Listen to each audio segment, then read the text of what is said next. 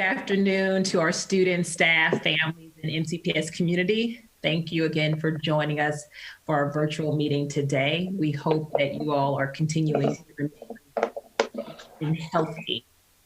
We still continue to conduct our meetings via Zoom conference due to the continued guidelines associated with the pandemic.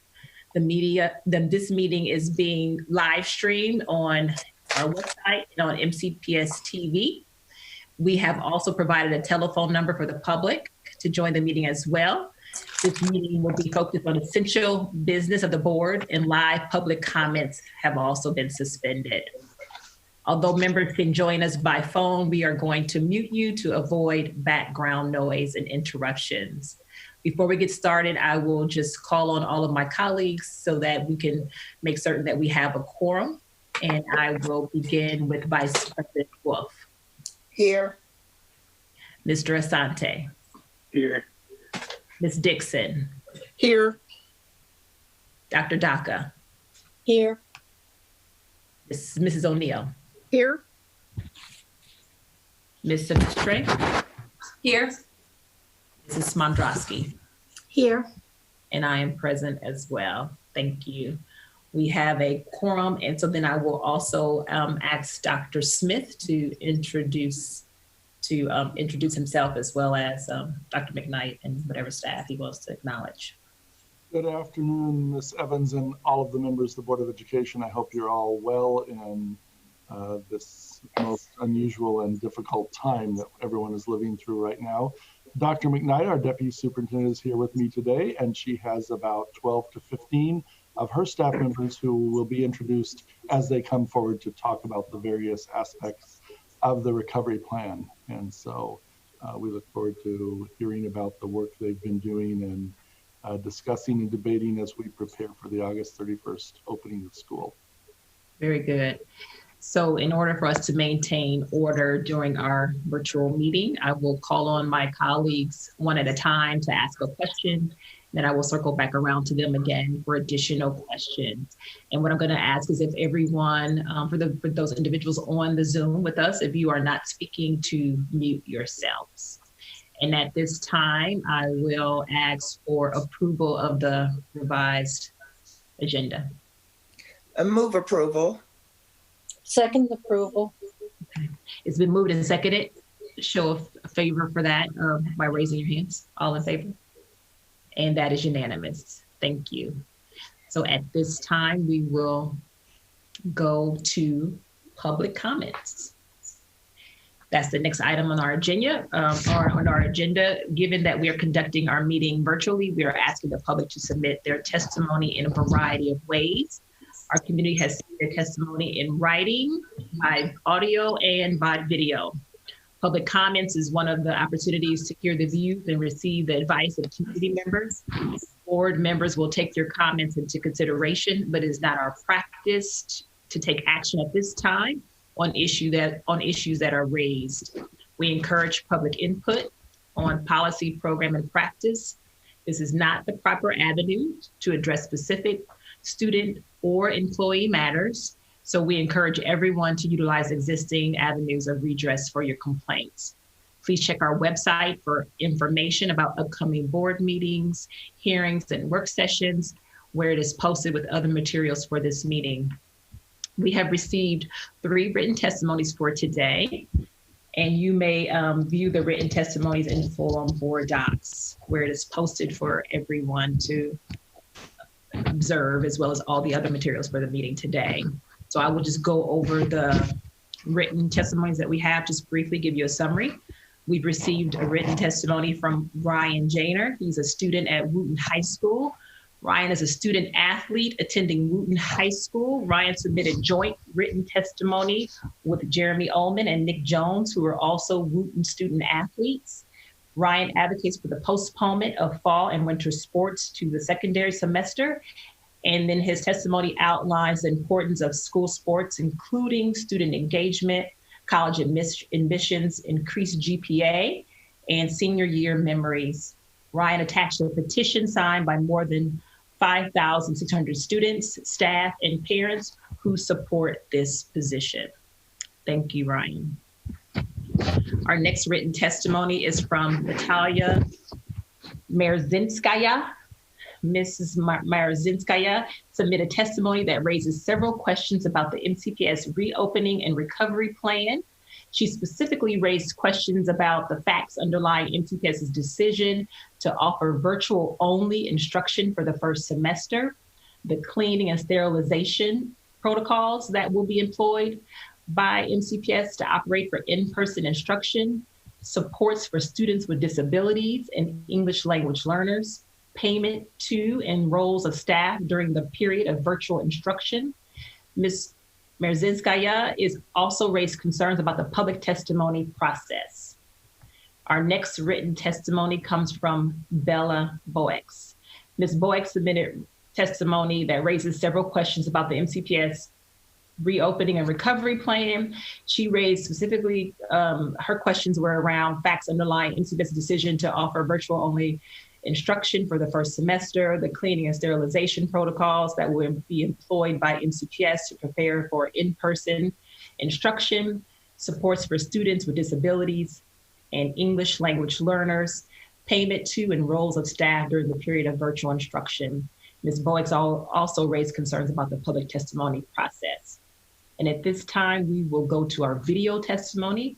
We have received 5 video testimonies, and the first up is David King, a student at Walter Johnson High School. And we will see that now. Good afternoon, Dr. Smith, Dr. McKnight, and members of the Montgomery County Board of Education. My name is David King, and I'm a senior at Walter Johnson High School. I wanted to speak today about a problem that I share with a lot of the students in the system, and that's our proposed grading system for the upcoming school year. Dr. Smith indicated that we were expecting to use a normal MCPS grading system since we were expecting something of a normal school year. What? Quite simply, that's not fair. You might not know it, but all across the county there are so many students who are dealing with mental health problems right now, and there's been no comprehensive plan put out to deal with those. There's students who are going to catch this virus and they're going to be stuck in bed for weeks at a time. There are students who are going to watch their relatives catch this virus and get sick, maybe even watch their relatives die. There are students who are taking school in environments that are just not conducive to learning. There are students who depend on the structure of the school day to succeed. There are going to be technological issues, communication issues, and learning gaps. There are students who are going to be wondering where their next meal comes from, whether they're going to be evicted from their homes, and a whole host of other perfectly legitimate problems in this pandemic that are detracting from their ability to learn in a normal sense. Teachers are moving their curriculums online for the first time, which means they have to learn completely new platforms and experiment with entirely new ways of communicating ideas and getting lessons across. So what are grades really measuring here? In a normal controlled school environment, they're pretty much a good measurement of mastery of course content. But when we're all online, there's several other factors at play too. Students' adaptability, their willingness to prioritize grades over other concerns, their ability to focus in an unfamiliar environment, even their access to resources. These grades aren't a reflection of our mastery of course content. They're measuring things they simply aren't claiming to measure, and that's just not fair. You've got 80,000 middle and high school students here with 80,000 different sets of skills and different needs. You're asking them all to go through this pandemic and prioritize their grades over all of their other perfectly legitimate concerns. You're asking them to move online to a system which you know is going to disproportionately favor Bethesda kids down at the W schools. Enough. We're doing a disservice to our entire county if we continue forward with this plan. So what am I asking you to do? Well, we can all agree that we don't want to employ the pass-fail system that we used in the spring semester, since we all know that didn't adequately assess anything beyond a student's willingness to do the absolute bare minimum of work. At the same time, we also know we can't use this normal grading system because it doesn't accurately assess whether or not students are mastering their course content. I won't pretend that I know the needs and workings of this county better than you do, nor will I pretend that I have the expertise or resources needed to determine what a more equitable system may be. But you do. Please, for the sake of all of the students that your system is designed to educate, explore other methods for assessing our progress in this upcoming school year. I thank you for your time. The well-being of 80,000 of your students lies in your hands. Our next video, we will hear from Aaron Droller. Good afternoon, members of Montgomery County Board of Education. Thank you for the opportunity to testify on the MCPS Recovery of Education Plan. My name is Aaron Droller. I'm the father of 2 children, ages 7 and 4, and I live in Silver Spring, Maryland. The recovery plan proposes an all-virtual learning model that is wholly inadequate for special needs children in Montgomery County. An all-virtual model, no matter how robust, cannot satisfy most IEP goals for special needs children or meet the requirements of a free, appropriate public education that MCPS is required to provide under the Individuals with Disability Education Act. There are thousands of special needs children that are physically or developmentally incapable of utilizing an online learning platform. The MCPS plan makes no consideration for this and is indulging in fantasy if it expects a young child with autism spectrum disorder, for example, to be able to sit in front of a computer for hours of online instruction. MCPS must give due consideration to the social, emotional, and developmental harm to special needs learners lacking in-person instruction and early intervention. MCPS should start by authorizing in-person learning for special needs learners and the youngest students under the age of 10 with safety mitigation measures in place. This approach is supported by the Maryland State Department of Education, the Centers for Disease Control, the American Academy of Pediatrics, and public health experts. MCPS should also offer expanded one-on-one virtual instruction for special learners and additional in-person home-based services to guide students through lessons or individualized or small group instruction within MCPS facilities. Parents must be allowed to make their own risk calculation to their individual circumstances and have the choice to send their children back to school for in-person learning. Teachers should also be given this choice and be given financial incentive for those willing to return to the classroom. The MCPS June survey showed that a plurality of parents wish to return to in-person learning, and at least 1 in 4 teachers would also be willing to do so. This base of support for in-person learning should be encouraged. Alternatively, if the board agrees to an all-virtual learning model with no additional consideration for special needs students, MCPS must grant compensatory services for parents of special needs students to pursue a private option. In addition, students enrolled in special education services, such as the PEP program, that would otherwise age out at the end of this academic year should be given a 1-year extension of service eligibility. The MCPS reopening plan is completely inadequate for special needs children and in violation of the Individuals with Disabilities Education Act.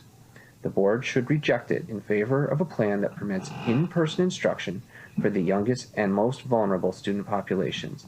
Thank you very much for your time. Next, we will hear from David Griffith. Dear Chairwoman Evans, Superintendent Smith, Dr. McKnight, and members of the Board of Education, there's been a monumental failure of our nation's leaders to address the challenges of the coronavirus pandemic, but this abdication of national responsibility does not absolve local leaders such as yourselves for failure to lead and for a lack of creativity and imagination regarding school reopening. As has been said before, the pandemic has challenged our school system in an unprecedented manner, and in some very important ways, MCPS has risen to the historic challenge. The logistical and persistent effort to provide daily meals to the tens of thousands of students and families in the county who need them has been an extraordinary, even heroic accomplishment. It is one of MCPS's finest hours. And yet, in other important ways, MCPS internal planning, preparation, and external communications to the public and leadership meetings like this one have fallen woefully short of what is needed for the moment we're in. When Dr. Smith announced that MCPS schools would not be reopening, would be conducted online for the entire first semester, he did so in the form of an email and 6-paragraph statement posted on the district's website, as if he was merely announcing revisions to the school report card format rather than canceling in-person learning for 166,000 students for half a school year. A decision of such staggering scope and scale demanded a press conference in an open forum where Dr. Smith and Chairwoman Evans could provide the rationale and decision-making process, while Dr. Gales could elaborate on the recommendations he provided to MCPS leaders about the move to online learning. For instance, what were the criteria by which Dr. Gales made the recommendation to go virtual only? Why did MCPS choose to extend the virtual only instruction to the entire first semester, even though Dr. Gales recommended it only through the first quarter? Perhaps most importantly, what are the specific criteria and conditions by which MCPS and Dr. Gales will be determining whether it is safe for students to return to school after the first semester? Finally, let me note the irony of the district's emphasis on equity and the concept of all means all during the pandemic, which actually has had the perverse effect of failing to prioritize the educational, social, emotional, and general development of those students most in need. Unfortunately, MCPS's attitude seems to be that if everyone can't be at the school in person, then no one can be at school in person. It would be helpful to understand why, when there's such a need for social distancing and reduced crowding at schools, MCPS would not prioritize in-person learning for students with disabilities, socioeconomically disadvantaged students, or students in key targeted grades that would most benefit from being in school. This all means all belief also applies to sports and extracurricular activities where, again, the blanket cancellation of the fall and winter sports suggests that MCPS's position is that if football and soccer can't be played, then neither can golf or cross country, regardless of the differences in health, safety, and social distancing. I would think that in these extraordinary times, MCPS would be trying to maximize student opportunities wherever possible. As we see with golf, MCPS would rather issue blanket restrictions and limit students to the lowest common denominator, regardless of how safe the activity is. We are in anxious and uncertain times. I urge you to provide a more visible, more vocal, and more responsive leadership role to the students and families in the school district. Thank you for the opportunity to speak with you today. Next, we will hear from Bob Sickels. He's the owner of Kids After Hours Childcare and also a part of the Coalition of MCPS Childcare Providers. My name is Bob Sickels, and I run Kids After Hours. Kids After Hours provides childcare in 24 Montgomery County Public Elementary Schools for school-age children. I'm also here as a part of the Montgomery County School-Age Child Care Coalition. The coalition members provide care in over 100 schools and for over 12,000 families. We completely understand and agree with the decision to have schools do distant learning until the end of the first semester. Trying to get 65,000 kids on buses back and forth to school and in various classrooms, it would be impossible to keep good, solid, safe cohorts. And we completely understand that. Our concern are for the parents that need childcare. Just because it was deemed unsafe for MCPS doesn't mean it's unsafe for school-age childcare to take place in MCPS buildings. Childcare can be done safely with good cohorts, not mixing groups, making sure we have masks and social distancing, and cleaning and sanitizing. With this plan, we'd be able to offer distant learning hubs and help the children with their schoolwork throughout the day. We also would be able to reach out to those kids most in need because a lot of our programs are in Title I schools or schools with high farms rates. And getting those kids the help and support that they need is the utmost importance to the coalition members that I represent. These hubs would also help with the social well-being of our kids, being able to go outside, play games with friends, being able to go home at the end of a school day and say, Mom, guess what I did at school today? These are all things that kids can take advantage of if we're allowed to run school-based, school-age childcare. The childcare providers completely understand the safety concerns that MCPS and all of us have right now. However, operating school-based childcare can't really be a safety concern for MCPS since they already have over 20 preschool childcare programs either currently open or opening in the next couple of weeks on MCPS property. Many of these centers are run by the exact same providers who would be providing the school-age childcare. How can a childcare provider tell a parent, yes, I can help your 4-year-old and it's safe, but I can't help your 7-year-old?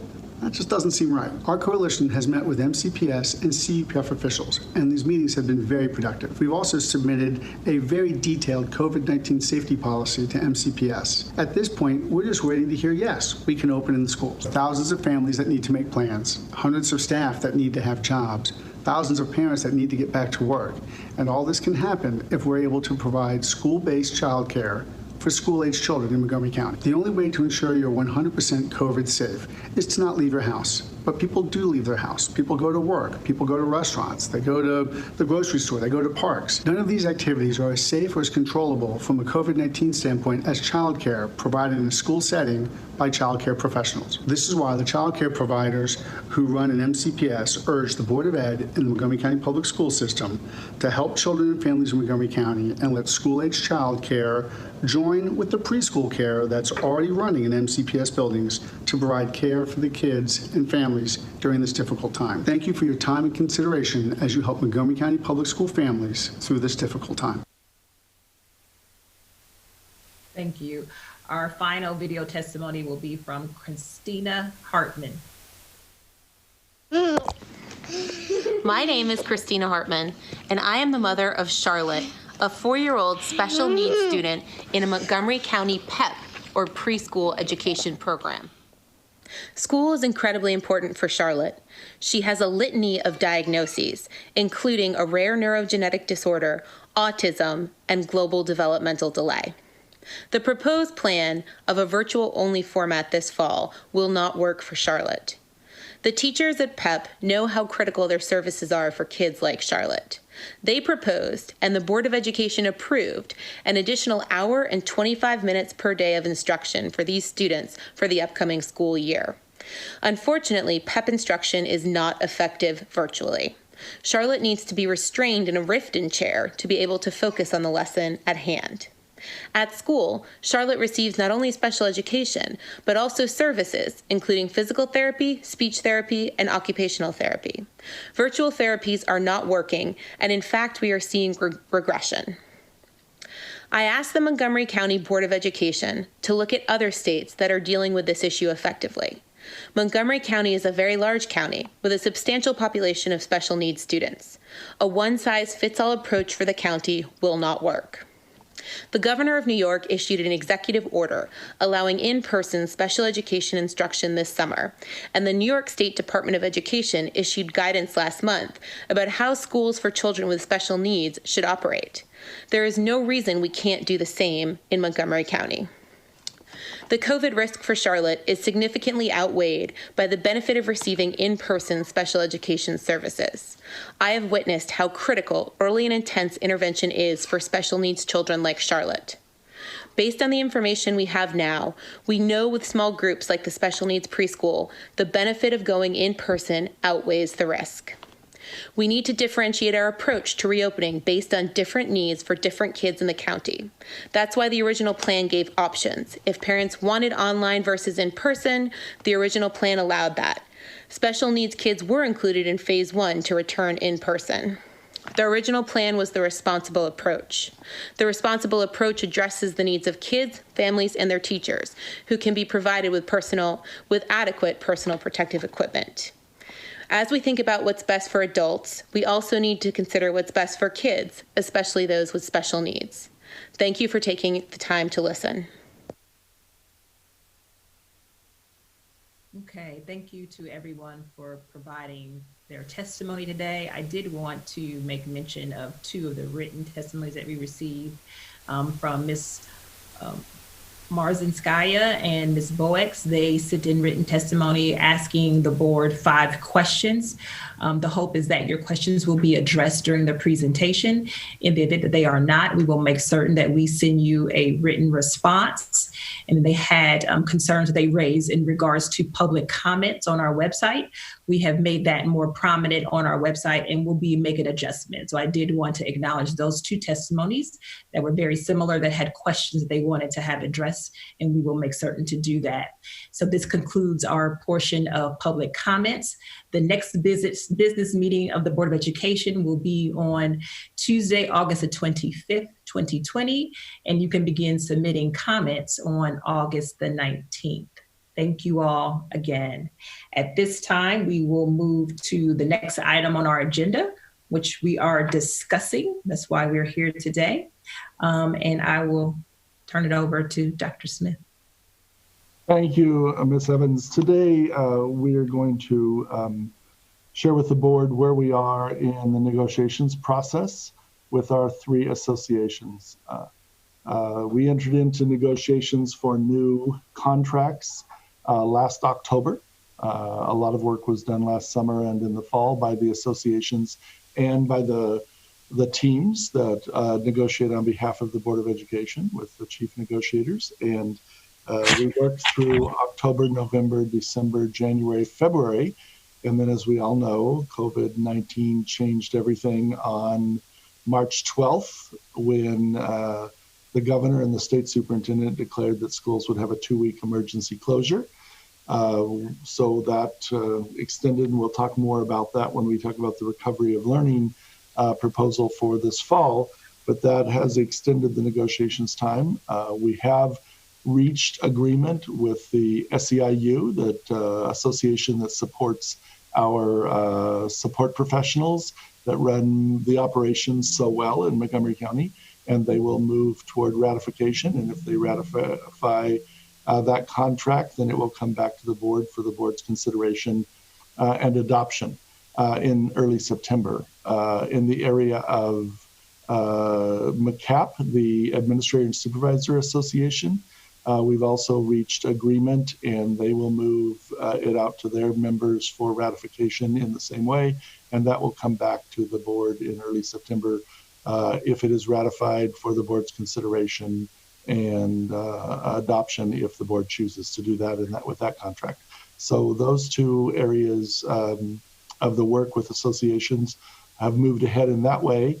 With the Montgomery County Education Association, we did not reach agreement, and so there is a process whereby the State Public School Labor Relations Board becomes involved. It's typically referred to as impasse, and we have a resolution to offer today for the board's consideration, resolution for how to continue the work with the MCEA, the Montgomery County Education Association, while we go through this process with the Maryland Public School Labor Relations Board. I'll pause there if there's anyone who has a comment. If not, I'll offer the resolution for your consideration. I see no mics unmuted, so I'll go ahead and let you continue, Dr. Smith. The recommendation to approve terms and conditions of employment of the Board of Education's negotiated agreement with the Montgomery County Education Association for the 2018 through 2020 school years. The Montgomery County Education Association and the Board of Education of Montgomery County had a negotiated agreement for school years 2018 through 2020, which was set to expire June 30th, 2020. On June 29th, 2020, the Board of Education approved an amendment to extend the duration of the negotiated agreement for 1 month, the period of July 1, 2020 through July 31st, 2020, resolution number 324-20, in order to provide additional time for the parties to reach agreement on a successor agreement to the negotiated agreement. The extension has now expired, with a successor negotiated agreement not appearing to be imminent. The Board of Education understands that Montgomery County Education Association will continue to honor the terms and conditions of the negotiated agreement and any memorandum of understanding related to the COVID-19 pandemic entered into between Montgomery County Education Association and the Board of Education. Except this will not include any increase in compensation through step advancement, new longevity payments, or general wage adjustments until a successor agreement is reached. The Board of Education desires to provide an opportunity for an orderly resolution of differences regarding a successor agreement in accordance with Maryland law. Therefore, be it resolved that the Board of Education will continue to apply the relevant terms and conditions of the negotiated agreement, except as modified by any memorandum of understanding between the parties related to the COVID-19 pandemic, and resolve that this resolution automatically expires upon ratification of a successor negotiated agreement between the parties, or on September 30th, 2020, whichever occurs first. Okay. Thank you. Is there a motion to accept? Yeah, move approval to accept the resolution. Second the approval. It's been moved and seconded. All those in favor, please raise your hands. And that is unanimous. Thank you. Dr. Smith, you can continue. We'll go on now to the Montgomery County Public Schools Recovery of Education Plan at this time. And we want to continue to share information with our community. We've been doing that on a weekly and sometimes more often than once a week basis now for the last several months, as well as meeting with the board on a regular basis and talking to board members individually and sharing information with you throughout this process. I think it is worth all of us remembering that literally 6 months ago today, it was February 6th, and we all lived in a very different world. That seems strange to me when I actually realized that. And actually 5 months ago, yesterday, we had the first 3 cases in the state of Maryland that were declared. I remember the evening well because we were all in a facilities hearing around the capital projects program. And we came out of that hearing at 8:30 or so. And at that moment, we walked into an office and the governor was announcing that there were 3 cases in the state, and they were all 3 in Montgomery County. And of course, that was a shock to all of us. And then on March 12th, we went into the 2-week emergency closure. That was supposed to last 2 weeks. It was extended to April 24th. Right before April 24th, it was extended to mid-May, and then in mid-May, it was extended to the end of the school year. So this has all happened very quickly when we think about what's happened with our society and our community and our way of doing our work. No matter what sector of the workforce we're in, it's changed the world for all of us. As the board worked to rethink their budget in the spring, and the board was deeply involved in the work along with the staff and our partnering with the employee associations and our advocacy groups and our parent-teacher association, we really wanted to focus on three things. We wanted to make sure that we provided time for students between July 1 of 2020 and July 1 of 2021. We have provided tremendous amounts of time this summer for our students, and we've served almost 40,000 students this summer. We want to continue that effort throughout this coming year to provide more time for students apart from wherever we find ourselves in the pandemic and whatever restrictions or constraints are placed upon us, or that we choose, as the one speaker said in the public comment, that people choose some of what they're going to do in this environment and what they're willing to do. A lot of that time, and we're going to talk about that today, is synchronous, and we've tried to continue to increase the synchronous learning, and we're going to talk about that today. We're also going to talk about asynchronous learning and providing families options as we go forward with the new school year, because different families have different experiences. When you think about, and I've read thousands and thousands of messages over the last several months from families, when you think about the range of experiences of families, it is literally becomes overwhelming. And so what we have to do is find ways to support families in the ways that we can and that work for the families that we serve and the children we serve. We would all like to be in school face-to-face 5 days a week, after school, Saturday, and every night and weekend, like we've known our life to be. Right now, that is not possible, but it doesn't mean we can't do a lot to support families, and you're going to hear a lot today about that. We've also supplied literally thousands and thousands of hours of professional development for staff since last March. And one letter I read said, well, until everybody takes a required training, how can you know that everyone is ready to do this? And the fact of the matter is, our staff members, all of us on these screens, are just like our students. We're at different places with this technology. I will tell you, 6 months into this, I am a lot better with Zoom, WebEx, GoToMeeting, all of those things than I was last, March. I just am. I can manipulate it all a lot better because I had zero ability, skill, and knowledge last spring when I had to do a meeting like this. And I've developed some facility for it, and I will continue to develop facility. Our staff members, our students, our families are the same way. Some have a lot of facility, some have less, but we have provided tens of thousands of learning activities, and you're going to hear today about more learning activities over the next few weeks and throughout the year for our staff members based on where they are. We don't want to make someone sit in a class when they could be teaching the class or a more advanced class in how to operate the virtual world. At the same time, we want to give every staff member the training they need so that they can do what they need to do on behalf of students and schools and the school system. And finally, the technology and connectivity of our students. One of our speakers today referenced the food effort. I would also add to that the technology effort in the spring to make sure that our students received the technology and the connectivity that they needed. The board moved ahead aggressively with a plan in the spring and the budget in this summer to provide the tools, the digital tools and the connectivity to the greatest degree possible to every single student.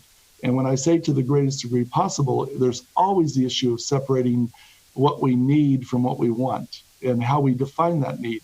So if I'm a student and I would find it easier to get a Chromebook for my house and also one that I could take with me when I have to go and to another place, that we can't do probably is provide multiple Chromebooks for staff members or students, but we can make sure that every single student has the appropriate digital device, whatever program they're in, and connectivity to the greatest degree possible. Those are the things that we've worked hard to do and that we are continuing to aggressively pursue in the next 3 weeks.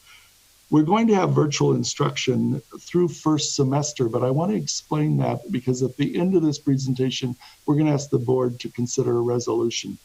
What that resolution says is that we will continue through the first marking period. At the end of the first marking period, we will come back to you as a staff, leaning heavily on our state health department and on our county health department and our county chief health officers' advisement and recommendations about how to proceed during second marking period. Now, at this moment, it looks like we will take second marking period to stand up everything we need to stand up. If circumstances have changed profoundly by the end of first marking period, we may be able to accelerate that so that we could start in early January. If they have changed for the worse, we may have to delay that because that is the end of January is 6 months away. And I talked about 6 months ago, February 6th. Now let's talk about February 1st. That will be 1 year in time. So we're all just going to have to work together, think, pay attention to what's going on in the society, lean heavily on our health professionals and on the science and on the issues of community spread, on the issues of being overwhelmed, on the issues of what we do if we do open a school and it has any sort of identified cases and how we respond. And I would take this moment to call on our state to do a better job of setting some standards so that counties are not left to just make those decisions themselves, that they can set standards. If you look at Minnesota, Maine, Michigan, Massachusetts, they all happen to start with M, but it's interesting. We start with M also. We could have those standards in place in the state of Maryland. And I'm calling on the state government, the state superintendent, the state health officers to begin to set those targets that we need. You've heard Dr. Gale speak of those targets on the television if you've been paying attention the last week around community spread. That's critically important that happen so that we can know as educators what makes the most sense.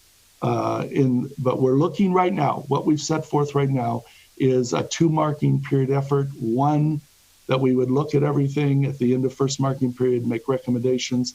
And during that second marking period, all or most of it or part of it, we would stand up the hybrid model that we were working on when Maryland has slowed down. And if you heard our governor a couple of weeks ago, he said, we're going to stay right where we are for a while because we cannot afford to have a relapse and go back into more and more cases building up. And so everybody's trying to pay attention every day to this. So we're going to walk through this now. At the end of it, we'll ask the board to consider a resolution just around those dates and how we'll move forward during first semester. And then we'll continue to work on this recovery plan and bring it back to you on August 25th with whatever changes or adjustments have been made to it, the continued growing out of information and understanding across our staff members and across our community, across all of us to really know how to proceed. And at this point, I'm going to turn it over to Dr. McKnight, who's been working very, very closely with all of the teams you're going to hear from today and the literally hundreds of different individuals in our community who've been part of these conversations. But I just want to say thank you to Dr. McKnight and to the many, many staff members and community members who've helped with this, because it has been a really immense effort to get to the point we are today and to get to the point where we can start school successfully on August 31st. Dr. McKnight. Thank you, Dr. Smith, and good afternoon, board members. We are happy to come before you today to talk more specifically about our recovery plan, which we've entitled it Reimagine, Reopen, and Recover, because that really is the basis of what we want to accomplish in this plan. We have spent some time learning, discussing, and researching, looking at neighbors, and making lots of decisions about what is actually ever changing monthly and daily, and trying to keep up with that while at the interest of it all, thinking about what we are capable of doing to best serve our students in our community. So I'll start just with, and thank you for bringing the presentation up. Today we're going to go into the conversation about how we are managing the recovery of education under the circumstances of COVID-19. Next slide. So we have been working with the health department, as Dr. Smith stated, and we, our biggest piece is we want to be in alignment and guidance with what we are doing with opening facilities and a number of other things with the department, with the county health officer and the county government. And as we do this, Dr. Smith stated earlier, we had a conversation at our previous board meeting. Dr. Gales was able to provide some context for us around that. But we, at that point then, were able to come back and talk about the fact that based on some context, we were extending our virtual time to be longer than we initially had considered doing in the beginning of our plan. So we are still there, again, with the hope that it is our responsibility to watch, listen, and stay in tune with the changes that are happening so that we're able to adjust in time and yet have time to plan to be able to bring our students and staff back safely under those circumstances. So it is with that additional guidance that we initially gave our extension, which has been shared. We know, I have to acknowledge that we know the circumstances are really impacting families in a lot of different ways. As we've gone through and made adjustments in this plan, we literally have tried to think about every single circumstance that every household would have to face in implementing this plan. And I say that because we recognize that there are challenges and there are differences. And as we go through these discussions, trying to walk through that, and this is where our community stakeholders have been very helpful because as we talk through and work with them, they help us understand those circumstances in real time to be able to develop that plan. So I say that because in summary, here we are developing a model that we're sharing with you today that goes through first semester with the flexibility. If anything changes, we will adjust to that. But this plan really is the one that we could develop that is comprehensive in support of our students and families. And I must say very inclusive of much of what we have learned from our staff, parents, central office members, staff members, and many more. So I'm going to move into just an overview. We can go to the next slide on this. On August 4th, we initially released to the public our 2020 plan, in which we're going to cover today. And we put that out so that we would have an opportunity to share with our community an overview of what we would be doing so that you could understand the discussion more deeply today here at the board table. And this plan focuses specifically on our virtual only instructional model. And so you'll know that similar to our previous plans, what we have of the core of it is that we follow the MSDE guidelines for reopening of schools because the state does provide those guidelines for us that we are expected to follow. We've now included what students and families can expect specifically in the virtual environment outlined in this plan. And you'll notice that in this plan, we've made a number of updates as it relates to technology and operational updates. I have to applaud the team here at this point because while we have early on provided technology to our students, the part that we were able to extend on in the plan that we bring before you today includes us taking time to really engage others, look at research and determine even what types of technology is more important for students depending on their age, fine motor skills, and a number of other things. So I wanted to point that out to you because given time to plan, those are some of the specific things that we're able to drill down in that you'll see come to more of a more specific need in this plan. In terms of our state requirements, the Maryland State Department of Education set forth clear requirements for school reopening that has been outlined in the Maryland Together, Maryland's Recovery Plan for Education. And we have followed that and have been engaged with the state to make sure that our plan meets the guidelines for that. And in the MCPS Fall 2020 Recovery Plan, it encompasses these requirements that really focus on these key areas. 1, health, 2, safety, 3, equity, and 4, academic standards. Next slide, please. And for our fall recovery resources, we really have spent the time to invest in our community and reach out to students, staff, parents, as I mentioned earlier, MCPS partners, and other stakeholders. And to date, we've had over 7,000 responses. And to me, that says, and we very much appreciate this about our community, you have thoughts and ideas, and you help us understand the complexities of how you will need to implement this plan. And so that's why we therefore depend on your feedback, and we appreciate you for sharing it. And that has not stopped. We want to continue to engage you and get feedback from you. So I ask that if you're able to provide feedback, you visit www.mcpssubmitfeedback.org if you would like to have your voice included to improve our plan based on what we shared today. Our guiding principles as we build out our recovery plan in MCPS, I will share with you there are 5 of those principles that we have relied on, gone back and forth, discussed. Are they representative in every part of the plan? And those guiding principles are 1, ensuring the safety and wellness of students and staff. And that's, of course, most important to us as we think about how we engage in this virtual space, particularly around the social emotional support of our students during this time in which our personal contact is limited.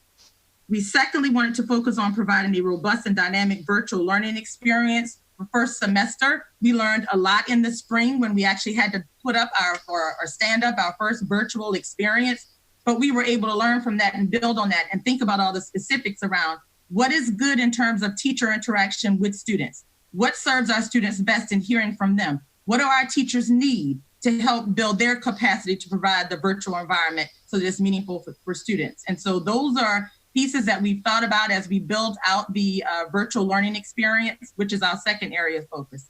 Third, equity.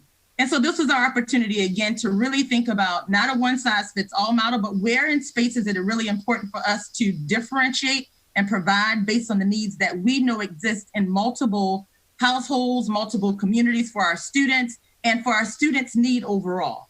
And so you hear in this plan specifically how we've tried to address that in a number of areas.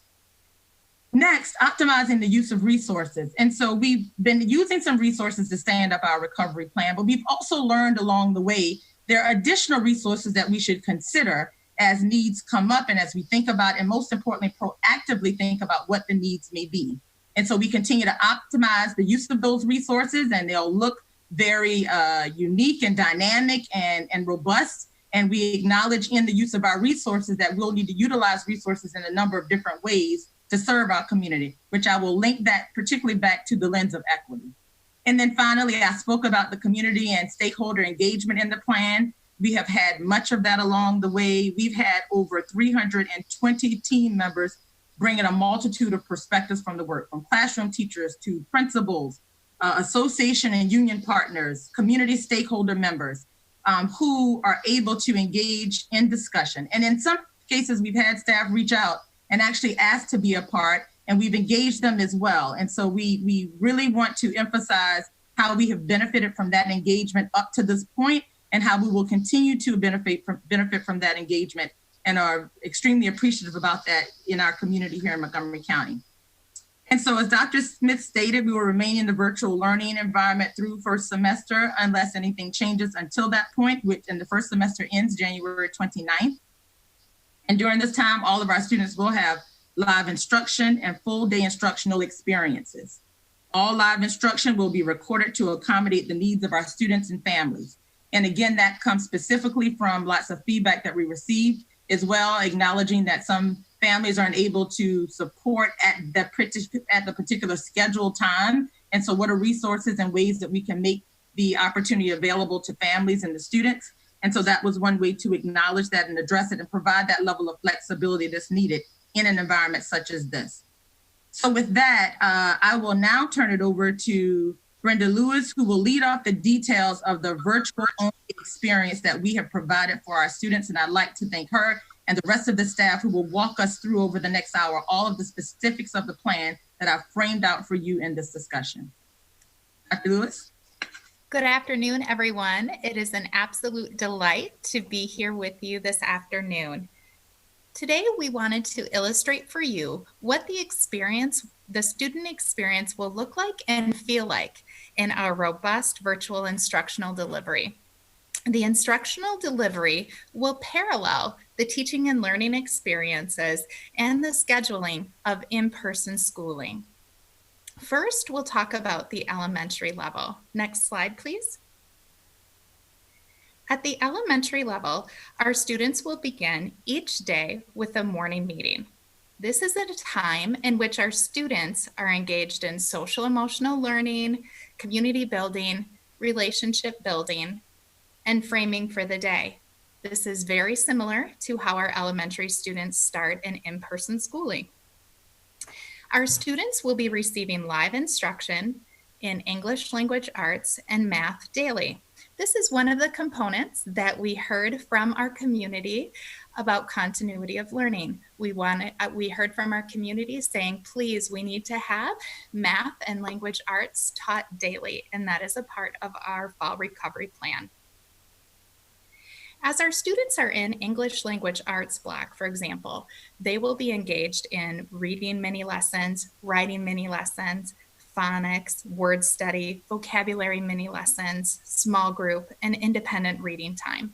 So as you hear those components, you can hear what the components were in the in-person modeling and how we will bring that into the virtual environment, which I will talk about in just a few moments. Just as in the case for our in-person schooling, the math and language arts instruction, students will be engaged in the whole class direct instruction, small group, and independent work. However, students will not be in a Zoom on the screen the entire time during our math or English language arts blocks or our other content blocks. An example of this is within our math during the application problem. For instance, our teachers have the ability to model what that interactive questioning through guided practice or independent practice. And we'll talk through what a math lesson looks like in an in-person setting in just a moment.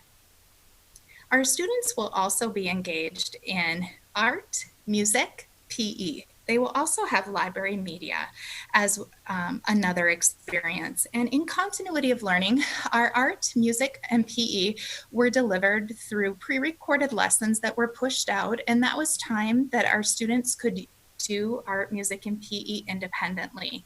We have changed that for our fall recovery, and our art, music, and PE times are scheduled into our elementary day in a very parallel manner to how they would be in in-person schooling. So if your child was in a 45-minute PE lesson, they will also be in a 45-minute PE lesson, just done virtually. And just as I had talked about with our English language arts and our math, our specialists will also engage the students directly in different modalities for what that instruction looks like. And as well, our students will be off and on the Zooms during that specialist time. As we dive in a little bit deeper, if we think through what an instructional block would look like, we have within English language arts other components that I wanted to share with you, such as readers theater, close reading, literature circles. And during those times, our students will be engaged with their peers through these Zoom breakout groups. And in the Zoom breakout groups, we tried that with continuity of learning, and we really worked through how to make that successful for our students. So now as we launch the fall, our teachers and our staff will be receiving training on how to use those breakout rooms in an effective manner. And we are excited to be able to engage our students through those breakout rooms. Next slide, please.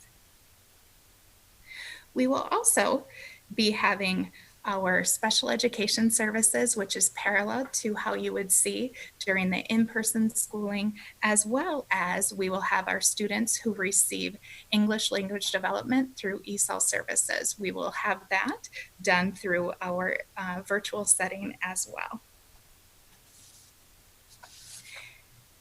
As we walk through a sample instructional experience for elementary math, we wanted to break down for you what the components are, as well as what does that on-screen time look like and that off-screen time.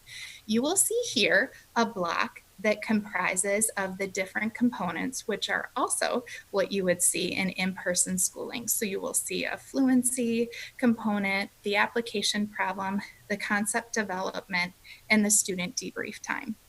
And one of the components that we heard from our community within continuity of learning was that the PDFs that we used for the different math worksheets were a little bit of a challenge for families. And I can personally speak to that, as I had a 5th grader a fourth grader and a second grader, that was very difficult for our family.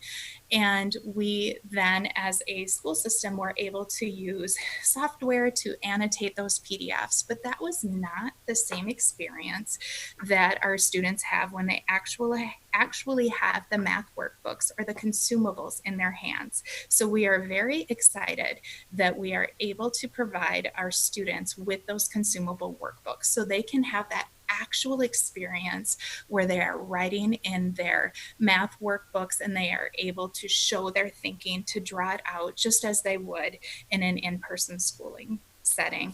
That also helps us because some of our students were able to print out the worksheets, others won't, but weren't. But this way, everyone will have access to being able to use those workbooks. So as we walk through the lesson, when we start with fluency, our students are actively participating in a fluency, just as they would in in-person schooling. That could be counting and other fluency activities as led by the teacher. I know at our household, we do the happy counting as a fluency activity. So many of you can probably relate to that or have heard your children engaging in those counting fluency exercises. As we move into the application problem, that's really a time where our students are reasoning through problems and using that systematic approach. And here you will see a variety of modalities where our students are engaged also in the breakout rooms where they're interacting with one another, they're sharing, just as if you think in the in-person classroom, we're hearing students in small groups that are able to share out about their thinking, hear different ways and different strategies that were used. That's what will also happen in the breakout rooms. And as we move into the concept development, that's where we have our new content that is being studied. And again, you'll see that that's a 30-minute time where we have our whole class. And then we also utilize those breakout rooms. So think about how we are engaged in whole class breakout rooms throughout the lesson. And then we also have that time where our students are doing components independently off screen within the concept development. And when it comes to the off screen time, there's multiple ways that our staff will be able to work through this. One of the key pieces that is here is if students are in the waiting room or if they are in the Zoom with their cameras off and their mics muted and their volume down, when they are in need or if they are in need of assistance, they can just come on the Zoom with their microphone and ask for the teacher to assist them with the question that they have. So that gives that component of just as you're in the classroom, you would be able to get support from your teacher. You'll also be able to do that as we are in the virtual setting. And then just as we would end the math lesson with the student debrief, you'll see that here where our students again are in that whole class time to debrief together, to have that discussion where our students share out their thinking, as well as that exit ticket. And I know many of us that were in Eureka Math last year, and during continuity of learning, we remember what those exit tickets are that our students complete. And that's where they complete it at the end or after their live learning and submit it to their teacher. Next slide, please.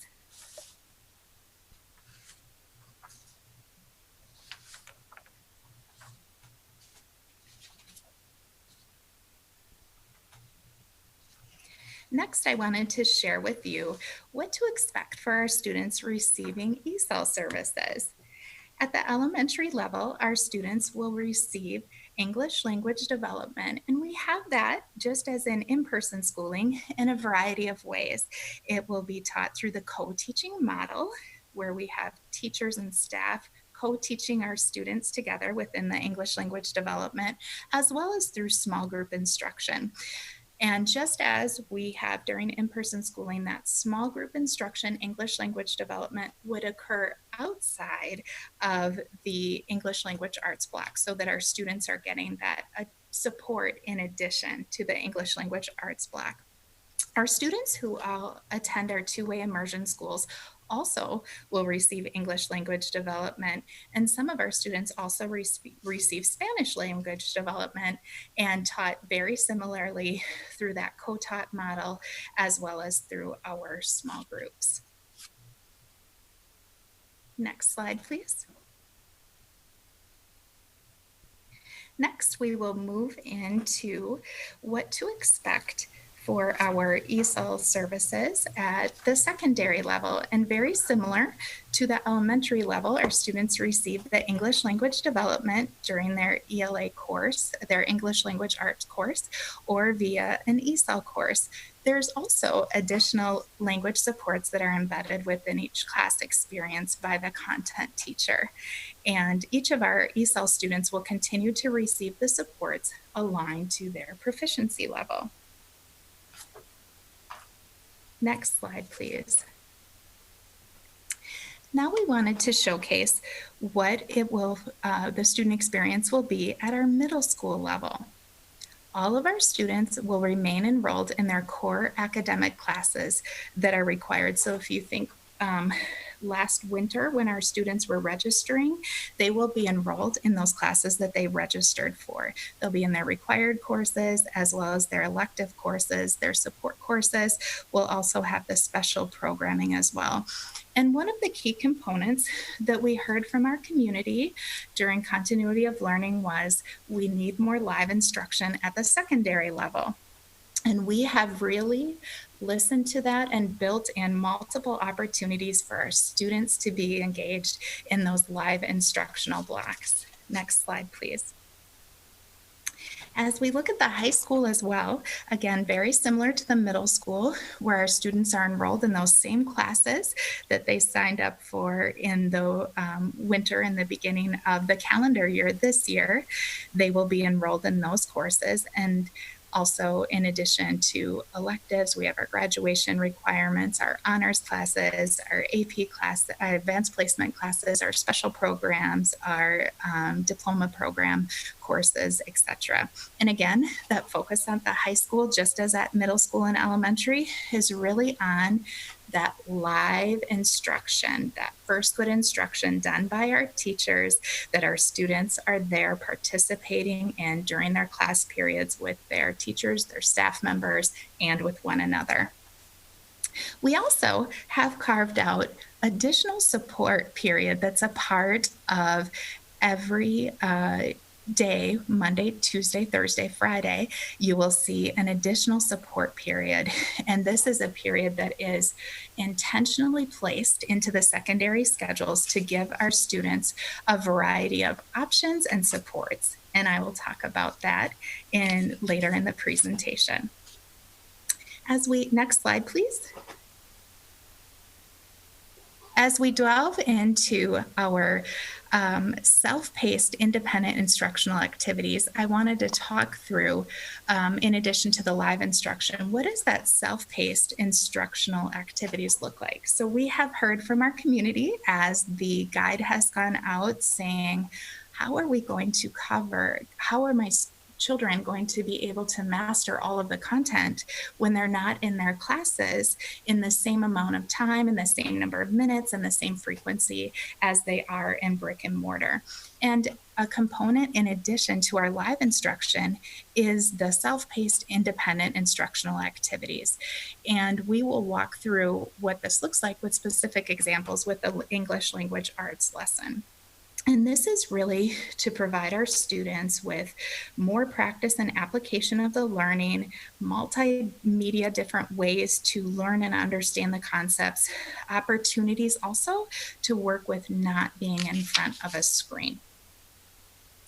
We also have recorded lessons, and that was a component too that we worked on and heard feedback of with continuity of learning is, what do I do if my child is unable to attend a lesson or unable to be there during the live instructional block? So we have worked to be able to have our lessons recorded so that students can access those recordings. Next slide, please.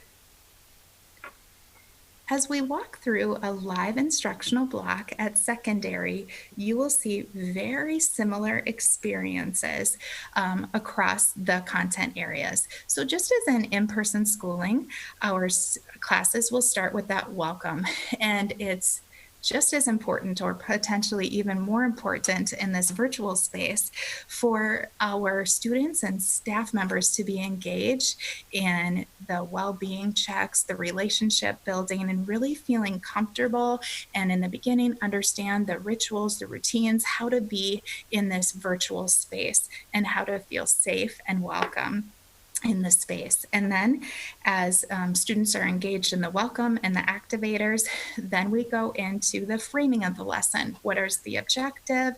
What is the agenda? What will our 60 minutes comprise today? And then moving into the direct instruction. This is where our teacher models their thinking, provides the demonstration, provides clarification, understands different areas that need to be clarified, different rigor that needs to happen within that lesson. Next slide, please.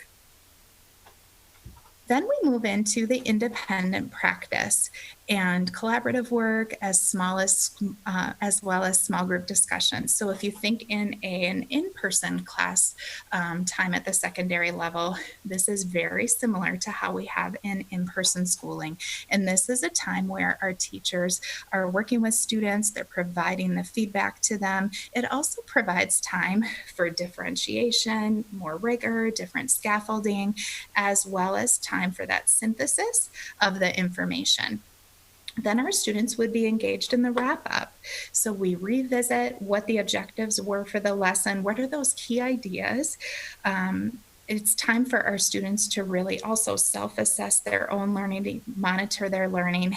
And then this is the time too, where our students are learning, understanding, have times to clarify questions for that independent self-paced work that they will receive explicit instructions on so that they understand and know what that self-paced work will be prior to the next time that they are in that live instructional block.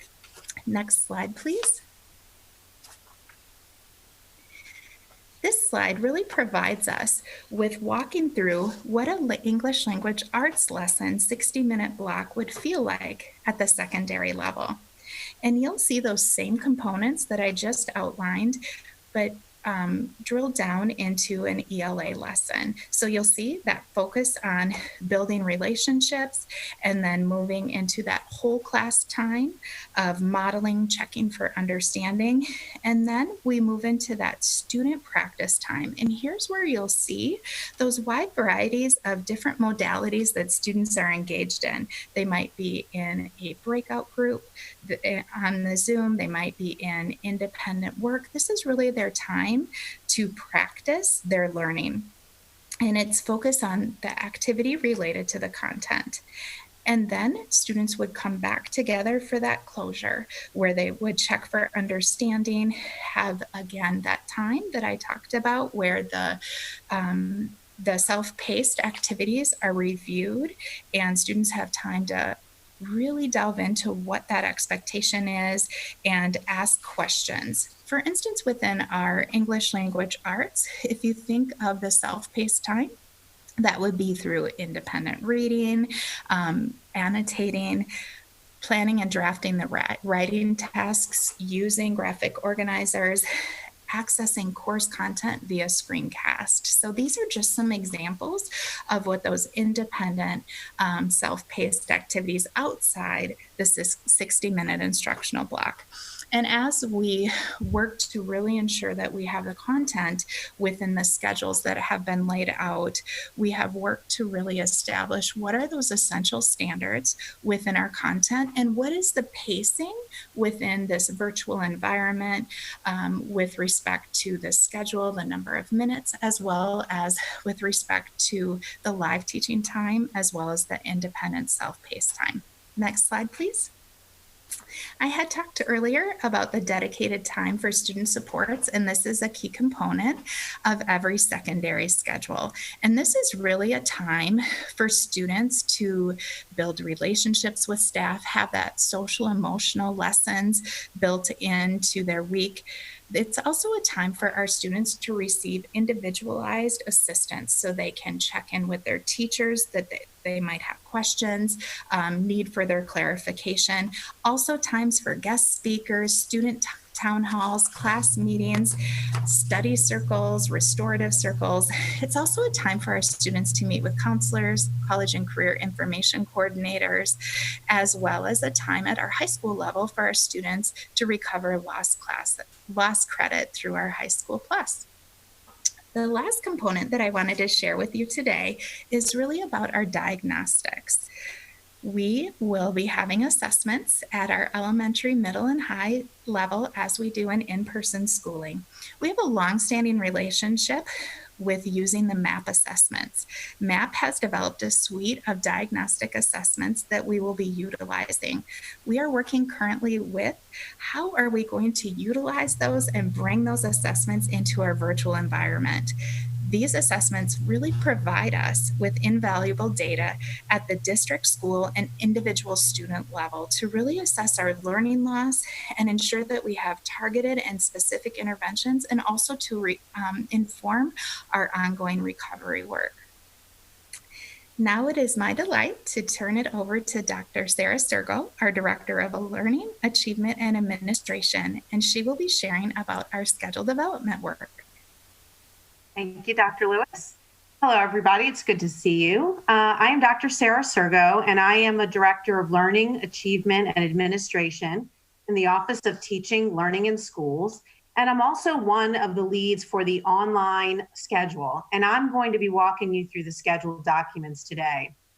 Dr. Lewis spent some time today talking with you about the learning experience. And so with the focus on the lesson and the design and delivery of those learning experiences. I'm now going to talk with you about the work of our committee and what we've been doing as we looked at the use of time to frame these learning experiences. In our design team work, we had the opportunity to shift from our emergency response to education during the continuity of learning to a full instructional experience model. And with time to plan, reflect on the spring and what worked and what didn't, to learn, to hear from our employees and our family members and our students, we've really been able to consider how the schedule can serve all of our students. But in particular, we spent a lot of time looking at how the schedule makes considerations for our most vulnerable students and how we're going to use the diagnostic data that Dr. Lewis described for small group support, interventions, and supports. So what you will see today speaks to how schools will provide the bell-to-bell experience. And it's going to focus on time for connection and community, and of course, on learning. But because we've never done this before, creating 100% virtual learning for our students, no one group knows which proposal is best. But today, we're going to bring you our best thinking from the work of our committees.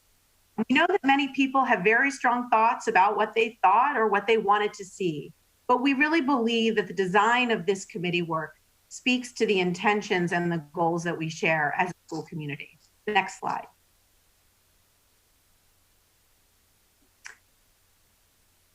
The work of the elementary and secondary curriculum and instruction and assessment teams was to operationalize a set of guiding principles that you see here on the screen.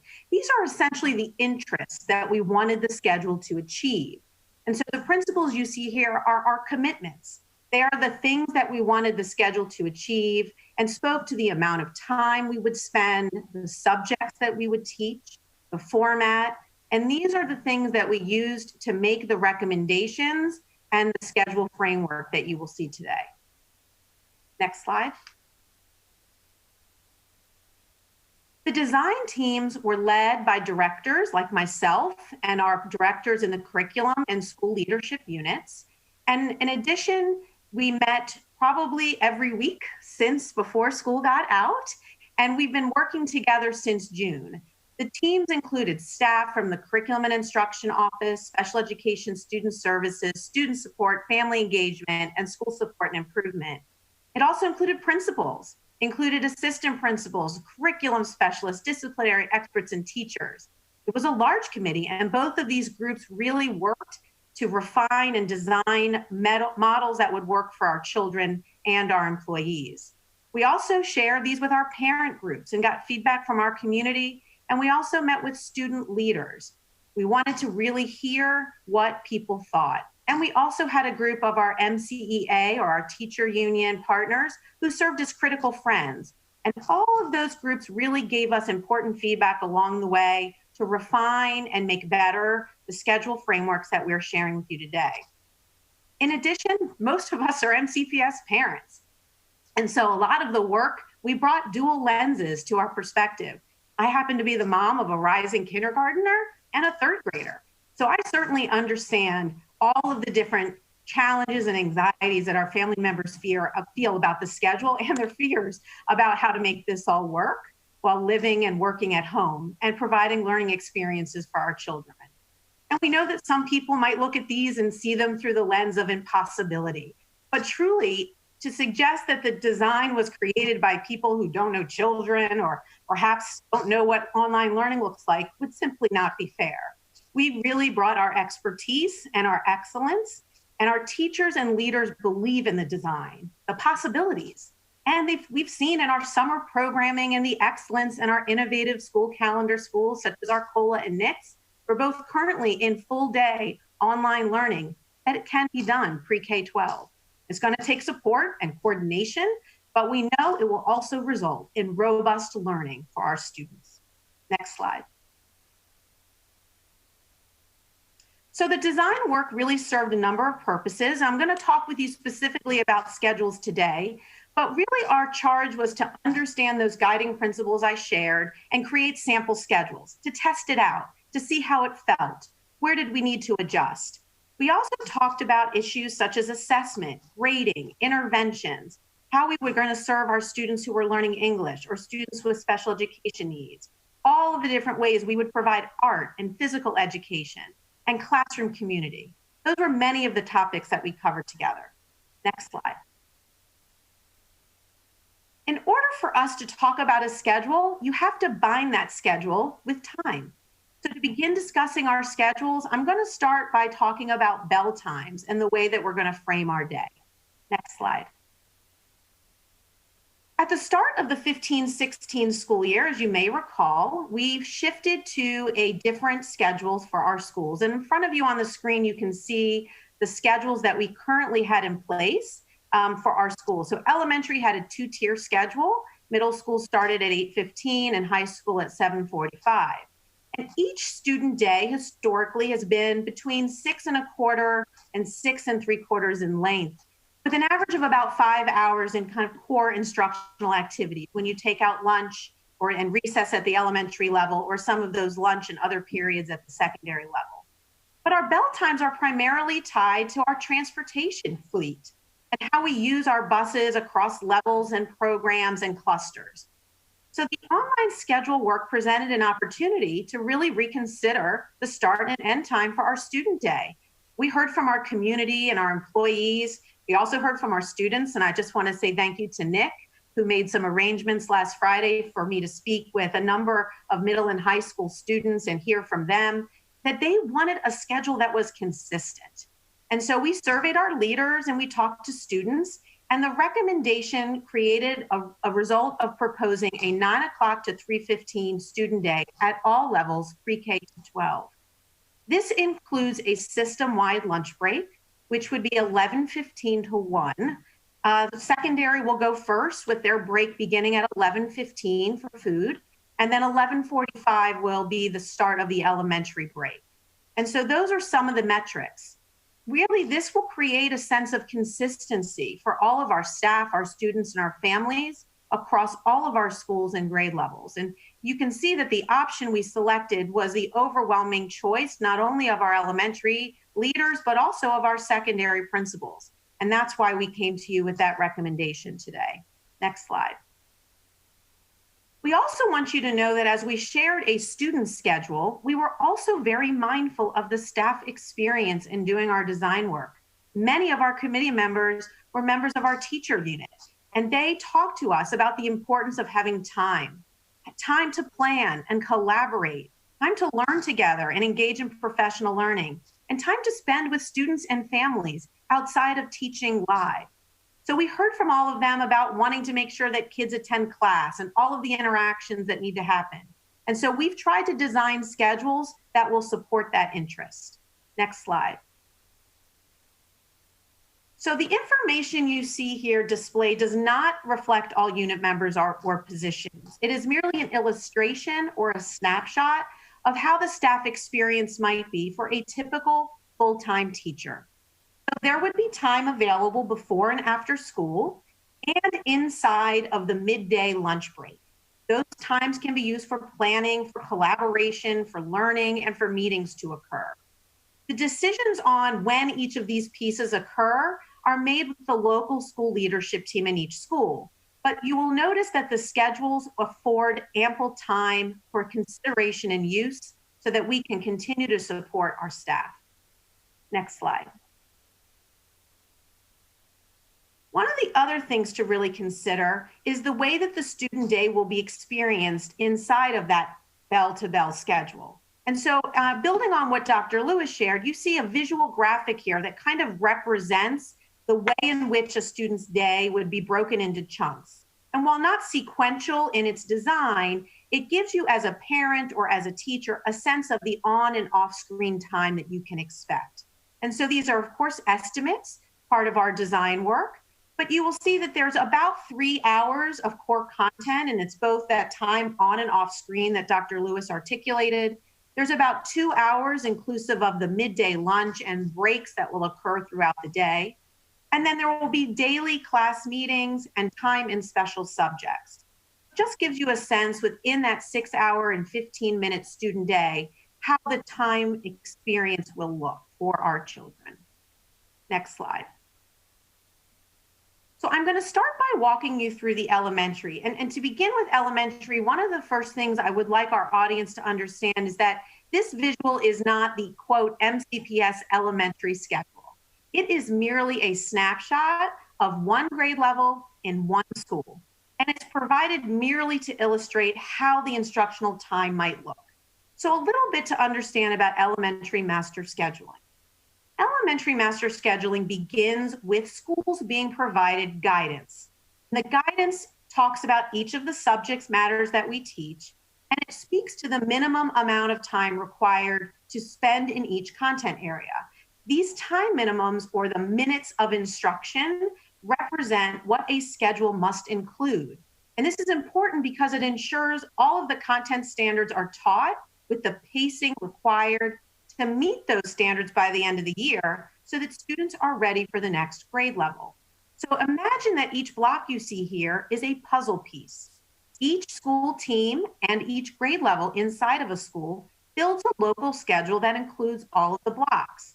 This allows for effective use of staff. How are we going to co-teach? How are we going to provide special education services or delivery and support?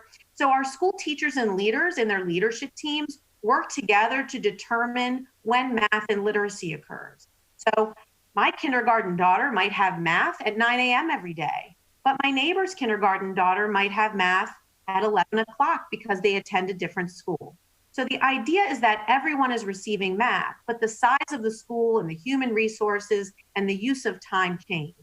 And so those are some of the pieces that our local elementary schools are working on right now to build their grade level schedules. And so all of those different pieces are important to understand as you look at this. But what is fixed is that there is a morning instructional block from 9 o'clock to 11:45 in every elementary school, a midday break from 11:45 to 1, and an afternoon block from 1 o'clock until 3:15. Now, if you look at this and you see 6 hours of screen time, I can assure you that is not accurate. Students are going to have multiple off-screen breaks that will be guided by their teacher, as well as that 75-minute midday lunch and wellness break. Next slide.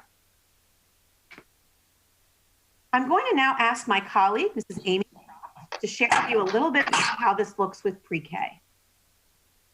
Thank you, Dr. Sergo. Good afternoon. I'm Amy Kropp. I'm the Director of Pre-K Special Programs and Related Services.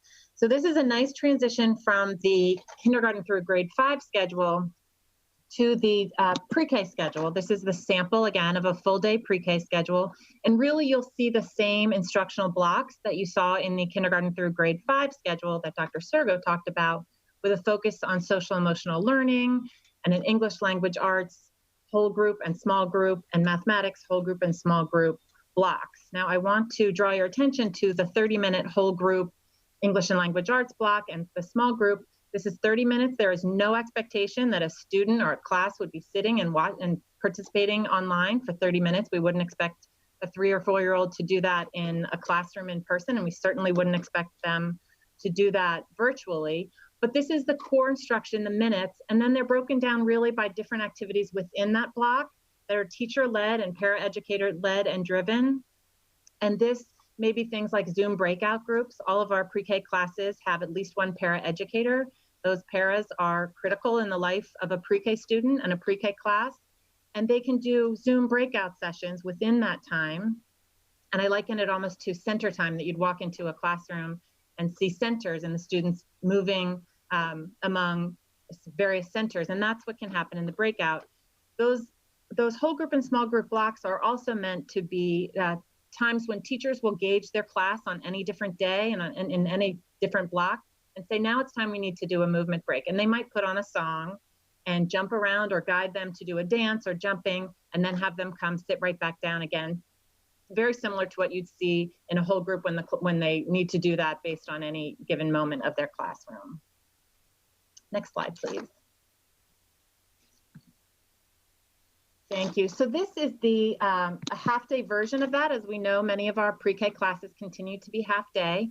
So you'll see the same blocks and the same concepts: social emotional learning, English language arts, mathematics, science, social studies, art, music, PE, in a 2.5-hour day with the students with us. And again, you'll see those same concepts of whole group and small group, driven by the needs of the students on any given day as judged by their teacher and their paraeducators, with breakout groups.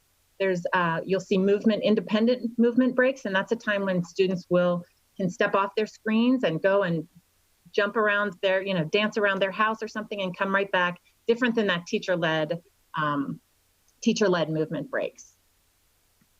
And now I will pass it back to Dr. Sergo. Thank you, Amy. So now that you have a sense of how the elementary schedules will be designed, the intentions and the framework, I'm going to shift us and walk us through the secondary schedule models now. Next slide. So to begin examining the secondary schedule, I want to draw your attention to 2 key design features: 4 periods a day and 60-minute class periods. Now, different than what is described in the elementary model, here you are looking at a wide schedule, and this would be fixed, and all middle and high school would be expected to use it. The difference is at the level of the student. So I may take a different classes in a different order than another person, but those are some of the things that change as you think about the different students and how they're having their schedule experience. Now, one feature you see within the 4-period day on this particular example is the use of an even-odd structure. Now, we continue to get feedback about maintaining this approach that you see here around even-odd, or moving to a sequential schedule. And it's important to remember that whatever feature we stay with, it will need to be consistent across our schools, so that students on abbreviated schedules, students who take double period courses, students who are attending more than one high school program can work across programs. As an example, the reason this consistency is best illustrated is when I think about Muggy High School. And the Edison program that she supervises and supports serves 16 different high schools. So we need to have a schedule across our schools that allows us to work together as partners at the secondary level, just as one of the many examples of why that design feature is important. Another feature that you will note here is the system-wide student support period. Now, this is a time where schools can group and work with students in reimagined and expanded ways, including all the kinds of activities that engage and connect students that Dr. Lewis described just a little while ago. Attendance will be expected And the default delivery model will be live teacher-led instruction. And so it's really important to really attend and understand the way that the schedule is designed to achieve all of those features. Now, last, you'll note that Wednesday looks a little different in both of our schedules. And so I'm going to talk to you a little bit about how that and why it is different in the model. Next slide. So both the elementary and secondary schedules are inclusive of an alternate schedule model for Wednesdays and how time will be used. This alternate format evolved from the work with the blended virtual model. So as we were exploring schedule approaches using our buildings, and when we were in that space not long ago, we knew that Wednesdays would be a day for extensive cleaning, and we needed the blended virtual and the virtual only schedules to be aligned. We needed that to be important. So while we are now 100% virtual, we are maintaining the use of Wednesdays in this manner to allow us to move back into the blended virtual model when we may be allowed to do so. Wednesdays also prioritizes our students and our staff. So when we talked with our secondary students, and Nick knows this from our conversation last week, they really gave us strong preferences for ensuring that the schedule was balanced, it had time outside of class for them to do work, and that there was time for them to receive additional support and connect with peers and staff. Next slide. So what you will notice here is that the morning block at the elementary and secondary level is a little bit different. So on Wednesdays in our schedule, morning times will prioritize and consist of class meeting time and literacy and math. And so what that means is regardless of whether or not your literacy and math block occurs in the morning on Monday, Tuesday, Thursday, and Friday, on Wednesdays, all grade levels in a school will be in literacy and math at the elementary level. And that's really important because in order to meet the pacing expectations of the Eureka Mathematics and Benchmark Literacy curriculum, we really need to lean on as many opportunities as we can have kids in those daily experiences. And that block will still be 9 to 11:45, but it will be each Wednesday, class time, social emotional learning, and literacy and math. Now, at the secondary level, you see slightly a delayed start. And the primary reason for the delayed start for the student day is to allow the afternoons to be a little bit longer. And so I'll talk with you a little bit about why that looks that way. The morning block for students would include that self-paced or independent learning, independent work time that Dr. Lewis described. These are the important learning experiences that are part of being in a class and meeting the content standards of that class. But it's the time to really do that work, engage with peers, and do that together or on your own. While that's occurring, staff may still be working with students. And so we don't want anyone to think that Wednesdays are off limits for working with kids. We are committed to serving our students. But what we want to really think about is what are the things that we would do on a Wednesday morning? So at the secondary level, the schedule prioritizes student support and services, might be related services, it could be special education, case management support. And for staff who are not working directly with students, it's an additional opportunity for planning and grading and for professional development. Next slide. In the afternoon, the block for elementary is still 1 o'clock to 3:15, and students will be engaged in some of that self-paced and independent learning and independent work. But certainly at the elementary level, the extent to which that is necessary is quite different. So we also know that students might have time in specials. They might be in an art, a music, or a PE class on Wednesday afternoons. They might be working in special support groups or receiving services. Again, staff are going to focus on serving our children.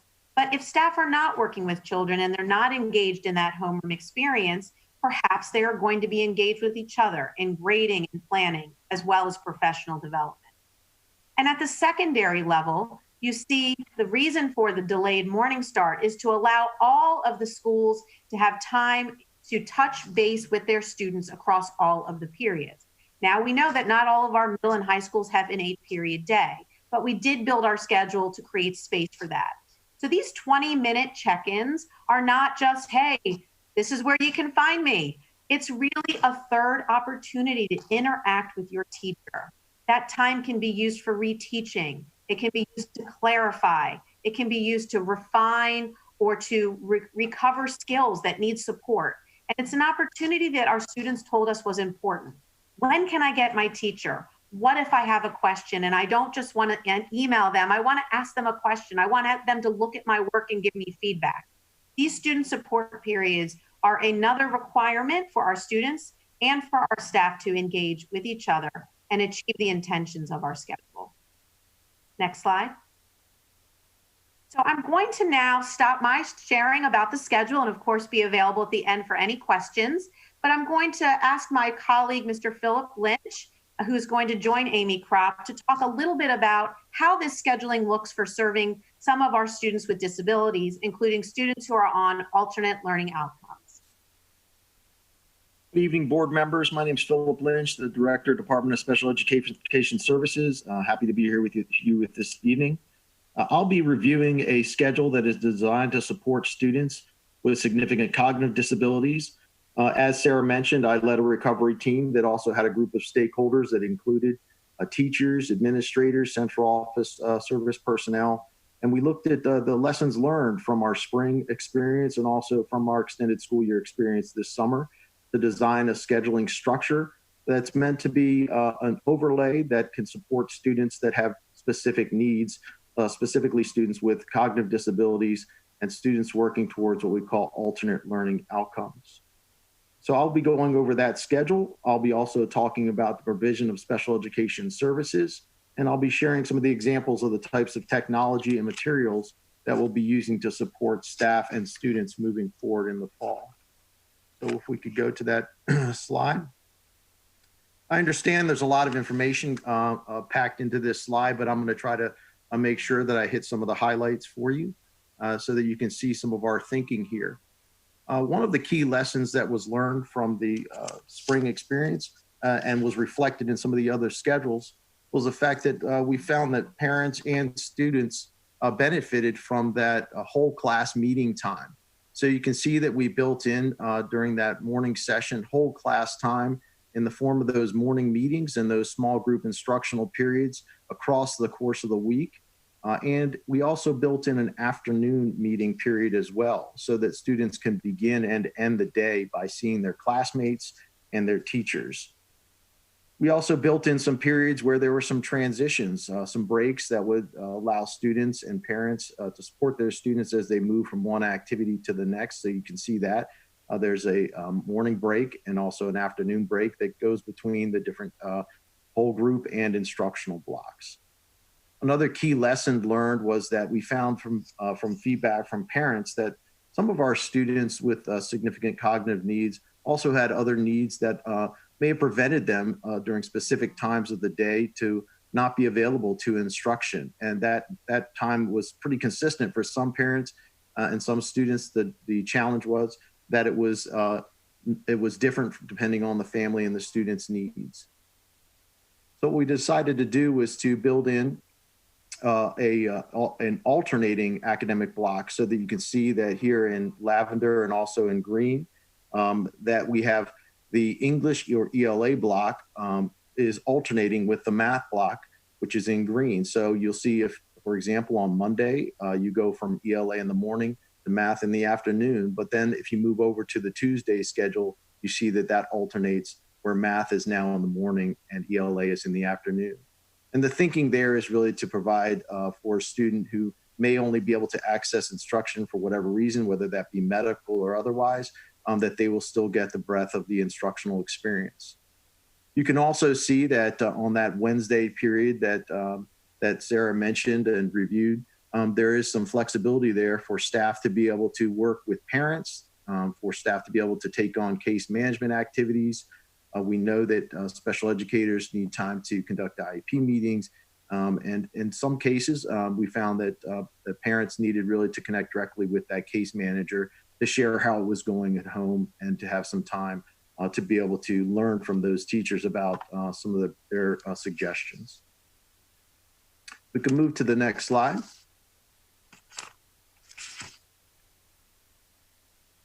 Special education services in the fall, as always, are going to be based on each student's individualized education program or their IEP.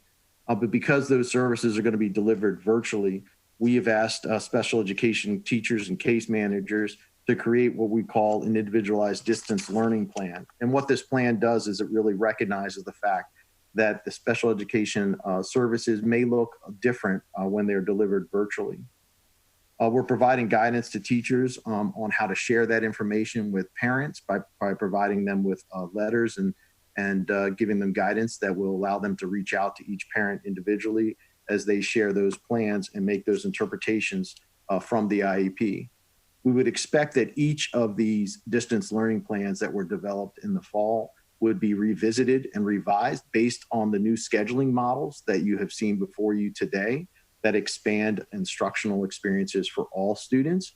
And we would expect those instructional experiences for all students with disabilities to be expanded as well. Will also be provided by related service providers as they typically are.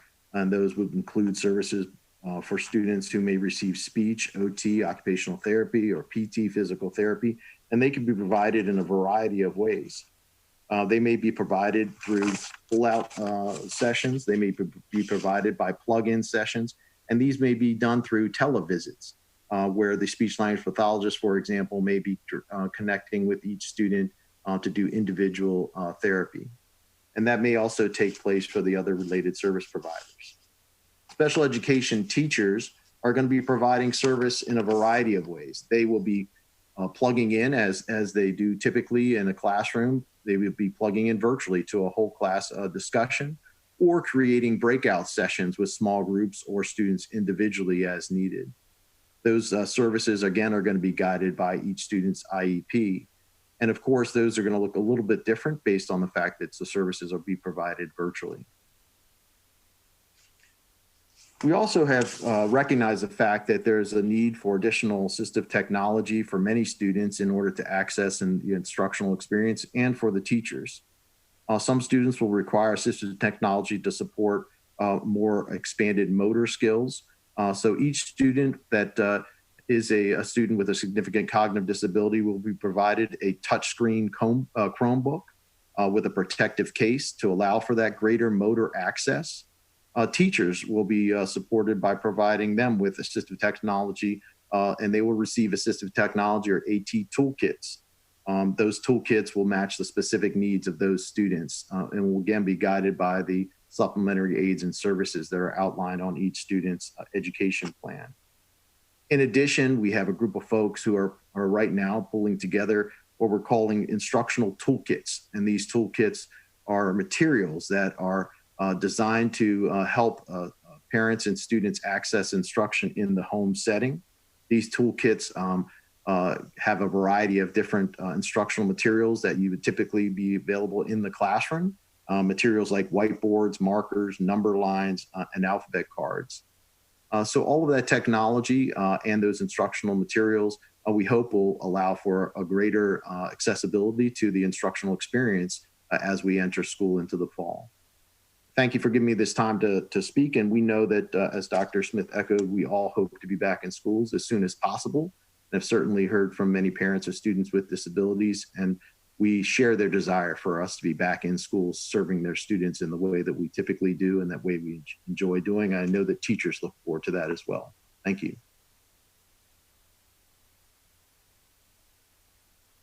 At this time, I'm going to pass it back over to Amy Kropp, who's going to share some more information about the child find. Thank you. I will talk briefly about the child find process, which is our process for evaluating and screening children ages 3 to 5 whose parents refer them because they have a concern about their child's development in motor skills or communication or language or concept development. And so these students are screened and assessed, and we can do this virtually. So this screening and assessment involves extensive parent interviews, sometimes virtual visits through the cameras where students may be communicating with their parents or a sibling or playing with their sibling. There are also standardized measures for these 3 and 4-year-olds that are parent rating scales. Often pre-K teachers or childcare providers respond with questionnaires or any other documentation and supporting information that parents have. And we can conduct these evaluations and make determinations about children's eligibility for special education services. And if a student is eligible for special education services, they can join the virtual classroom as soon as their IEP meeting is complete. We are not waiting for students for us to return to buildings to begin offering services. That starts right away with their speech therapy, occupational therapy, or classroom services. Next slide, please. The Montgomery County Infants and Toddlers Program is our partnership with the Department of Health and Human Services, which is the lead agency for the services. And we serve about 3,000 students, children every year, and their families with developmental delays. And we are serving students children and their families in a family coaching model, which actually is a very nice and smooth transition into virtual family coaching. So this is through televisits. A physical therapist, a special educator, a speech language pathologist conducts that coaching with the parent and the child through a televisit. We are also conducting virtual group parent trainings when parents and their children get together with infants and toddler service providers. We are conducting evaluations and making determinations about eligibility for services for these birth to 3-year-olds. And as children get closer to the age of 3 and begin to transition from infants and toddlers to MCPS pre-K special education services, that process is supported and facilitated through meetings and with the child's team. And we continue to serve those children until we can really get a full picture of their skills and the maintenance and retention of those skills. So we will continue to serve those children and families either through the infants and toddlers model or when they age out of infants and toddlers through the MCPS special education pre-K services. I will turn it over to Dr. Deanne Collins.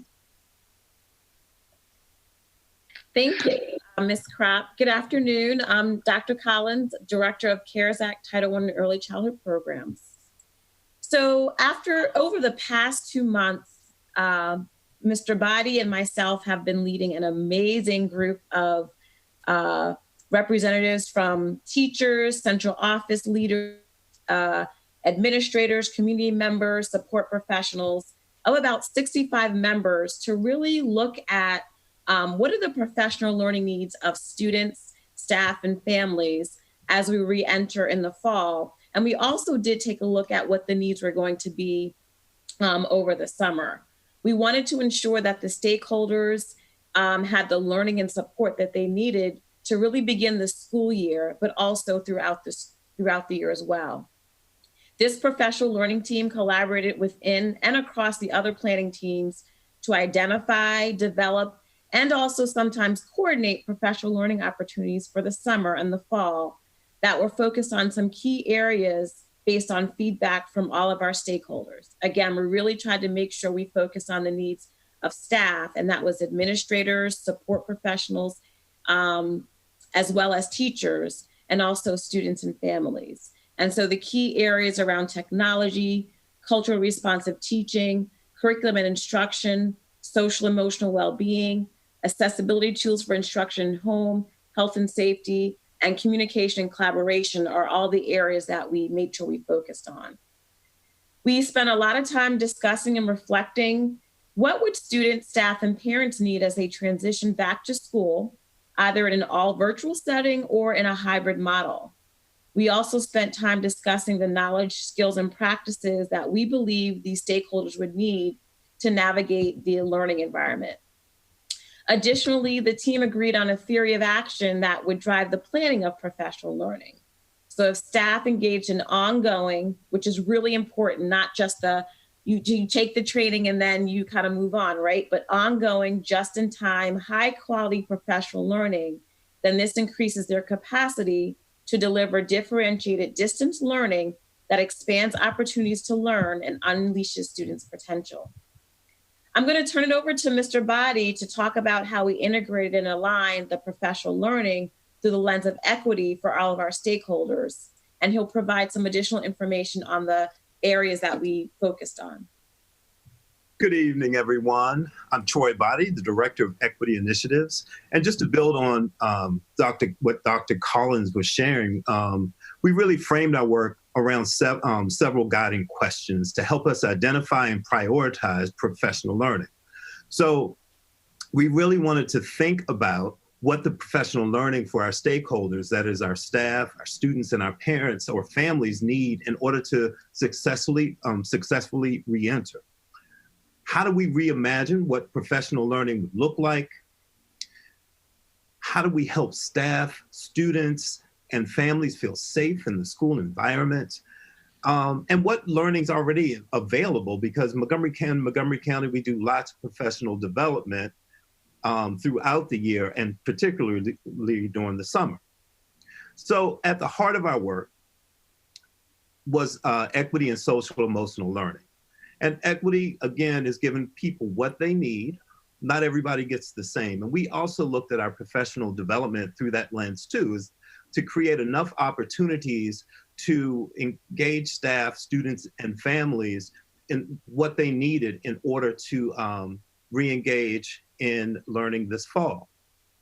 So we divided the professional learning team into two groups. We had the designers, who would be responsible for brainstorming and outlining training through the lens of our three stakeholder groups, and our critical friends group, who provided feedback on the ideas and the plans generated by the designers. And so we used a sort of Shark Tank type method in order to continually develop, receive feedback, refine, so that we created some really good professional learning for staff, students, and families. So to really hone in on the equity and social emotional learning piece, which again is at the core of the work, we used an empathy map so that we could step back for a little while and really think about our work through the lens of our various stakeholders, so that we could design what they needed in order to return and re-enter into schools. And so we also, to ground the work in equity, we shared the equity impact questions, again, to help people design with equity in mind and to provide feedback to make sure that we were making, that we were going to meet the needs of our diverse students, staff, and families.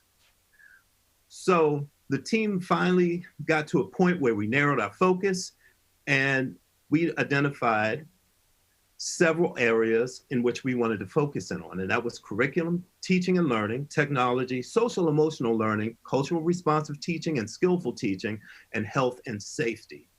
Next slide, please. And again, go back one. There you go. And so just to publicly recognize the work of our professional learning team. They did an outstanding job of coordination and collaboration in organizing this body of work to provide ongoing high quality professional learning. And so when we look at some of the experiences that we've come up with, we're going to explore culturally responsive environments for all students so that we're creating those spaces where all students can see themselves and be recognized. We are going to offer social emotional webinars and lessons and strategies for our staff to use with our students. Again, because it's the beginning of the year, really highlighting building a community and setting online learning expectations, along with lots of training around technology and technology tools to really enhance the online learning experience. So Dr. Collins is going to share some of the professional learning experiences that we have designed for students. Thank you, Mr. Body. I also wanted to mention that while our deliverable team was working on enhancements to professional learning, I want to recognize also that staff across MCPS have participated in over 86,000 sessions of various professional learning topics, as well as technology training over the course of the summer. There are a variety of learning experiences based on different positions. So for counselors, teachers who teach students with disabilities, classroom teachers, course content, technology sessions on the new platform, just a variety of sessions, but 86,000 sessions of professional development and technology. So our teachers and all of our staff will be ready to support our students and families as we re-enter. But that's an amazing job and an amazing kudos to all of the staff. So in terms of learning for students, the team has also built and designed some amazing teacher-led lessons that focus on building community. We were actually reviewing them today. That will be provided for teachers and counselors to use within the classrooms or courses that they teach for students. They've also built some mini modules for teachers to deliver to students and specific resources and supports for navigating conversations around race and identity, which again could be teacher-led or counselor-led, and lessons focused on self-awareness, self-management, and social awareness. There's also going to continue to be opportunities for students to serve as self-advocates.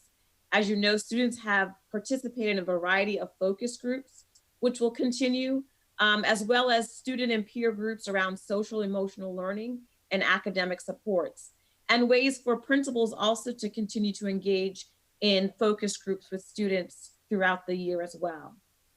So I'll turn it back over to Mr. Body to talk about professional learning and supports for families that have been designed and will continue to be designed throughout the school year.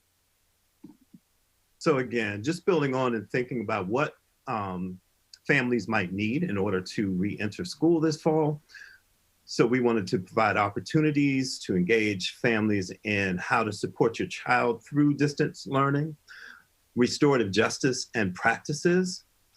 We are building out, and we have a lot, and we will continue to build out videos and support guides to help families navigate technology, and sharing of safety and transition information when we're able to return to the brick and mortar buildings, and community resources, along with many opportunities to engage through the Parent Academy.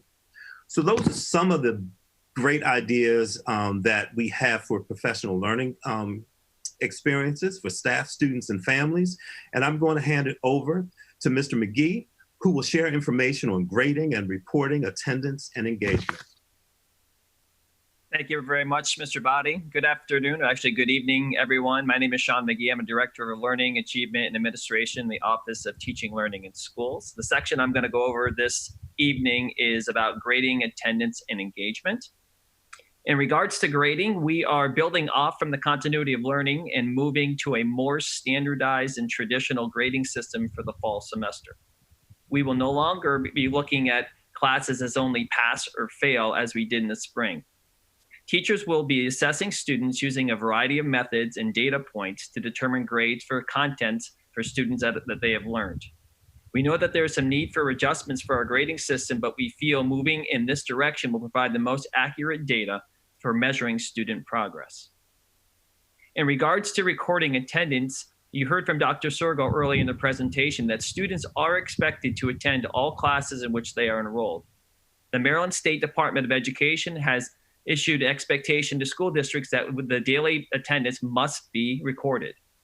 We know that recording attendance in a virtual learning environment must be agile and look differently than when we are in physical buildings. With this in mind, we have determined that a student will be marked present for class in one of three ways. One, a student attends a live virtual learning class by way of Zoom. Zoom is our online platform for engaging students in instruction. Two, a student completes an attendance check-in on My MCPS Classroom during a live or recorded class. Or three, a student engages in an online discussion thread in My MCPS Classroom during a live or recorded class. All attendance will be recorded in our new information system called Synergy and will be visible to parents and students through the parent portal. In addition, ConnectEd calls and other parent outreach will recur regularly to inform parents about their children's attendance. Next slide, please. Speaking of attendance, Engagement during instruction is vital during student learning experience. We've learned a great deal about this from our work over the spring and the summer about student engagement. In the spring, each school created a well-being team. This team worked collaboratively with the classroom teachers in the front office to identify, monitor, and provide outreach to students who may not be engaging in the virtual learning environment. The school well-being teams that typically consist of classroom teachers, administrators, pupil personnel workers, parent community coordinators, school counselors, and other central office staff will be in place again this fall in order to ensure all students are engaged in the learning. These teams essentially become case managers and create action plans to address student needs and analyze the quality of student engagement. When done well, we have evidence from schools that these teams are very effective in making sure all students are supported during virtual learning. At this time, I'm going to turn it over to Mr. Chevanini to hear about our plan to support learning through technology. So, excuse me, at this time, what we're going to do, we're scheduled for a 15-minute break from 5:30 until 5:45. We're going to go ahead. It's 5:29. We'll be on track to do that. And then when we come back from break, we're going to start with questions from board members. That way we don't get too far into the presentation, so that way board members can ask questions as we go along, okay? So thank you. It's been great so far. So we will see everybody back at 5:45. Could everybody on the Zoom just stop your video and go to mute? Do not get out of the meeting. Thank you.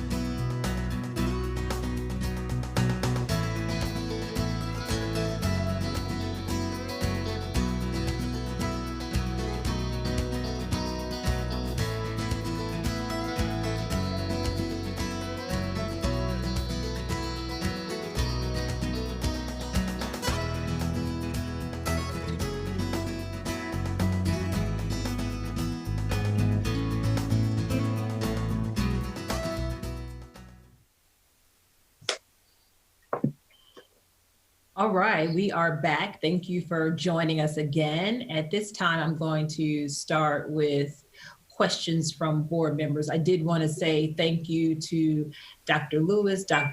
Sergo, Dr. Collins, Mrs. Kropp, Mr. Lynch, Mr. Bodie, who I think is soon to be doctors, who let us know so I can give you the right title, and Mr. McGee for the presentation. You gave us really great context behind the plan, and I love the personalization.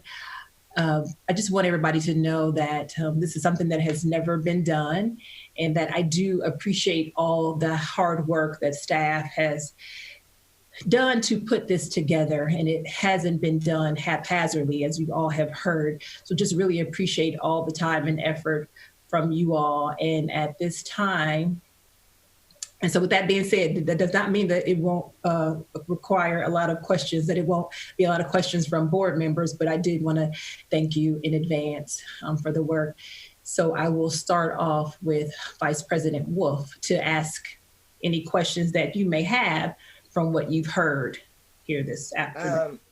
I do have several questions, and I do want to thank everyone that has worked on this. This has really been an overwhelming adventure for all of us. So I really do appreciate your hard work.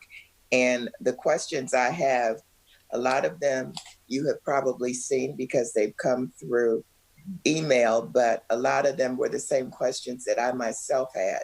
And I wanted to start with attendance, since that's the last slide we just saw. Can you talk a little bit about how attendance will be measured if the parent is not available to sit with the child during the day? That's my first question. Sure. One of the things, I'm actually on the attendance work group, and we have been talking about this and actually running that scenario through. And you heard early in the presentation that there would be recorded lessons, and what we wanted to do is certainly give grace and compassion to those families for whatever circumstances they're not available to sit and attend for a live lesson. But if they had a way for them to follow up with either a check-in through that's a recorded lesson, or even of submitting an assignment that's through a recorded lesson, then we're looking at accounting that as attending the classroom. So that's the current thinking right now of our committee. So Ms. Wolf, you're on mute. Can I ask board members 2 questions, and then we'll come back around to you? I just want to make certain that all board members can. Absolutely, absolutely. Thank you. Let me see which of these 10,000 questions seems to be the most important. I think that the second thing I want to say right now is not truly a question, but I have experienced this summer with my grandson, who is a rising first grader, and I'm still somewhat concerned. I heard the discussion about screen time and about what seems like a regular classroom day. And I really wonder in this environment if we should be trying to lay out a quote unquote regular classroom day, because I can tell you my experience is that 2 hours of attention span is about it. The third hour, and he did have a third hour this summer, it was very difficult, extremely stressful for myself. So I think I'll just leave it right now at that comment. And when you come back around, I'll get to my other questions. Thank you. Absolutely. So one can respond to Ms. Wolf. I can respond, Ms. Evans, and thank you so much, Ms. Wolf, for that question. Yes, we know, especially children around the ages of 5 and 6 who are used to being able to have that time to run around. And I think one of the presenters actually mentioned that very thing today, the importance of stopping and taking the break. So what we've done is we've taken feedback from the summer courses that we've been able to offer, as well as our continuity of learning. And from that, we've learned that people wanted to have, or families wanted to have, some structure, but at the same time options, so that they can utilize that time in a way and be able to have as many resources available to them as possible. But then I'm going to go to Mr. McGee's comments, which is why when we talk about how we account for that time, knowing that students need breaks when they take screen time, or that they may not be able to complete a full session depending on the needs of the students. How we utilize that to not count that against them, but consider all of those things in terms of addressing the student needs. And the screen time, I mean, that's a piece that we will continue to ask our parents to support us in terms of knowing, you know, how much screen time is too much, you know, when kids will need to take a break, because in a lot of ways we've even experienced that same need addressing adults, you know, as we manage this virtual piece. So that I appreciate you bringing up those comments. Those are the pieces that we will continue to engage in our community members with and learn from our families to provide that level of flexibility as needed. Thank you. You can go. Thank you. So now I will go to Mr. Asante. 2 questions. All right. I think one thing that a lot of students have been wondering about is, are there any provisions made for those who are double enrolled, like students who are part of the MC² program are also taking classes at Montgomery College while also taking those high school classes? Are there any provisions to make sure that they can coordinate between their regular high school classes as well as their MC classes? That's a great question. And yes, those components are being worked out so that our students are able to do that, so that we're not having students have to make choices and compromising any of the classes that they signed up for, and ensuring that they're able to have that same robust experience. So great question. Thank you. All right. And then another thing that I think a lot of students are wondering about is more of this social emotional learning idea and what that'll entail, and whether or not that'll be something that's a standardized experience throughout the county to ensure that all students are getting that emotional support, because I feel like a lot of students are mainly worried about the mental health toll that online learning will take on them. So can you talk a little bit more about that experience and what that may look like? Mr. Asante, we're actually going to do a presentation at the next board meeting about that very thing. We have a presentation overall on Be Well 365 where we're going to be able to go through some of the specifics around programs that we've done to do exactly that. Currently, we actually are doing a number of different things to partner with other organizations within the county who also have an interest in partnering with us to first continue to get the message out to many of our communities about the impact on students who are navigating COVID and then a virtual environment in lots of different spaces. And so we will be able to come back and talk about that plan more specifically and really spend the time on it. But we've shared before, and we have a number of things that we're doing now. We have Rochelle Rubens and her office have put out this Waymaking series, and we've been monitoring that and seeing many families participating in those workshops, which have been helpful to them, and which we are sharing resources with them, but also engage them in discussion about how to navigate all of these things that we know are impacting them as they are having limited personal interactions with others. And, you know, even down to specifics around different TV shows that, you know, we discourage and while we would discourage them and how it may fit into having students just not feel supported at a time where they don't have that personal connection. So we look forward to coming back and talking more about that, but we are certainly partnering with government agencies and building on some of the programs that we've put in place already. Thank you. All right. Those are my 2 questions for now. Great, thank you. Dr. Daka and then Mrs. O'Neill.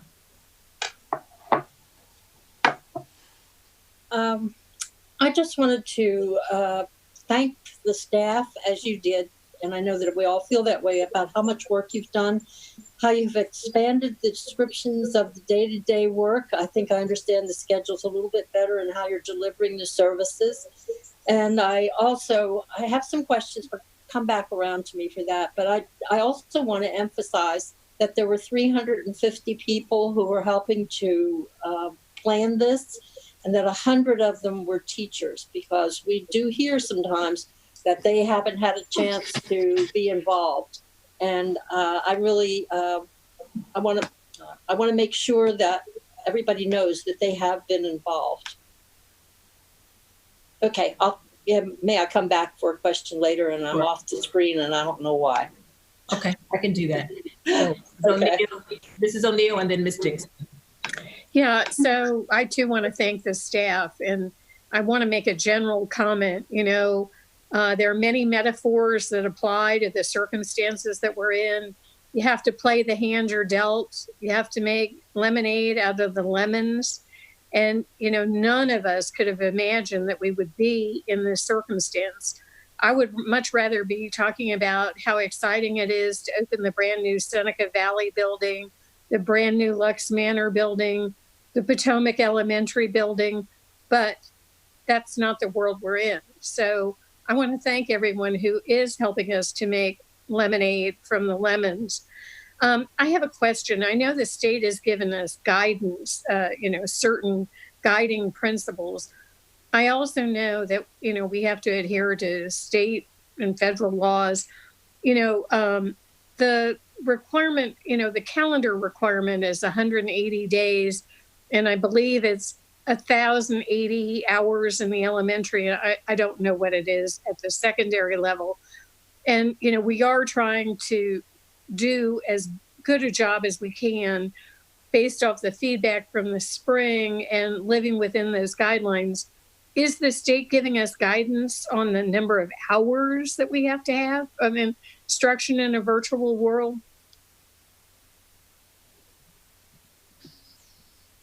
So thank you, Ms. O'Neill, for that question. And I saw Dr. Smith come off of mute too. I'll start. This is a conversation that we've actually been having, and I know Dr. Smith and his colleagues have shared that. We've shared it with, in our forums in which we interact with the state, that those examples of that, like the 180 days, how we have previously measured those 180 days, this whole COVID-19 really requires flexibility in how we have defined the school day before. So that does come down to a calendar piece. And what we have learned is that, given our circumstances and given our change in platform, this is an opportunity to really talk about, the school calendar and what that means for us and the implications of it. Dr. Smith, did you want to make a comment to follow up on that? Because I know we've been discussing. As of last week, when all the superintendents, Dr. McKnight was just referencing this very situation, when all the superintendents were on the Zoom call with the state superintendent, we had this discussion, and she's going to come back with guidance. Ms. McGuire, who's on here, has been working with the office there and did get a response recently because I asked her to follow up with the specific office at MSD to make sure this gets moved forward. So we think we're going to be able to come back to you with some proposals around how we might rethink some of the calendar requirements. In terms of the hours, it's not so much that they're going to loosen the requirement or lower it, it's that they're going to change the way they view what it is.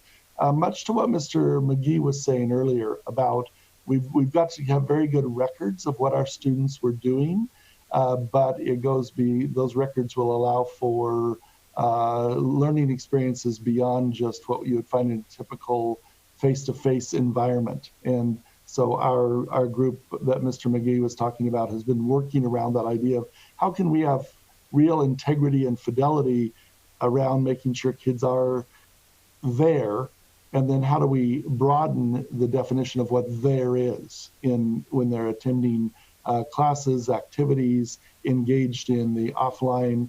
And then the other big question is, why would we ever have a snow day again? And so one of the things we're pushing on the state to do is say, we don't have snow days anymore. We just alternate between the virtual experience and, as soon as at all possible, the face-to-face in-person experience. And so that's some of what's going on. But I think on August 25th, we'll be able to talk more about that and bring some things back to the board for your consideration and your direction on how you want us to proceed with that.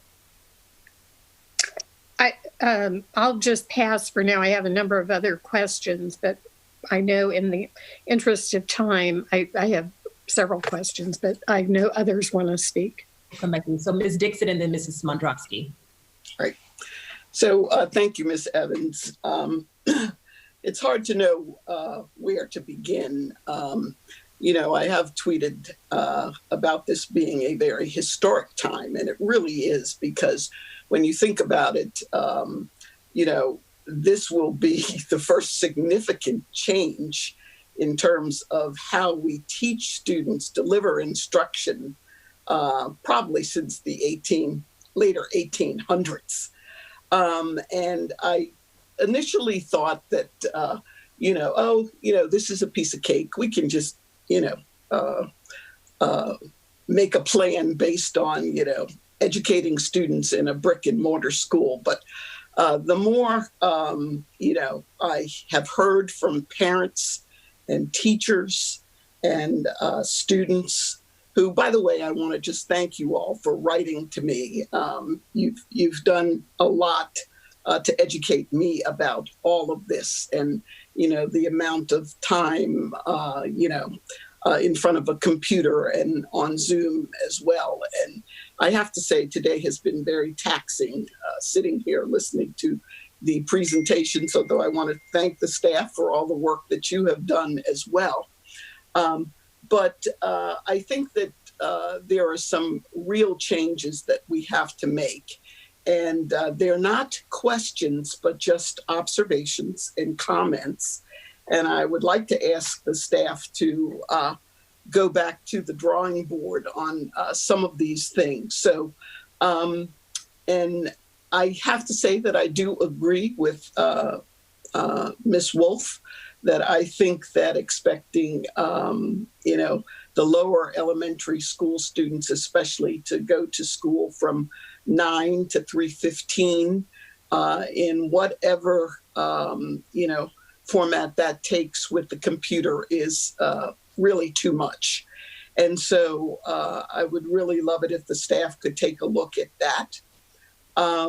Initially, I thought, the secondary schools, they could go, 5 days a week, but have come to the conclusion that the even odd days are appropriate. And Wednesdays, I'd like the staff to go back and take a look at, should that be a day that teachers have completely for planning?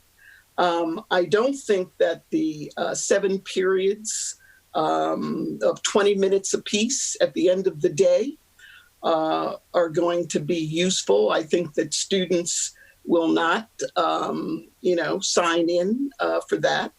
I think that students who do have questions for their staff or for their teachers, that there could be a time from 2:45 to 3:15 where they could, connect with the teachers, or in the morning between 8 and 9. But I'd really like to see that Wednesday reserved for the planning time for teachers, just to do the things that they need to do. Professional development, they're going to have a new platform in Synergy.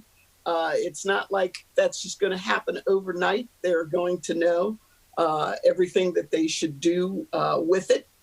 I think it's very important that that hour of time for each of the classes at the secondary level be live instruction, and that students need to keep their cameras turned on so that the teachers can see them, and also that attendance needs to be taken as well.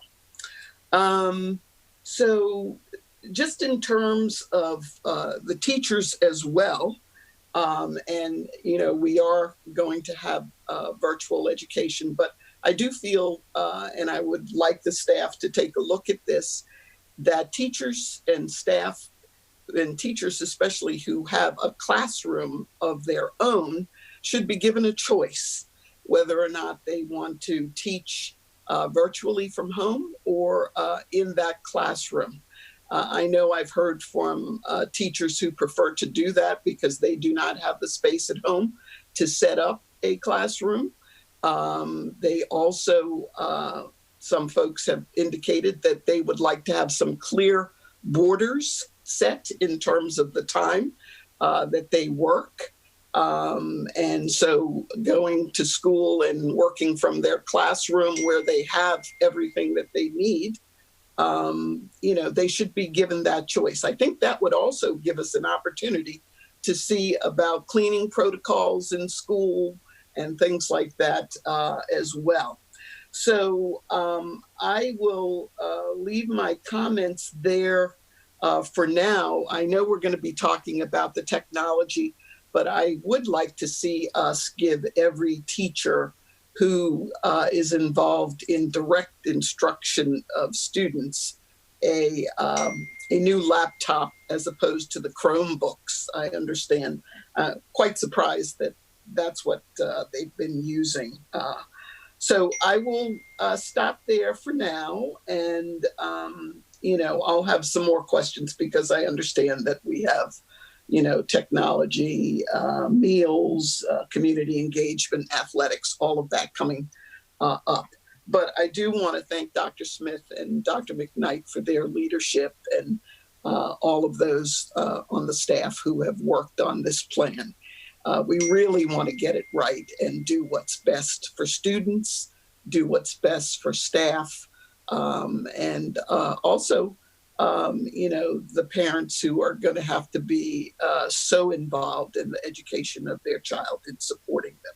So thank you very much. Mrs. Spondrowski and then Ms. Silvestri. So, thank you. I will associate myself with many of the comments that have already been made. I definitely want to thank everyone for their work and everyone who has written into us to provide feedback. Our MCEA teachers, our SEIU support staff, our MCAP folks, all of our employees who have participated in trying to put this all together over the summer. I know that you volunteered to do that, so I just wanted to say thank you for that too. These are challenging times, and it has become very, very clear to me that there's no easy or certainly no perfect solutions. But I just want people to understand that we really are trying to work through this together. And I feel certain that there's not going to be anything that's going to make everybody happy. But hopefully we really are building a gateway to future learning and future opportunities that will provide equity in opportunities and access to all of our students in all of our schools when we get back to that brick and mortar buildings. I do want to reiterate the fact that I think that we need to be constantly reassessing the safety of going back into school every week so that when we can possibly get back in there, we do as quickly as possible for live in-person learning. But when that day does come, if we don't go back full time, I would like to advocate once again for looking at my proposal for using elementary and high schools to support the return of our special education and elementary school students full time and the secondary students part time. I'm very extremely concerned about our youngest and our most vulnerable students and the loss of learning that they are in particularly going to be suffering through all of this. Before I ask my question, I do want to share a couple things similarly, or my two questions. I do want to share a couple things similar to the way Ms. Dixon did. I want to say that I hope that we can, some things that we've heard, we've gotten a lot of feedback and I'm very appreciative of that. I do hope that we can try and put together opportunities to respond to so many of these questions that we've gotten as quickly as possible, because they are excellent questions and bring a lot of perspective on things. But I would love for us to consider ways for teachers to meet with our students before school starts, whether it's an outdoor meetup or in person or virtually as individuals. I would like us to facilitate a way for parents to communicate with each other and organize other ways for kids to get to know their classmates if at all possible. We've gotten some suggestions about lunch bunch ideas that I think are really good. I'm hoping that we can be providing lesson plans and curriculum packets for each grade and as much of, and putting together as much of those materials at one time as possible, especially for families that intend to opt out and homeschool, but making sure that I'm concerned about how we're going to be providing meals and materials. And I know we're going to talk about that later, but if we could do as much of the materials at one time would be great. I know there have been concerns about choosing one place for class announcements, instructions, and important information, providing written instructions and communicating class plans in advance, making assignments printable and allowing teachers time to check in with individual kids or groups of kids, which Ms. Dixon just spoke very much to. Also, in terms of materials, art supplies and things like that, and school supplies, I don't know if we're still planning on doing that or if we're not going to be doing that because of how challenging that could be. But we did talk about attendance, and I agree it should be required. I'm glad that they're measuring it based on whether or not they do the live programming or the recorded programming.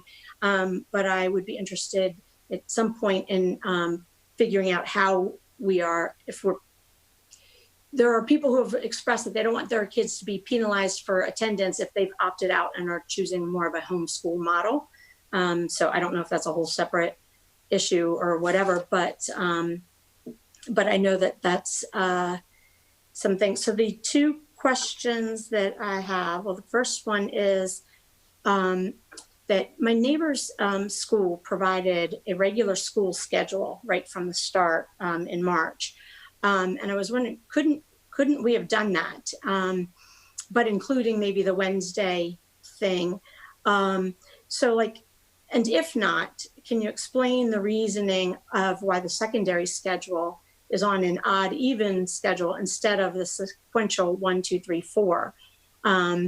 And then at the elementary school level, what are Arcola and Roscoe Nix elementary schools doing, and how is it working? And if it is working, couldn't we follow what their program is, especially for the K through 2 kids, because I do worry about their attention span. So that's that question. This is Smadrasi. Can you repeat question 1? Then we'll have them answer that, and then we'll go to question 2 instead of combining it. I don't want anybody to forget. Yeah, that was just the one question. Oh, that was one. Okay. Mm-hmm. So. Just about the scheduling, like how they put it together in terms of the secondary and the elementary. And I was just elaborating with offering some examples of what with the Arcola and the following a regular schedule of if we were in a brick and mortar. You might have exceeded your 2 questions, but so we'll get them to answer that, and then we still have Miss Silvestre and Dr. Daka to get to. So could someone answer? Mrs. Happy to answer that. Thank you for the question. So if I understand the question about the high school and why the even, odd, or the sequential. So to some degree, when the secondary design team was working, there was an initial version that said, we're going to let schools decide, because some schools are using sequential, some have block schedules, some schools have different structures to the schedule. And if you're familiar with the middle and high school scheduling, that is different across the district. Some schools have 8-period days, like our middle school magnet consortium, and all of these different things. And so when the design team was really starting to look at how the high schools and the middle schools intersect with each other, and the example I gave earlier on Edison, have more continuity so that the schools and the students attending multiple programs could do. So to some extent, whether it's even, odd, or sequential isn't as germane as it all is. So I think to answer your question, we have been hearing feedback from our secondary principals and our staff around looking at maybe moving to a sequential approach. But you have to understand that to some extent, that's going to be a challenge for those who are working on an even, odd.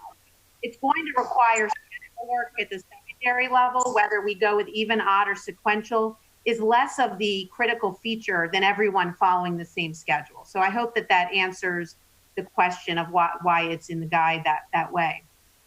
Dr. Sickels, you're breaking up a little bit, at least on my end. I'm not for sure if other people heard you, but if you could just repeat it, I'm sorry, because you were breaking up. I don't know that it was a consistent response. Sure. No, I think, and if someone else is unmuted, I think we're getting some feedback. So I'll try to mute. Yeah, so if everyone could mute, please, that would be really helpful. I'll mute as well. Thank you. Sure. So I'll try that again, no problem. So the question around the even, odd, or sequential structure at the high school was really not a design feature that drove the decision making. Initially, the design group came up with multiple versions of the schedule. Some showed even, odd, and some showed sequential. And that was to reflect the reality of our secondary schools. And some schools use an even, odd, and some schools use a sequential. Some schools have a 7-period day. Some schools have a block schedule. And so the initial designs showed those choices, those features being present in the scheduling. But as we really started to look closely and hear from our secondary leaders, they talked to us about the fact that if we don't have everyone on the same schedule, there becomes an impact on the student who's on an abbreviated schedule, the student who's doing the college programming, the student who's doing an internship, or the students going to Edison as the example. And so whether we go to even odd or sequential is not as germane as everyone being on the same schedule. So that's a place of feedback that we're continuing to look at and will refine. The second question you asked was about our innovative school calendar schools. And I love that you asked it because I supervise Arcola Elementary and I've had the pleasure of watching their work.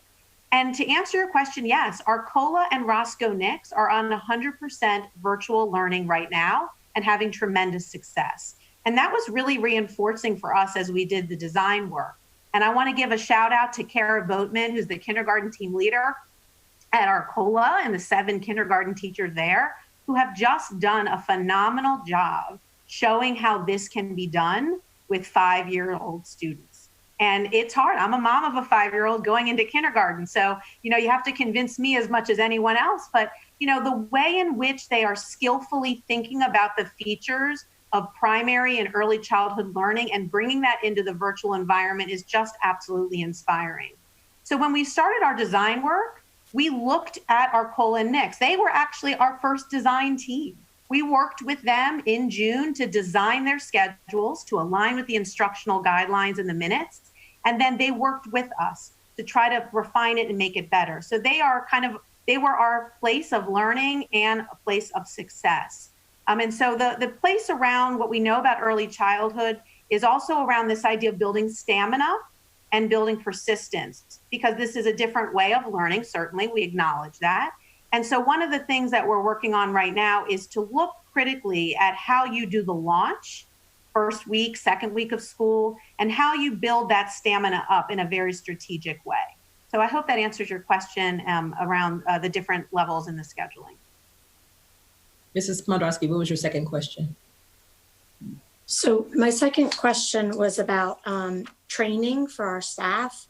What required professional development? I had to write them down just so people so that I could keep it together. But what required professional development regarding online pedagogy has been provided so far? I know you touched on it a little bit, but knowing that there's 2.5 days of pre-service that are dedicated to mandatory compliance training and teacher work time, is there any specific training regarding not only the use of online platforms, but also of the best practices for the virtual instruction? And Ms. Dixon mentioned about the laptops and stuff like that. And I wanted to reiterate that I support that as well.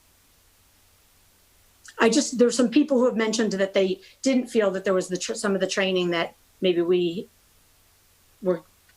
said we were having. And so I was questioning, are there different types of training? There are a tremendous number of different types of training. So I figured. Dr. Smith, you started speaking. You're on mute. I think about 85,000, isn't that what you said, Dr. Collins?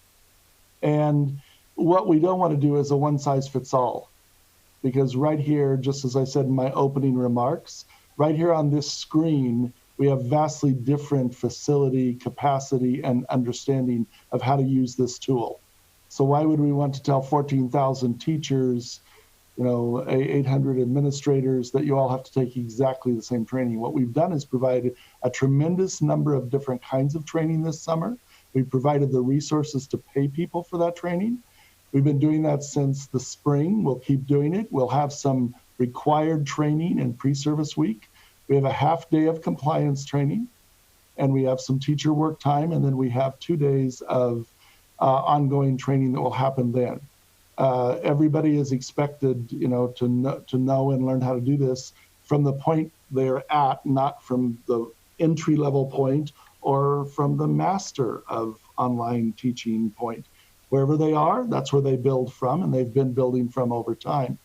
And Ms. Evans, if I may, I'd like to respond to one other thing. Sure, please. So let's go back to Pat O'Neill's question. do we have an obligation under state law and given our funding to offer a certain program? And yes, we do. So I don't want to, to be too blunt here, but I think I have to be a little bit blunt. We have an obligation to provide a program. We have parents and family members and community members and our governmental officials and all sorts of people who all have different perspectives and different belief systems about this. But since we released this Tuesday night, I've heard from a great number of parents who are concerned their high school students aren't going to get enough time. And I've also heard from a great number of elementary people who say, well, I need flexibility. I want the program to be there, but I also want to be able to do it, some of it in the evening, some of it on Saturday morning, some of it whenever I can get to it. So what we've tried to build here is a complete program that meets the requirements of the state for the $2.7 billion that were funded by the taxpayers of Montgomery County and Maryland. I think we all have to keep that in mind, folks. We owe it to our children, our students, and they have vastly different circumstances. So we can't generalize about their lives. We have to provide the program that they need and then make sure we have the flexibility within that program to let them move into that program in different ways. And that's what's critically important. I mean, we could all design 100 schedules. I've built dozens of high school master schedules and middle school master schedules.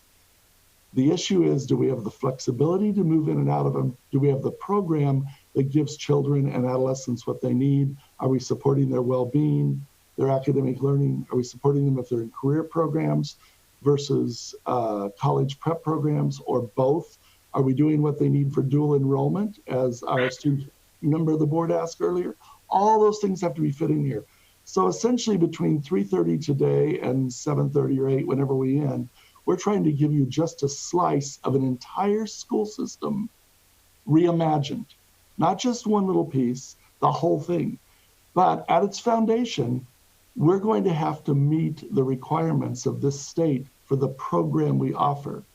And I certainly feel compelled to say that today in this conversation, that we don't have an option here to say we're going to give less than or more of this or less than that. We have to give the whole program, and then families have to have the ability to move in and out of things to the degree that it works for them in this incredibly difficult time.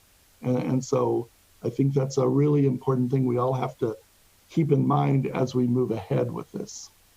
Thank you, Mrs. Madrowski, for your questions. And thank you, Dr. Smith, for that response. What I can say is, just like you, board members have received thousands of emails in our inbox and in our BOE inbox as well. And I think what many parents have said this go around after seeing the plan, they could appreciate all the time and effort that went into the plan, but if they could be given some flexibility for their student around how much time they would spend on Zoom and what that would look like. So can you just say to our parents out loud, you may have said it already, that in the event that parents pick what's best for their child, that they will not be penalized, their children will not suffer a consequence as a result. That is exactly right. Yeah. And as Mr. McGee said, we are creating attendance and engagement rules that will allow for people to engage in a variety of different ways at different times,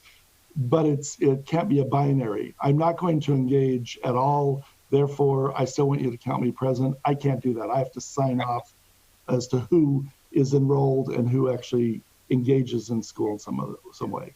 But absolutely, if they do something Saturday morning instead of Friday afternoon, we're going to figure out a way to give them credit for that every time or wherever it fits in. Very good. Okay. And many of my— Ms. Evans? Yes. I'm sorry. Yeah. I was going to return to the PD topic, if I may, for just a few minutes. Okay, sure. I want to point out that 3 major focus areas of the PD, I think you heard 89,000 seats of PD already this summer. Those major buckets were around the delivery of our new curriculum, because we've accelerated the on-ramp for all schools to use the new curriculum. It was also technology, and it was also social emotional learning components that were the three major buckets that between the summer and going forward, we are focusing on, in addition to certainly culturally responsive teaching and equity. But I want to point out that over the summer, we had nearly 6,700 teachers take the technology training that would get them into the MyMCPS classroom and getting started with the MyMCPS classroom. We also had 8,800 teachers get trained on Synergy, which is the student information system and the way that we will be interconnecting the Canvas with the attendance system. We also had 5,000 registrars and train on different components in terms of seats, 5,000 seats to different components of training. And I think last thing I'd like to point out is the staff has spent a significant amount of time working on two guides, one for elementary and one for secondary, that actually has represent exemplars of lessons and lesson plans, if you will, sample lesson plans about how to strategically plan for a virtual only experience. And one of the things that I'd like to point out is that is the importance of the PD component on Wednesday. Because what I know is when we have as many teachers as we have, 13,000, we have to appreciate the differentiated needs that they have. And I know that as they start the school year, things will come up, they will have questions, and we will need to address their needs either at the district level or at a school level, or even in a content or grade level team level. And so I think it's important that we have that flexibility because we've never done this before and we're not quite sure what additional needs as the school year starts that we will need to provide for. But I did want to call out the plans that they have made to support both elementary and secondary teachers. And we are using pre-service week to concentrate on those as we move forward. So thank you very much for allowing me to emphasize a little bit more about the PD. Thank you. So now we will go to Ms. Silvestri. Thank you. Wanted to start out by saying that I also had concerns about our youngest learners, like some of my colleagues have expressed. I do feel, I do appreciate Dr. Sergo sharing the Roscoe Nix and Arcola experiences because those are, real children and real teaching and learning happening right now for our youngest learners. So I appreciate you sharing that information. I have lots of questions as well, but I'll stick with the two. So recognizing that the spring semester was not ideal and some of our students may have lost some of the gains that or never achieved some of the knowledge base that we or skills that we expected them to learn. Can you please speak about assessment and how that will be customized for students throughout the school year? So I know that we're going to be doing assessments in September, October. And then how are we going to use that information? When in the calendar, in the school day, will my deficit be addressed if I am a student? That's my first question. And then my second question is kind of related to Ms. O'Neill's question about the calendar. But really, my concern is, will we be able to cover the entire curriculum throughout the year? Is my child, are our children going to be able to be able to learn what they would normally learn in a traditional school year? Thank you.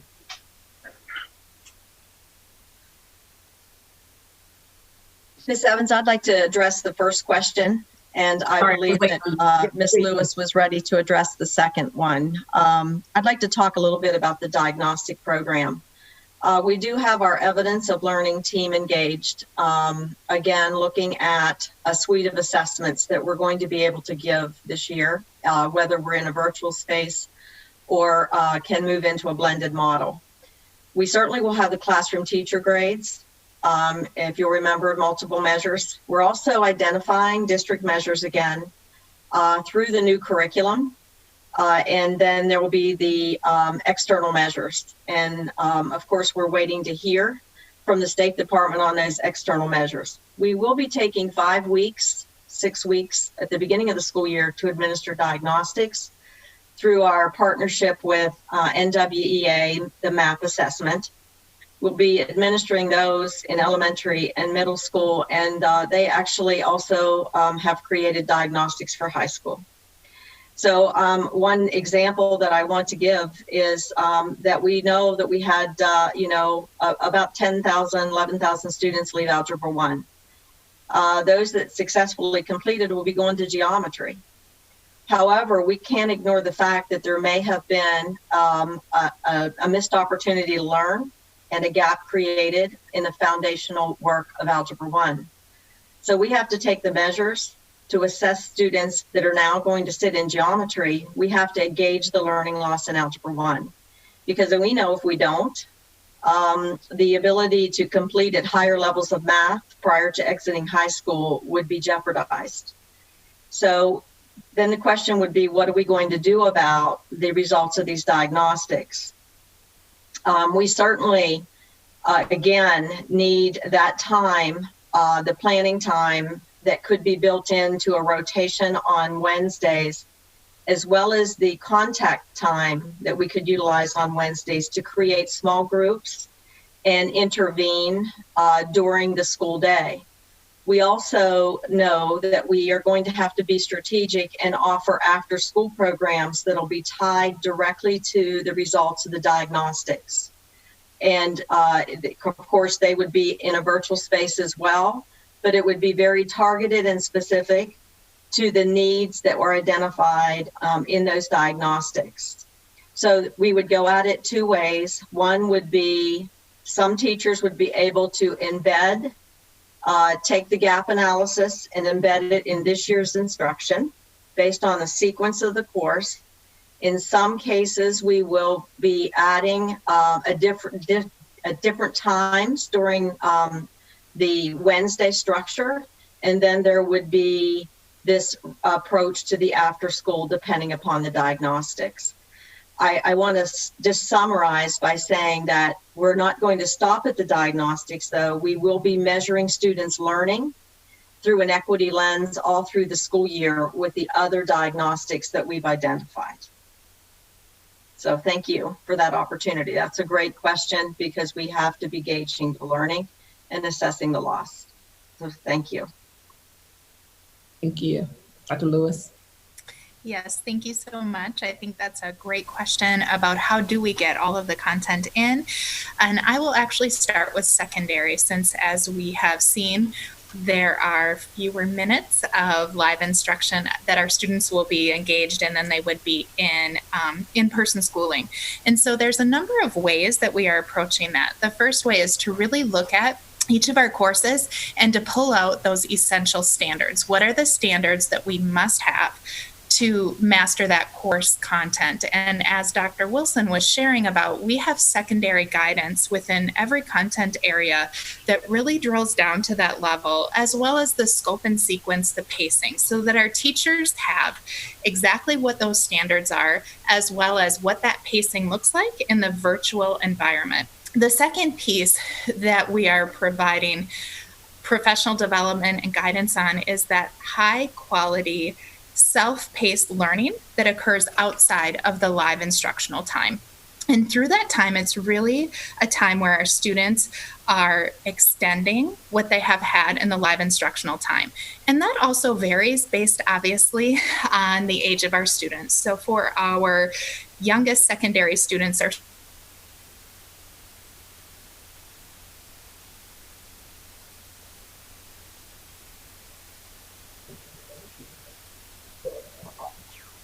Dr. Lewis is frozen. I think she's. Like she froze. So as her partner, I'll try to pick it up for her. So she left. I think all of those times are. Am I back? Sorry. I was trying to pinch it. I was trying to pinch it for you, but you're back. So here you go. Okay.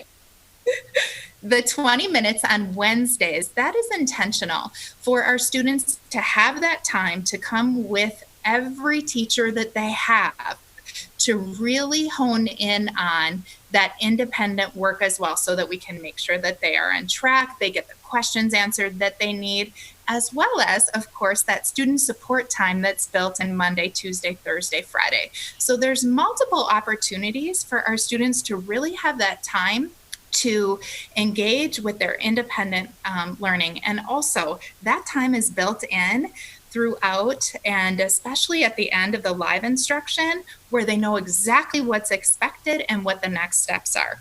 At the elementary level, we have, through our Benchmark Advanced, that is actually built out of 10 units, but we have new standards are covered and finished by the end of Unit 7. So we're able to really draw upon that, pace it out so that our students are getting all of that content. And then for our math team has worked on, again, what are those essential standards? And then Eureka Math has something that we didn't think that we would need, but it's compacting so that we can see how do we compact those standards to be able to still have our students master the content, but within certain components. Eureka Math certainly didn't build that out for a pandemic, but they did build that out for inclement weeks, etc. Okay, great, thank you. At this time, we will go to Dr. Daka. Yes, Ms. Evans, in deference to your request that we do 2 questions, I'm going to pass. So it's 2 questions at that time, and I can come back around if you have others. I'm still going to pass. I think we're ready to move on. Let me just check. Does anybody else have any other questions before we move on? I did want to honor what I said. Okay. So we'll go to Mrs. Smodrowski and then Ms. Silvestre, and then we'll move on. Okay. So I just had some questions about the special education stuff, and I appreciate getting the update, and I appreciate being able to see. I think it's important that be really clear for parents to understand that IEPs are going to be being met, and that the services that they are expecting will be delivered the same way as if they were in their buildings. I guess my question in terms of, and it's yes for special education, but also just for the general population as well. I think it's so important that we're going to be accountable for our students' successes and engagement. How will we be doing that? Will we be checking in with the families regularly? We need to know what's working and what's not working as quickly as we can so we can make changes. But sometimes you can't just get that off of what you're seeing, and a chunk here and a chunk there virtually. You need to actually reach out separately. Does that make sense? Well, I think, Ms. Smodrowski, that depends on the area of that people want to talk about. If it's something about the specific class, then you talk with the teacher. If it's about the way the schedule runs in the school, you talk with the principal or the teacher leader for that department. If it's a systemic thing, like we had a public comment today about grading, we're going to keep a very close eye on grading. We're going to come back to you on August 25th and talk about some things we've already noticed in the grading system that are worthy of consideration right now, that we can say this is going to be a systemic issue. So if it's a systemic problem, then we're going to be asking people regularly to tell us what that is. It across all elementary schools, across all high schools, whatever it is. If it's a specific school problem, we talk with that school. If it's a specific grade level or classroom problem, we talk with that grade level or classroom. And one of the reasons in this program that they've designed those touch points with the classroom teachers, as well as the systems in Montgomery County Public Schools where the grade level team works together, is to give that opportunity for families and students to interact with the staff in a way that is not cumbersome or difficult for people to get in touch with each other. There's a predictable set time. I can go and talk with my teacher as a student, or my parent can contact the teacher. And so that's why it's built that way. But it depends on where that is, what we should do. But as a system, we want to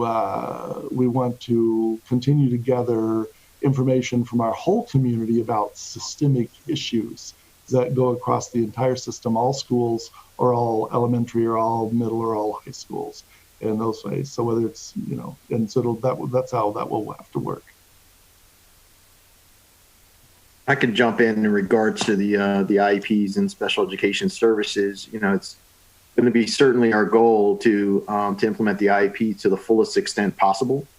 They won't be implemented exactly as written because the IEPs were written at a time when we were in buildings. Of course, there may be students for whom they've had annual reviews since March or since the time we've been out, and those IEPs will look different.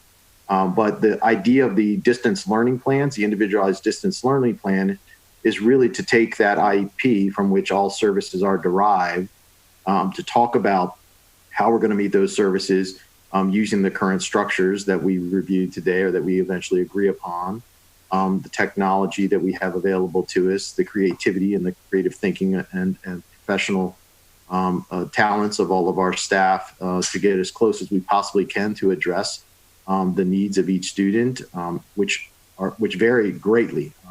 We have students for whom our IEP is written to provide services that may include attending a resource class, all the way to students who rely on us for extensive care throughout the course of the day.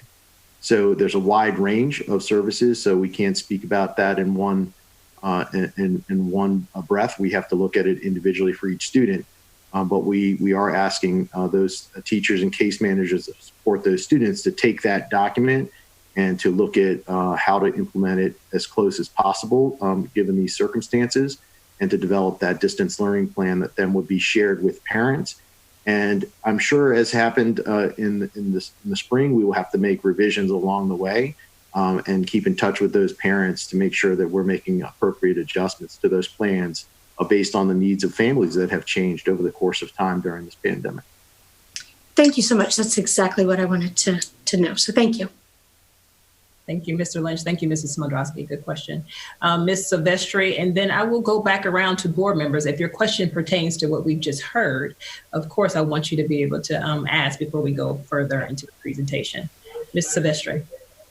Yes, during the presentation, I heard mention of ESL teachers co-teaching with content area teachers. And I know that under normal circumstances, that requires a certain level of professional development. And so I urge you to pay close attention to that. I think it's a different environment having to co-teach virtually, ESL teachers and content area teachers. So I urge you to keep doing it or do more of it if that's needed. My question is about the breakout groups through Zoom and about books and workbooks. So how will we monitor the breakout groups so that there are productive conversations and activities happening during the breakout groups? And if you could say more about how students will use workbooks and books, because I think that's a welcomed new initiative for MCPS. Thank you. So great questions about the breakout rooms. And we have really worked hard to have the breakout rooms different than we've had them in continuity of learning and during the summer. And what we heard from our staff was saying we want to use the breakout rooms, but we need assistance with how to do supervision. So we have multiple departments that have been working on how we monitor the breakout rooms so that students are safe, there's productive conversation, as well as that ability to use those. So there's guidance being developed on how to do that, as well as professional development and training that we have for that as well. And I did have a question that I received via email that I wanted to just expand on here as well. There was a question about from a parent of a very young learner about how will I manage the breakout room, and the breakout rooms in Zoom are actually quite easy, and you are automatically pushed by the staff member, the host, into the breakout room, and then you're automatically pushed back into the main room. And to be very honest, the way that I found that out was through my 8-year-old, who helped me to set that up for a team meeting. So it's very easy for our students to be able to navigate that, and very good training on that as well. Ms. Silvestre, can you remind me about the second part of your question, please? Oh, workbooks. Yes. So our workbooks, we are just thrilled to have those workbooks or consumables available for our elementary students. And then there is a work group right now working on how do we get those materials in the hands of our secondary students as well. And this is a bit of logistics that is being worked out, is because many of our books are actually sitting in the homes of our students. So we need to figure out how to get the books from our students that were using them last year to bring them back to the school, and then to have those redistributed. So we have really prioritized that, and there are multiple staff members and teams working on that, but that's definitely an upgrade from continuity of learning, so our students can have those workbooks, books, consumables in their hands. Great, thank you. I think Mrs. O'Neill had a question as well before we move forward. Yes, one of my questions it revolves around the issue of teacher planning time, and we've heard, through emails about the Wednesday issue particularly, but I mean, based on some feedback I had received in the spring, and I know that we've done some training this summer, but that this is a brand new experience with teaching, for us to be all virtual. The tremendous amount of time involved in developing those lessons so that they are engaging, we have the hook for the kids. I mean, it seems to me that that is a challenge, going to be a challenge. And then the other thing is, I share the concerns of my colleagues about our youngest learners, and Ms. Sergo has made me feel a bit more relieved, but I'm also concerned about the need for parents to be helping children at home, because we know we have a lot of parents going out of the house, going to work, or parents who are working at home or who have multiple children. So how are we going to support them? And I know community engagement is coming up, but so the issue of teacher planning time, the reality check on that, and then the issue about parent engagement, need for parent involvement. So I'll start by trying to address the question about planning time. But before I talk about planning time, I want to give you the umbrella conversation, which goes back to the conversation about the calendar. So the first semester is 22 weeks long. And 10 of those weeks are not 5-day weeks. And so when we think about the idea of releasing an entire day or making a commitment to an entire day to not be live instruction, you have to think about the impact of that kind of a decision on the broader calendar for our instructional experience. I think we have a half day of school in our calendar for the first Friday, and then the second Monday is Labor Day. And so we have a lot of time in our calendar already, like I said, 10 weeks that aren't 5-day weeks. So we do have a group that are looking at how do we really make sure that our schedule reflects a priority around live instruction. And so I just want to start by that, because I think when we hear these comments about, we need to give 100% of these days to teachers, and I am a teacher's advocate. And I thought when I was a principal, I considered myself a teacher's principal. But we also have to really weigh those choices against the broader picture of the amount available. And think about Dr. Smith's comment relative to our commitment and our obligations to teach our students to the greatest extent possible. So in terms of planning time, and again, it's hard to answer a question in plain terms. And I know anything that I say, someone's going to write down and say, she said that, and that's what I expect. So I want to speak in generalities, and I want to just start with that caveat.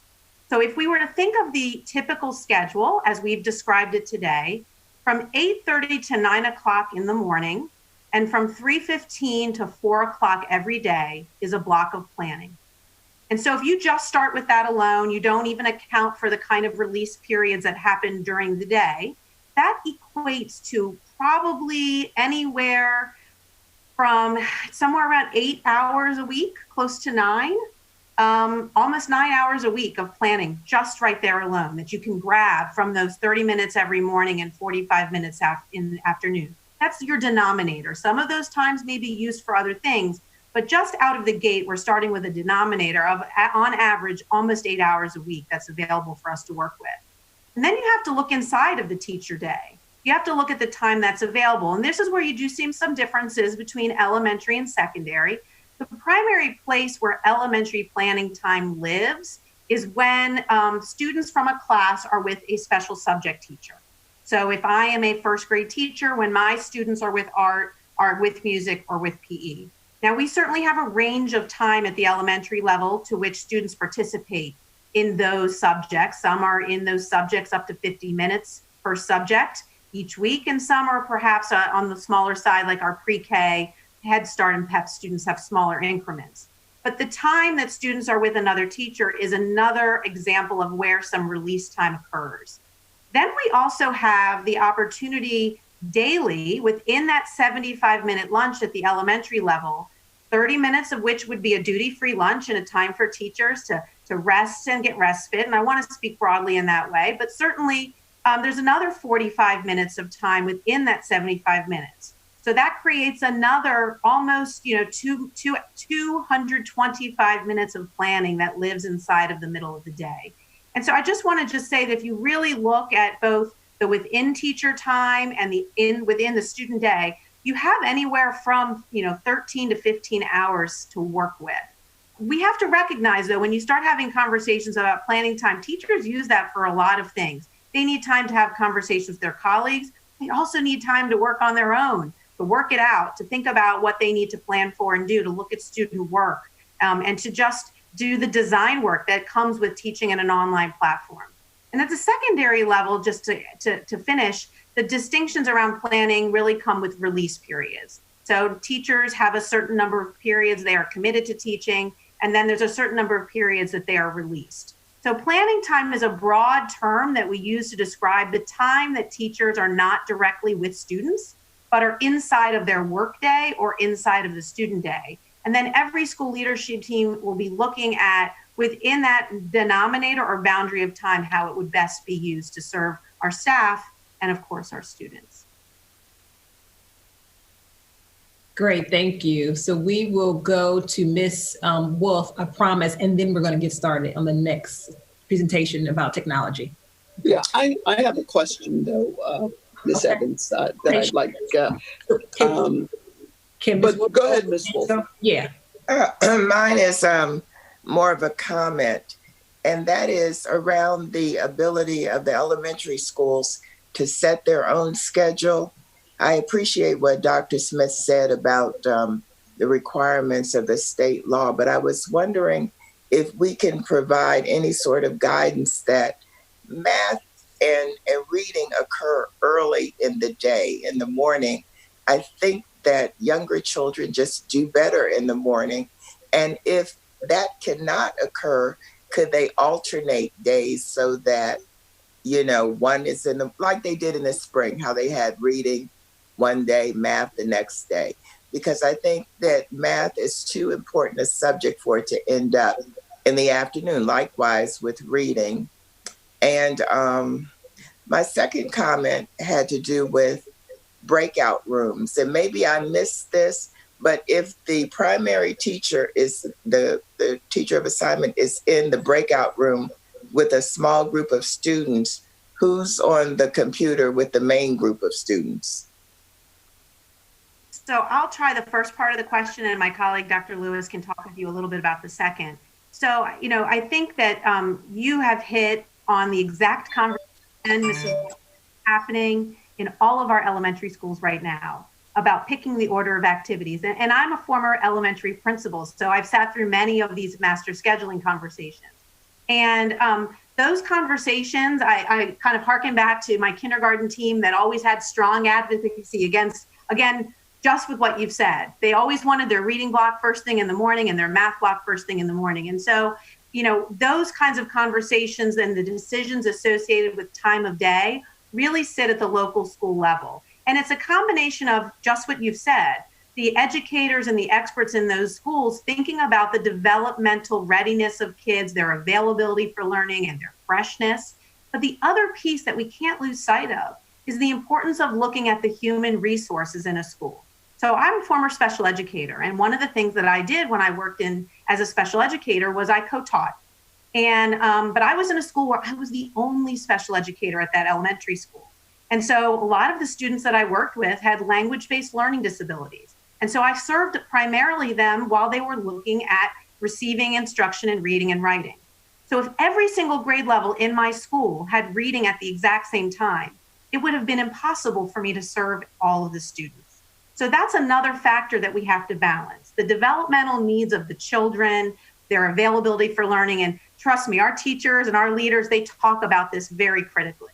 But we have to balance that with looking at the staff in the building and our ability to make good on our commitment to co-teach and provide services. So it's a little bit of a push-pull, and that's some of the reconciliation that happens at the local school.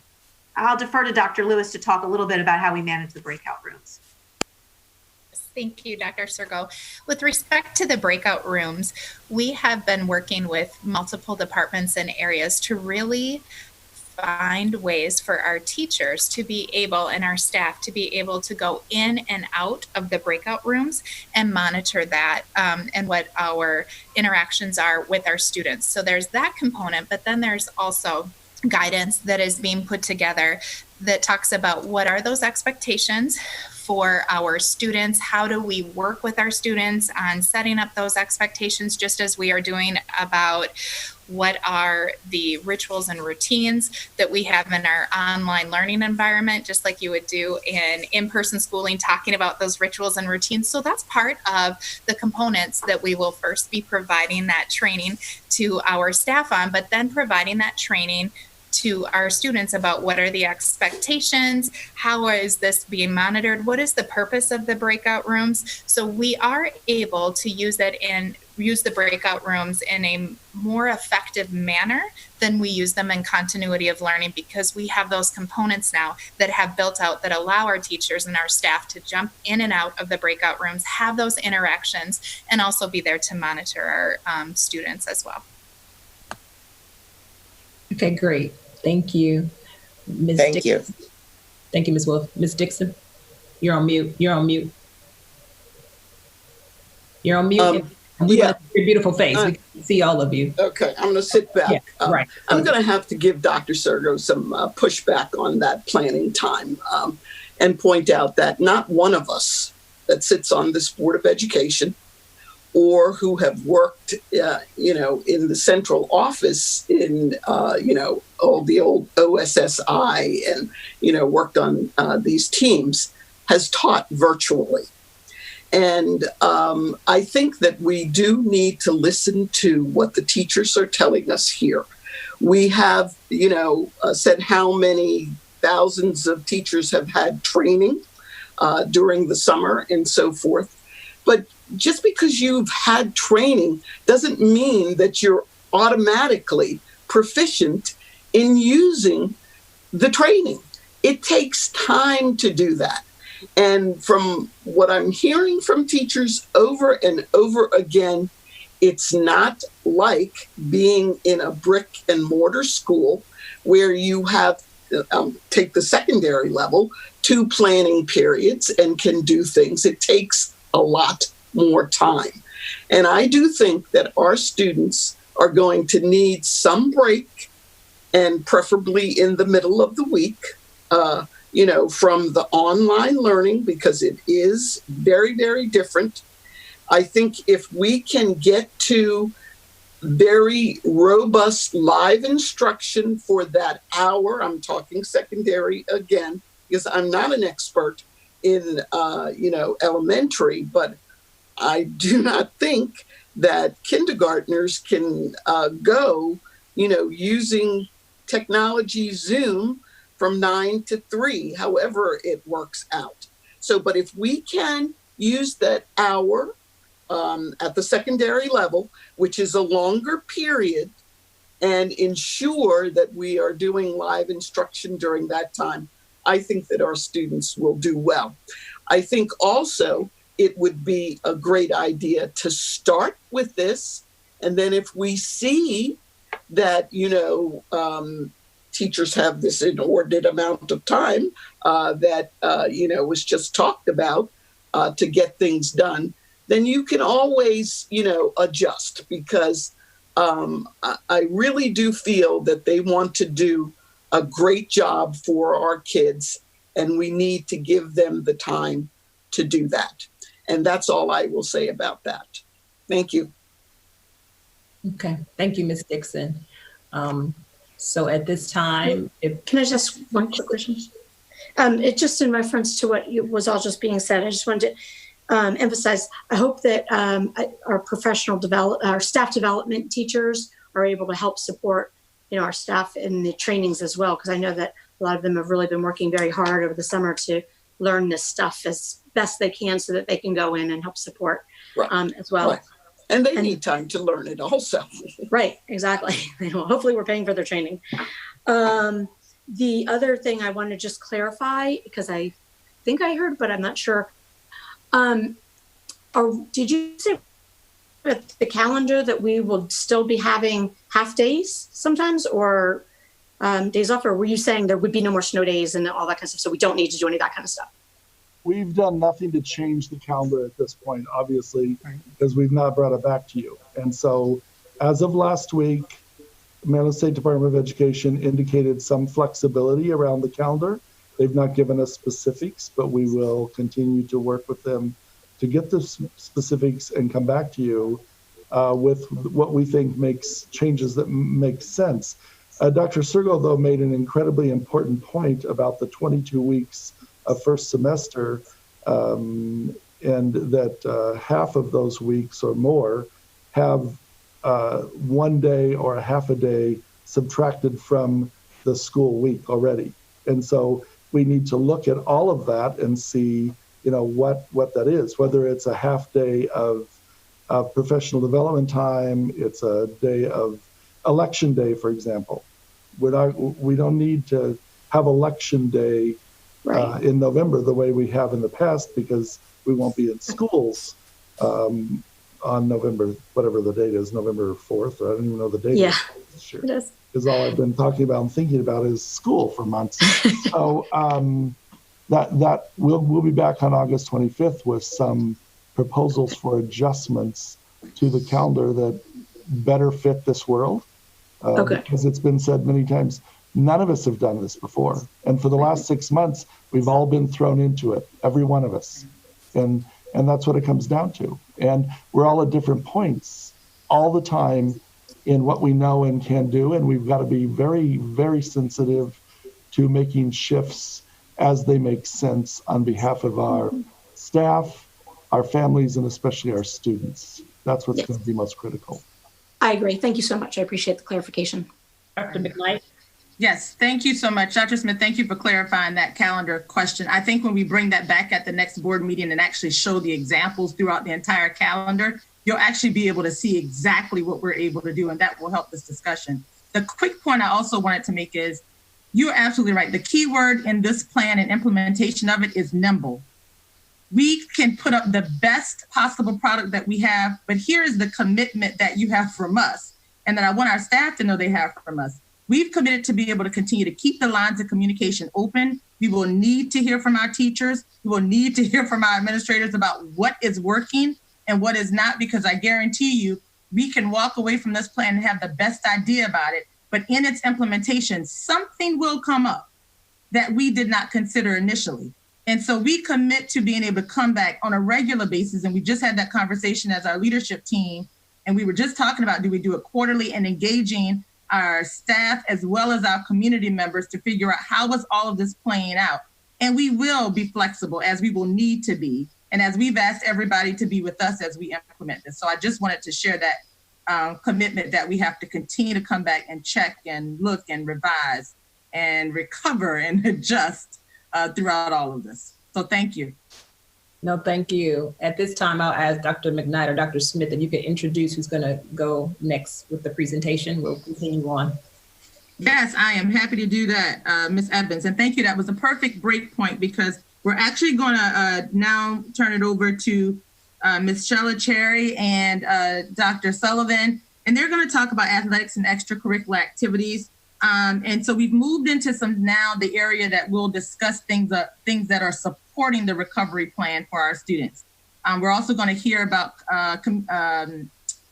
technology, because again, that's another area that supports the recovery plan, and we have to talk about what that looks like for our teachers and students. And then we'll end with operations and communications. So at this time, I'll turn it over to Ms.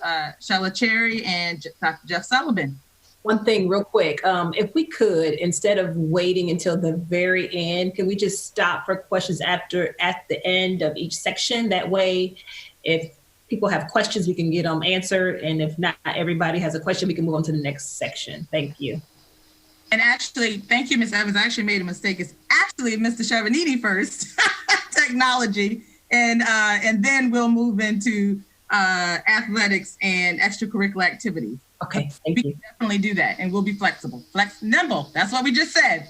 Mr. Chevanini, turn it over to you. Thank you, Dr. McKnight. So good evening, everyone. I am Pete Chevanini, the Associate Superintendent for Technology and Innovation. So far, you've already heard a lot about how technology will be enhancing the fall learning work.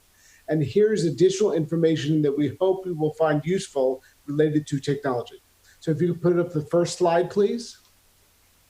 First, I will talk about where we are and then about where we are going for the fall.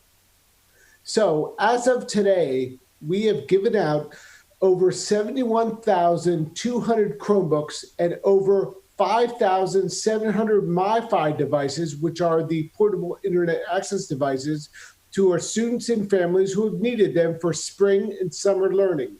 And for staff, we've given out over 16,700 Chromebooks and over 1,400 MiFi devices and over 14,000 document cameras that work with Chromebooks to enhance teaching and learning. We continue to support our stakeholders who need help with their technology as well. So all summer long, we've had our 2 helplines going from 9 to 5, and at our 45 West Goody location from Monday to Friday from 9 to 12 for devices and exchanges.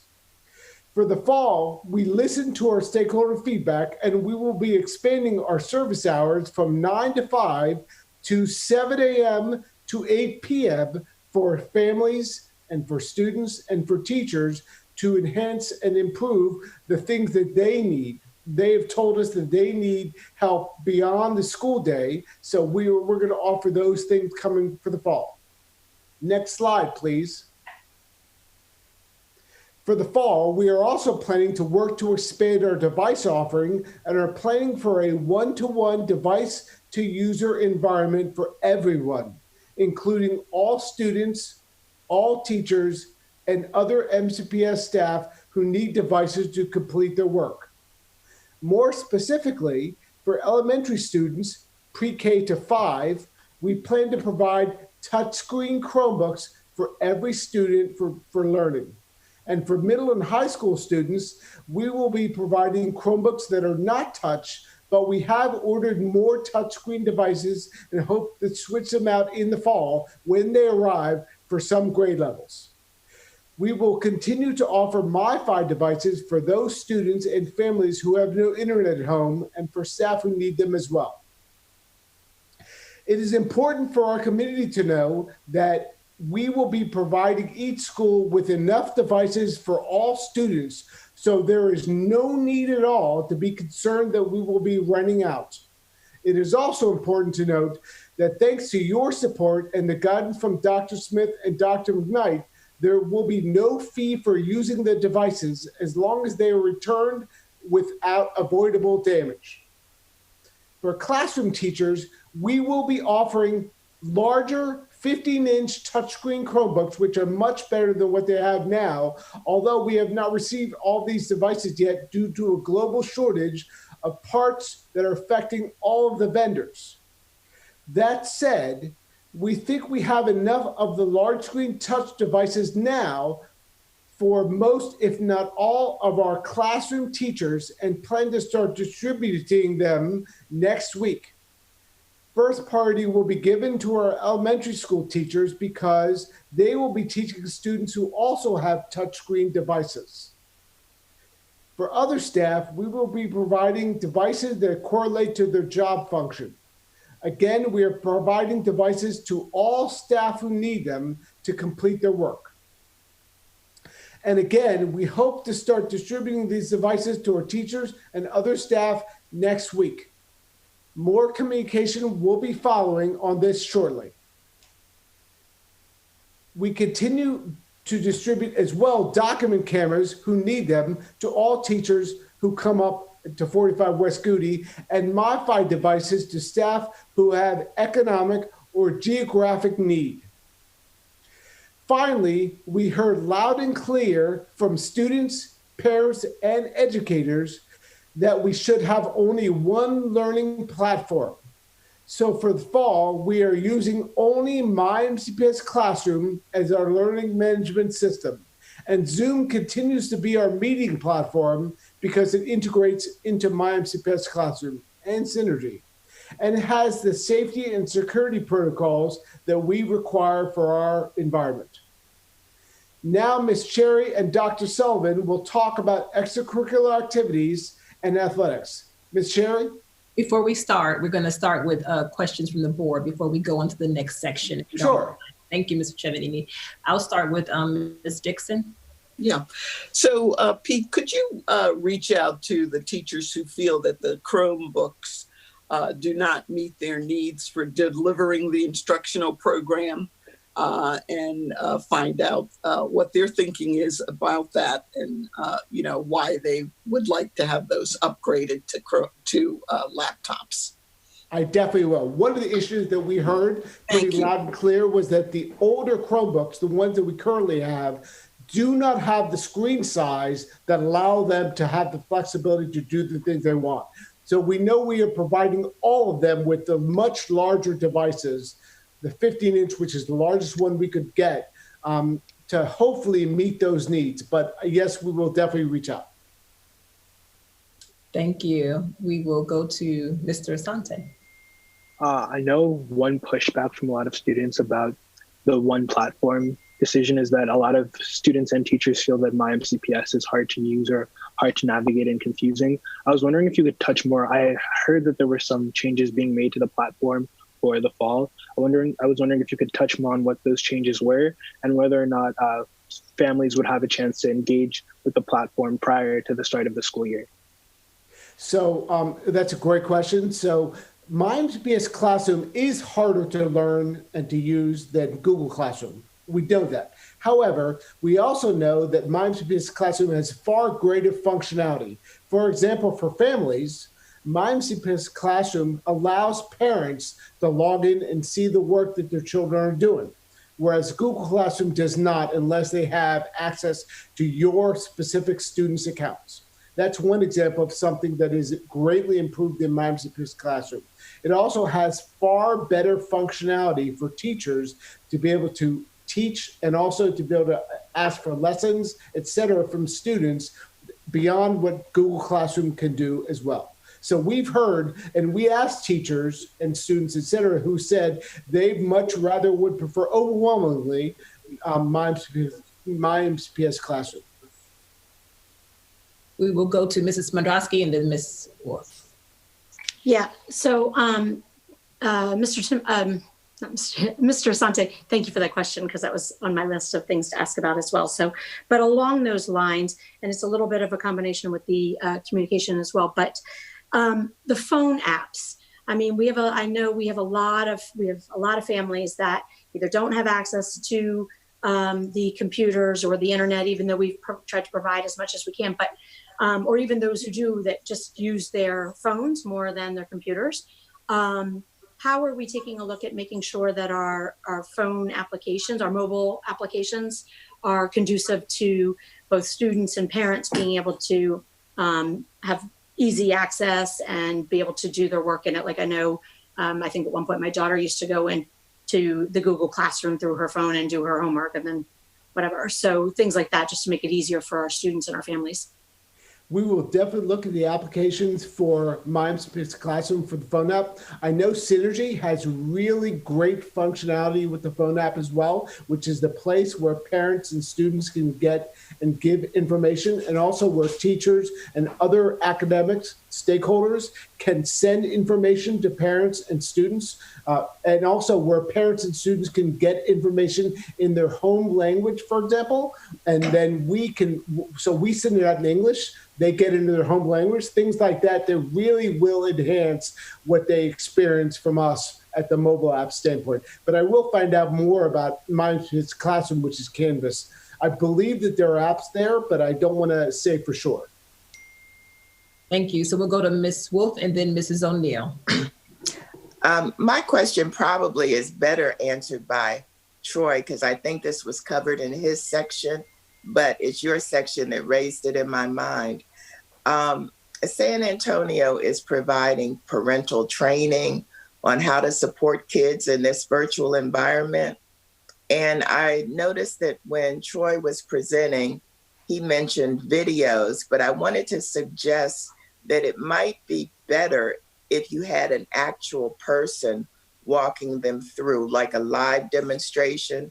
I know for me, sometimes I get frustrated with videos, and I just thought that that might be a helpful suggestion for parents who are technologically challenged as I am. Thank you.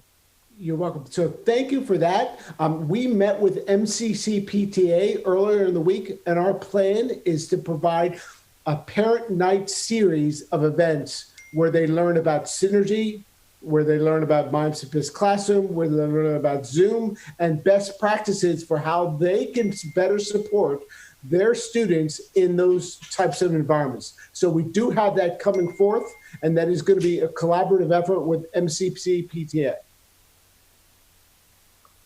Okay, thank you. Mrs. O'Neill and then Dr. Daka. You're on mute, Mrs. O'Neill. You're on mute. Okay, so Mr. Chevronini, we all watched, in sympathy and horror with the debacle in Fairfax County this spring. And, we're shifting to one platform and to Zoom. So when 165,000 kids and 13,000 teachers all log on at 9 o'clock in the morning in August, how do we know, and are we confident that we won't have system overload? That's a great question. We are working with, so both systems are cloud-based, meaning that they're not internal to MCPS network. And what that also means is that they can handle a much better traffic load than we can handle here at MCPS. That said, for example, Zoom is a global system, right? So we know that on very high traffic days, they're much busier. Canvas is the same way, but we have met with them and they've assured us that both platforms can handle the load on that first day. Specifically, we have asked that exact question. Now, I would be lying to you if I wasn't going to say that I'm always nervous when that first day occurs, because you never know for sure, because I'm not in complete control of that. But they have assured us that both systems can handle the load that we need without any problem at all. Great, thank you. Dr. Daka, did you have a question? No, thank you. Thank you. Ms. Silvestre, and I'll come back to other board members when I. Yes, I had a comment and a question. I didn't hear you say anything about pickup times for technology for families. So just wanted to make sure that we're being flexible to account for family schedules, being weekdays, evenings, Saturdays, so that they are able to pick up the technology that they need at a time that is convenient for them. And the second question is about language access. You mentioned a little bit about the technology having language capacity. If you could go a little bit deeper in that. Absolutely. So for the first question, we are working right now to find out at the school level. So the technology will be distributed at each school, not regionally, not centrally by school, because that is the best way we've seen to meet the needs of the various communities, right? So the schools will be setting those schedules, and our job is to make sure we support them. What we want to reassure our communities, though, is if a school A has 500 students, we will have more than 500 devices at that school before the first day, so we do not have to worry about them running out of devices. And then your second question about language acquisition, when the new system, the new student information system, Synergy, allows you, when you log in, to pick your language of choice for home. So, for example, if you pick Italian, I'm Italian. If you pick Italian, the things that will get sent to you will be sent in two ways. It'll be sent with an English version and an Italian version, translation below it. Now, it won't rely on somebody from MCPS to do it. So a teacher could instantly send home something to parents, for example, or school could send them an announcement quickly to parents about something, and you would receive it in the language of your choice. And that is limitless when we think about Google, et cetera. There's a lot of languages there that are available. That's fantastic, revolutionary. I would encourage the language translation team, if they haven't already done so, to kind of check the quality of those translations. Thank you. Absolutely. And we know it won't be perfect, which is why you will have both sets of languages at the same time coming home. Thank you. And we will go back to Mrs. Mondrowski. Yeah, thank you.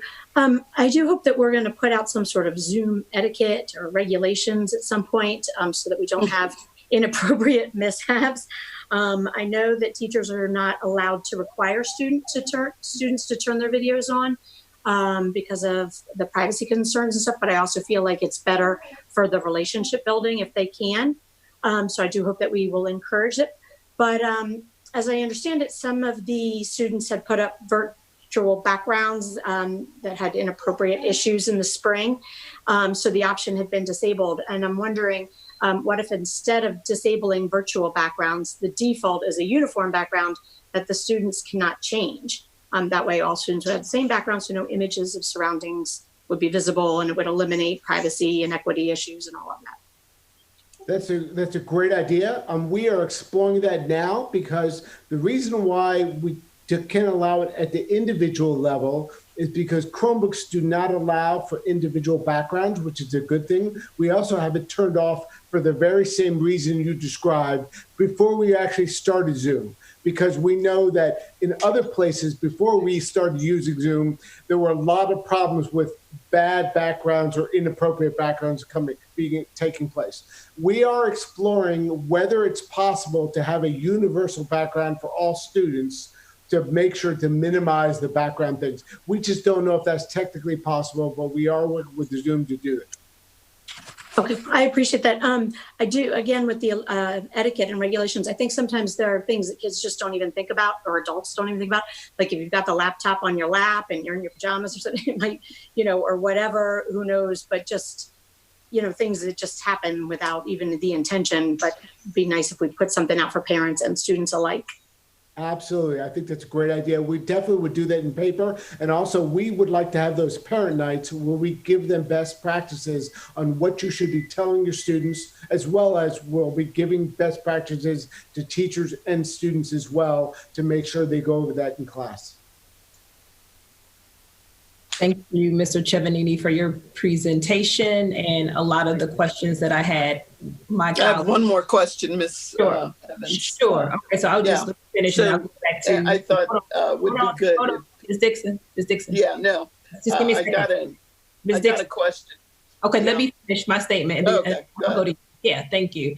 I just wanted to say that many of the questions that I had were mentioned by Ms. Silvestre about the timing of the pickup for the devices, as well as Mr. Asante with the platform, and Ms. Wolf with asking about providing our parents with support. And then Ms. Dixon asked the question about our teachers. And I can say I'm not a teacher, but trying to maneuver a meeting with 34 people and being able to see them all makes a difference when you do have a bigger screen. So thank you. Right. So we'll go to Ms. Dixon and then Ms. Wolf, and then we'll move on to the next section. Thank you. Right. Okay. Yeah. So Pete, I did get this email from one of the resource teachers, and I thought, I would ask you, they wanted to know, and I think you probably want to clear this up too, why parents, students, or teachers weren't asked what LMS they wanted, Google Classroom or My MCPS Classroom. Sure. What does LMS stand for? I don't know. We did ask that question, Ms. Dixon, and we heard overwhelmingly that they wanted My MCPS Classroom because it had better functionality for teaching and learning. That was not unanimous, of course, because there always going to be variability, right? Google Classroom is a much easier to use and more basic system in My MCPS Classroom, which is why in the spring we kept both, because we didn't want to tell people at the beginning of all this they had to switch. So what we learned as we went forward is teachers overwhelmingly said, we want the more robust system that is capable of helping us teach and learn, teach kids better. And that's what we said. We said, okay, we'll have to pick one. We'll pick the better one from the feedback we've received from teachers mostly, but we also received that from parents and students as well, and principals. Okay, great. Thank you. You're welcome. Well, and then we'll move on. I just wanted to respond to my colleague, Rebecca Smandrowski. I actually sent a memo maybe about a week and a half ago to create a Zoom protocol, because I was getting several emails from families about things that they thought were inappropriate that they were seeing on Zoom. So I just wanted to sort of point that out and second that is something that's really needed. Thanks. The nice thing about our Zoom environment, and I know we have to move on, is that there is no anonymity. There is no anonymous users in our Zoom environment. So if a student does something that a student should not be doing, we can quickly find out who that student is and deal with it from a school-based disciplinary standpoint, similar to what would happen in a school. Those are things we set up before the system started to make sure that we protect against students doing things they should not have been doing. Okay, thank you. These are just little children, Pete, doing things online. It was nothing that rises to that level. It's just, as Ms. Mandrowski said, kids in bed and parts of their bodies showing that shouldn't be showing, things like that exactly. Parents were taking notice of. Very good point. We will definitely have the etiquette piece for everyone, including students as well, on how best practices on what you should be doing with Zoom and what you should not be doing with Zoom. So, Ms. Evans, I have a question about the attendance thing that I think goes to technology, if it's okay, really quickly. I was just curious, because of kids taking multiple courses at different schools, with the new attendance system or the new student data system, can attendance be linked to the student instead of the school so that they could sign up for a different class or something? Or is it just if they're taking, like even with the dual enrollment stuff? That is a great question. So in the past, attendance was linked to the school and you could not be in two schools at once. But the new system allows you to be in two schools at once. For example, Einstein. So you can be at Einstein and also be at one of the W schools and be enrolled in both places. So when they both take enrollment, it goes to the student, just like you're describing, not to the school. Very exciting. Yes, we agree. It'll get much more accurate data for us. Thank you, Mr. Chevanidi. And I will just thank our viewers in advance for bearing with us tonight. This is a really important discussion. So I know it's 7:27 and we were slated to end at 7:20. It doesn't look that way, but please stick around and enjoy the rest of our program. And with that, I'll let Ms. Cherry and Dr. Sullivan go ahead. All right, good evening. With the most recent update from MCPS about moving our instructional program to a virtual space and the cancellation of our traditional athletic and extracurricular activity programs, we recognize that our students and our families would have many questions about the future involvement with these special programs. I, along with a team of colleagues, including Dr. Jeffrey Sullivan, our Director of System-Wide Athletics, and Dr. Randy Rumpf, our supervisor for our K-12 Fine Arts program, took an immediate course of action. We pulled together a team of athletic specialists and coaches, music and arts directors and teachers, and a host of various extracurricular activity sponsors to create an athletic and extracurricular activity think tank team who would be charged to build an engaging virtual program. Our very first agreement together was to create a program that ensured equity and access. And as a result, we agreed that our virtual experiences would be available to all students. No cuts, no caps. The Board of Education was very forward-thinking when they made the decision last spring to remove academic eligibility requirements for the first semester of this school year. And our coaches and staff will work to be creative in several ways. Certainly, they will need to be creative in planning for engaging virtual experiences. While our band may not be marching during the halftime show of a football game this fall, there are still several other experiences our students can engage in order to further develop their skills. We recognize that many of our students participate in more than one activity, so our coaches and staff will need to be creative in scheduling. Creative schedules will increase opportunities for our students to participate in more than one activity and at times that might work best for them.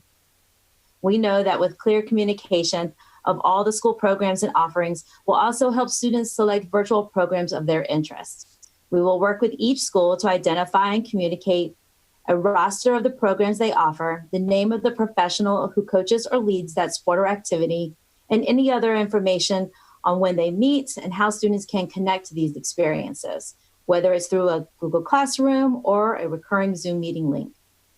And while the MCPS athletics team has a webpage for all things athletic-centric, we are working to build a companion page that shares updates for student engagement through leadership, service, and extracurricular activities.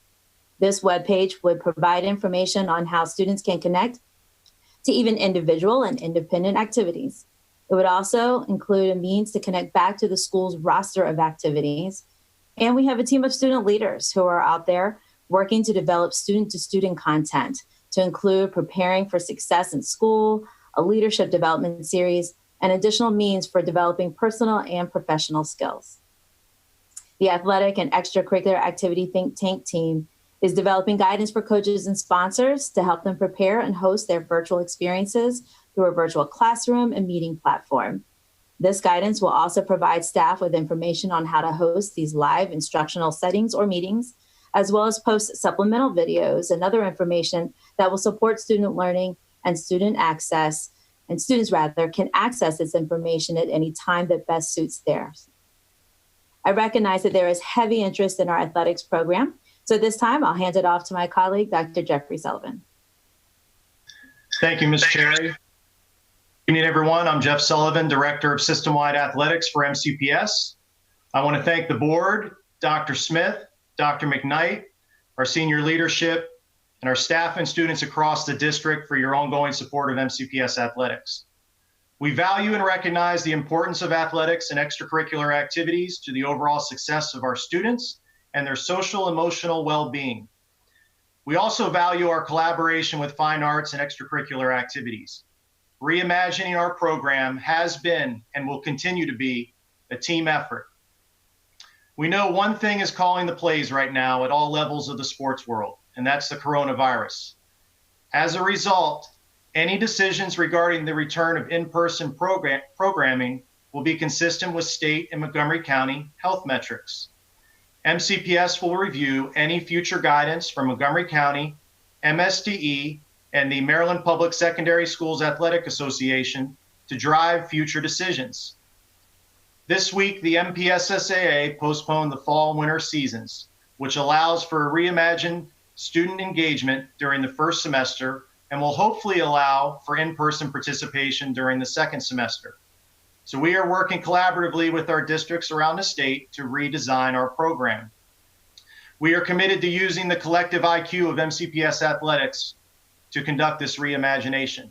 So over the last couple weeks, we've met with our high school athletic specialists, our middle school athletic coordinators, sport directors, district representatives, principals, directors, and central office leaders, our commissioners of our officials associations, and of course our students in our Student Athlete Leadership Council to share and receive feedback on our overarching framework. We will continue to engage our stakeholders to create a virtual and hopefully in-person program that maximizes the overall experience.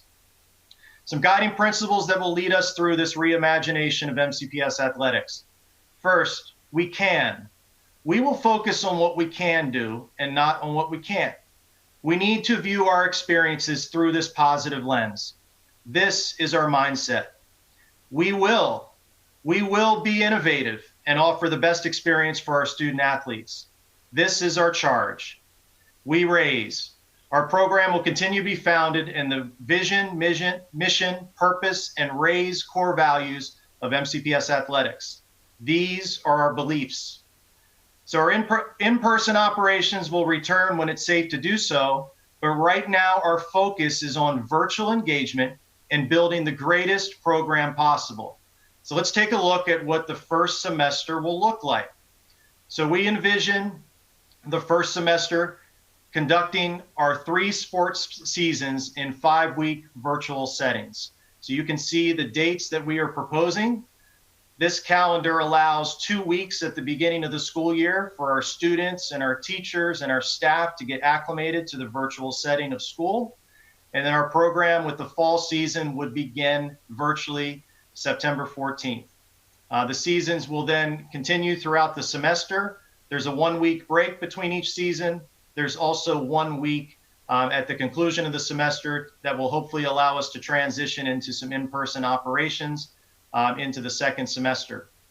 All of our sports are going to operate within the confines of their respective seasons. We do have 2 sports, cheerleading and POMS, that normally span 2. We're going to conduct cheerleading in the fall and POMS in the winter season. And as Ms. Cherry mentioned, we're very excited about this. The virtual athletic program will not include tryouts. We will not be cutting. This is open to all students. And we see this as a golden opportunity to open up MCPS athletics in the virtual world to all of our students. Next slide, please. So what does virtual engagement look like in the realm of athletics? Well, we are creating this and we're very excited about the innovative possibilities. We see these 4 bullet points here consisting of what our virtual experience will look like. First, system-wide engagement, including speakers, character education, and other resources. So we envision providing system-wide engagement for all of our students across the program at the high school and middle school level, and providing those opportunities for coaches to engage with their teams in those system-wide opportunities. School-wide engagement. For our athletic specialists and athletic coordinators at the middle school level, we want to allow our schools to have a differentiated experience across our 25 high schools and 40 middle schools. Sport-specific county-wide engagement. This is where we're going to really, in the next couple weeks, create a dynamic, robust program with the help of our athletic specialists, our sport directors, representatives from our Student Athletic Leadership Council. And this is pulling all of our coaches in the collective IQ of our program to create an engagement opportunities for each of our sports across the program. And then finally, one of the beauties of our program is the ability for our coaches to shape their experiences at their school and their local program levels. So we would envision still allowing coaches and encouraging coaches to create those team-specific engagement experiences during the season. So we want to, again, cast a very wide net of support in terms of our delivery of virtual engagement opportunities. Our curriculum, conveniently, the 5-week season, we have our 5 RAISE core values. So we would envision elevating each of those core values during the course of each virtual season. Respect and sportsmanship, focusing on team building, potential engagement with other schools, as well as promoting a positive culture across our program. Academic excellence, instilling the support of our coaches, not just during the formal 5-week season, but throughout the first semester in supporting the academic excellence of our students. College recruiting support. This has been something that has been talked about in the sports world for the last 5 months. How does that look? Certainly the NCAA and the college levels are trying to redefine that as well. So we want to be in a position to support our student athletes who are looking to continue their experience at the college level with that process. Integrity and character, our character education programs, including potential for bringing speakers in and conducting programs that schools are already engaged in and looking to elevate some of those across the district. Spirited, safe competition. Certainly the skills and sport instruction goes in here, as well as COVID-19 safety education in preparation for our in-person activities when we're able to return to those at some point later in the year. And finally, we're very excited about our opportunities with equity and access and supporting MCPS's efforts around equity and social justice. And we have launched our MCPS Athletics Equity and Social Justice Committee. They have the slogan of Bridges, Building Resources in order to develop greater equity through sports. And we are just excited to see this committee lead our charge and continue our charge in equity and social justice with the help of Mr. Body and the equity team moving forward. Next slide, please. What will students need to do? Similar to the engagement they've had in the summer with our out of season engagement, students will need to complete a parent permission form to participate. And if students want to participate in physical conditioning or skill-based activities, they must have a valid physical on file. And so we have been providing on our website resources for students and families to get physicals as they become available. Some of the vendors that supply athletic trainers to our program have provided free physicals. So we want to continue to promote those opportunities to allow students to get those physicals prior to participating in any physical conditioning for safety purposes. Outside of the confines of the formal 5-week season in the virtual first semester, we still want coaches to be able to engage with students consistent with the out of season guidelines. And this is an area that the MPS-SAA, our state athletic association, is looking at right now in the wake of this week's announcements with the postponement of the fall and winter seasons. So we are awaiting that guidance, but MCPS will allow out of season engagement to the extent possible under MPS-SAA rules. And finally, the virtual delivery and seasonal structure is also going to apply to our middle school athletics program. We're prepared to make modifications as needed with some shortened seasons and really looking at how that virtual experience plays in. We met with the Student Athlete Leadership Council yesterday. There were some great ideas about some potential, some high school teams providing some instruction to our middle schools. So we have to work through some of those logistics to see how that would look. But the opportunities are endless. We've seen that throughout the spring and summer to watch our teams, our student athletes, and our coaches really be creative. So here for the next 5 to 6 weeks in preparation for the fall season, we envision streamlining all of those and collecting all of those great ideas into the system-wide program. Next slide, please. The second semester, if current state and local health guidelines allow, the second semester will be in person. So the seasons and calendars will be reimagined to operate as many of our sports as possible, consistent with the designated seasons established by the MPS-SAA. I want to elaborate on this point there, or emphasize that we as members of the state association first would look at the seasonal structure identified by the MPS-SAA as the state association controls those seasons and provides that guidance. The association, and we are prepared if state competition would not be allowed in the second semester, we will look at implementing a local reimagined program that maximizes participation opportunities. So a lot is unknown between now and 6 months when we are hopefully able to conduct these in-person seasons. So we will continue to monitor the metrics and work collaboratively with the MPS-SAA. But the goal here, the take home here, is that we're hoping to operate the entire program in the second semester in some condensed seasons to maximize participation opportunities in both the high school and middle school programs. So additional information is forthcoming. I also want to remind our community that we have a COVID-19 athletics information section of our MCPS webpage. And on that, we'll have updated information, the status of the program, resources, what is allowed, what's our timeline. We have some FAQs up there. So please see our website for the latest. And in summary, we look forward to providing the greatest virtual experience during the first semester. And when health metrics allow, we will return to in-person participation with the mindset of we can, the charge of we will, and of course, through our core values of we raise. I'm going to turn things back over to Ms. Cherry to talk about some student recognition during the first semester. Thank you, Dr. Sullivan. If we can move to the next slide, please. So you've heard many innovative plans for athletics and extracurricular activities. And we wanted to take this time to just share with you one last innovation. MCPS will offer the very first ever MCPS Certificate of Student Engagement to our secondary students in middle and high school. We'd like to take this time to recognize our students for their commitment and participation in their athletics, fine arts, and extracurricular activity programs during this time of school closures, rather the virtual space.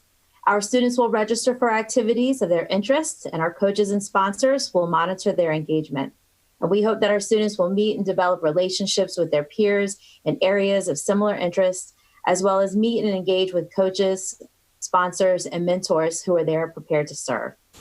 This certificate of student engagement will recognize students at levels by numbers of activities that they are committed to by season or year as appropriate. So 1 or more, 4 or more, 7 or more, in which any student who successfully completes even one activity would still be recognized.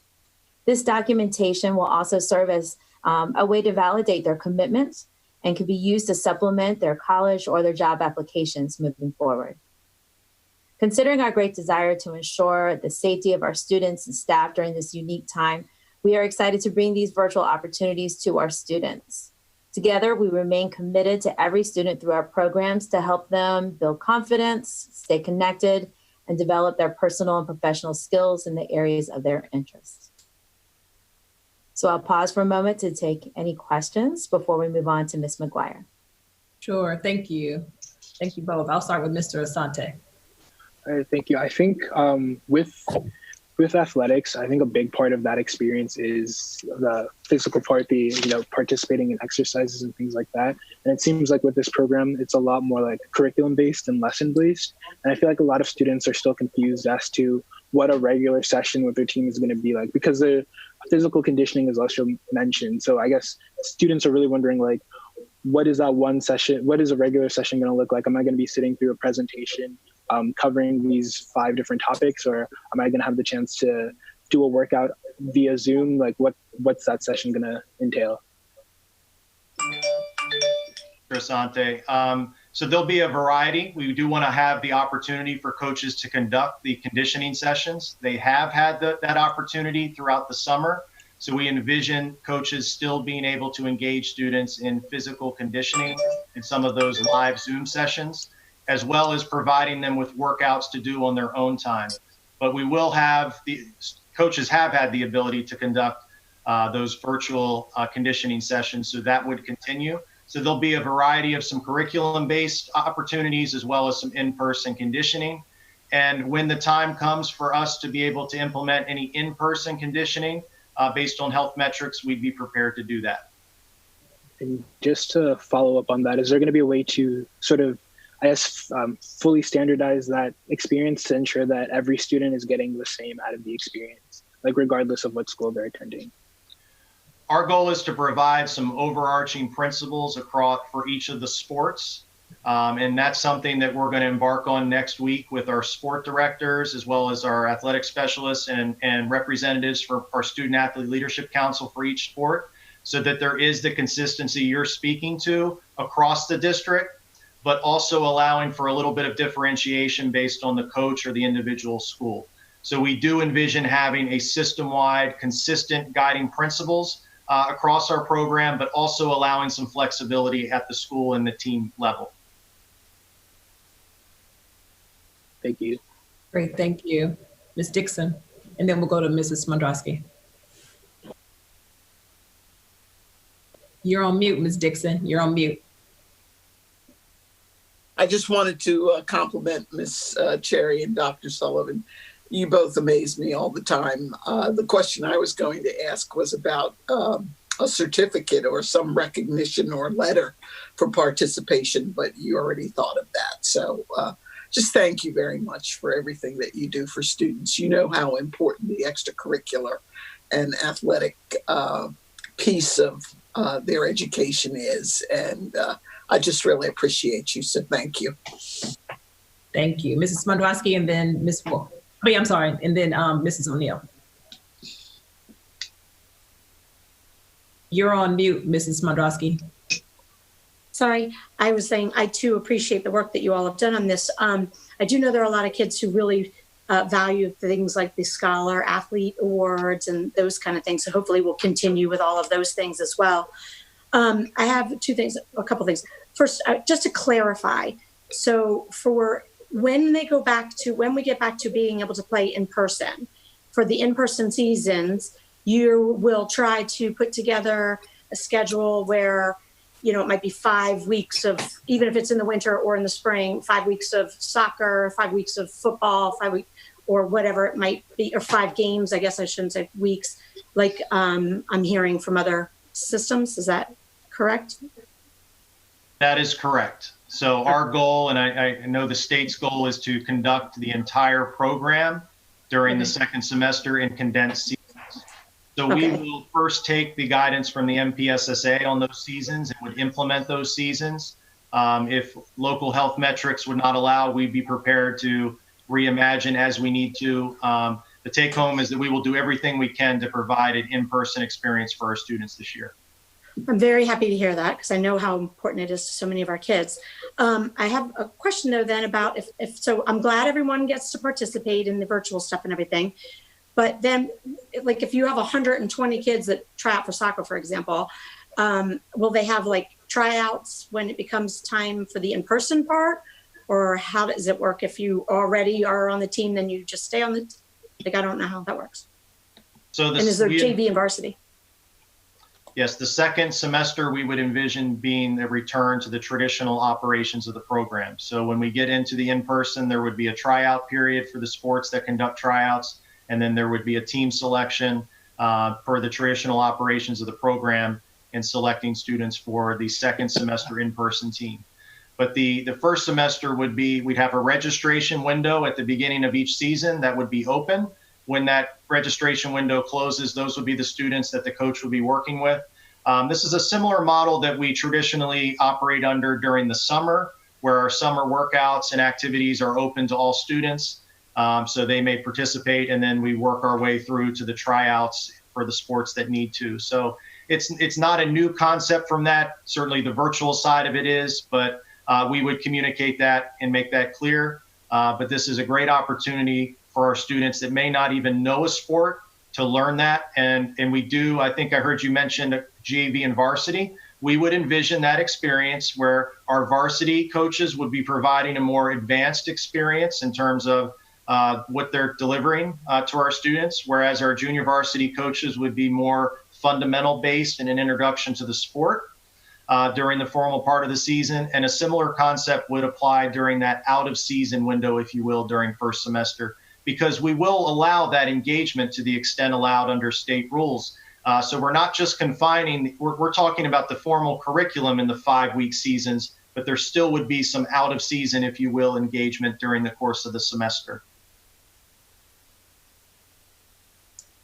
Thank you. So now we will hear from Mrs. O'Neill. Yes, I too want to thank you both for your hard work. Student engagement is so critically important, and I know the level of disappointment for our students this fall, or anticipating this fall without sports, is just huge.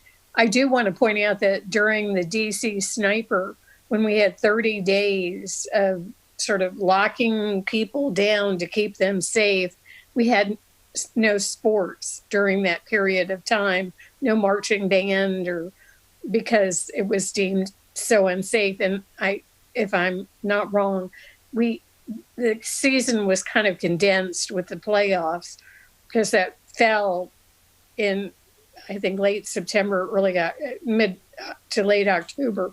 But I have a question, and I don't know whether it's for Dr. Smith or Ms. Cherry, but the issue of student service learning, and I know I've raised this before because Montgomery County, we have a higher number of hours than the state requires, and we waived that for the graduating class of 2020. But, our students earn student service learning through outdoor education and in middle school. I think you come out of middle school, I think is 15 hours, I think. Is there any movement from the state on this? I mean, this will have an effect on kids all the way back through 6th grade. Yes, we actually have had that conversation at the state level and are working on that as superintendents working with the state superintendent.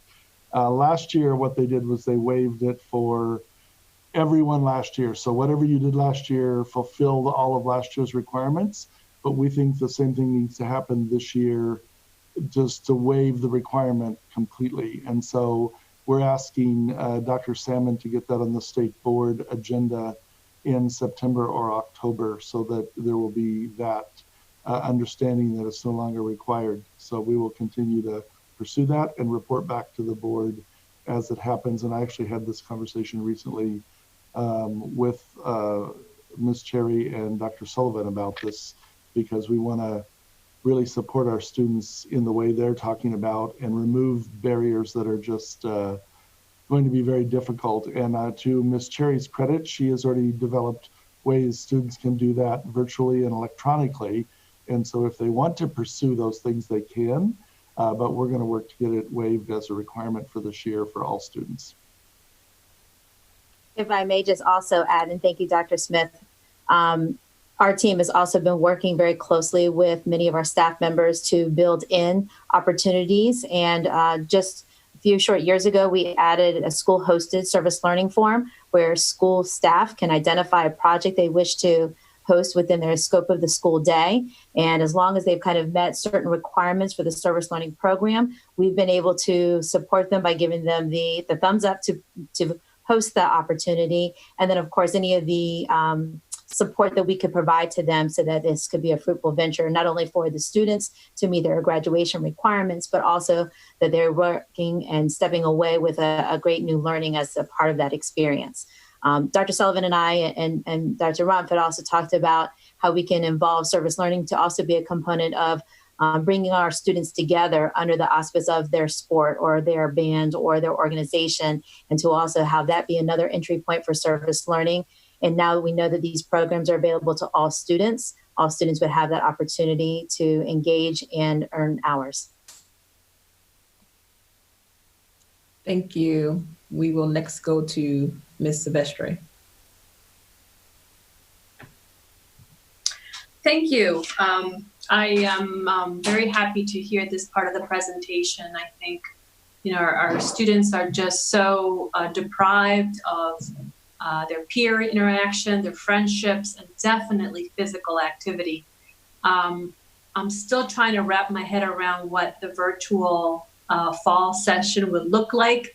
So if you could just paint a picture for me, if I am going to do soccer or field hockey, what does that typical session look like? So you bring everyone together, you build community, you say, go run a lap, and then come back to your iPhone. Just help me paint a picture for me. Help us understand what that would look like. I think that's to Mr. Asante's question as well, in helping our students understand what we're talking about. Again, I think it's so valuable and so meaningful and so needed that I'm hoping that, thousands and thousands of kids will participate.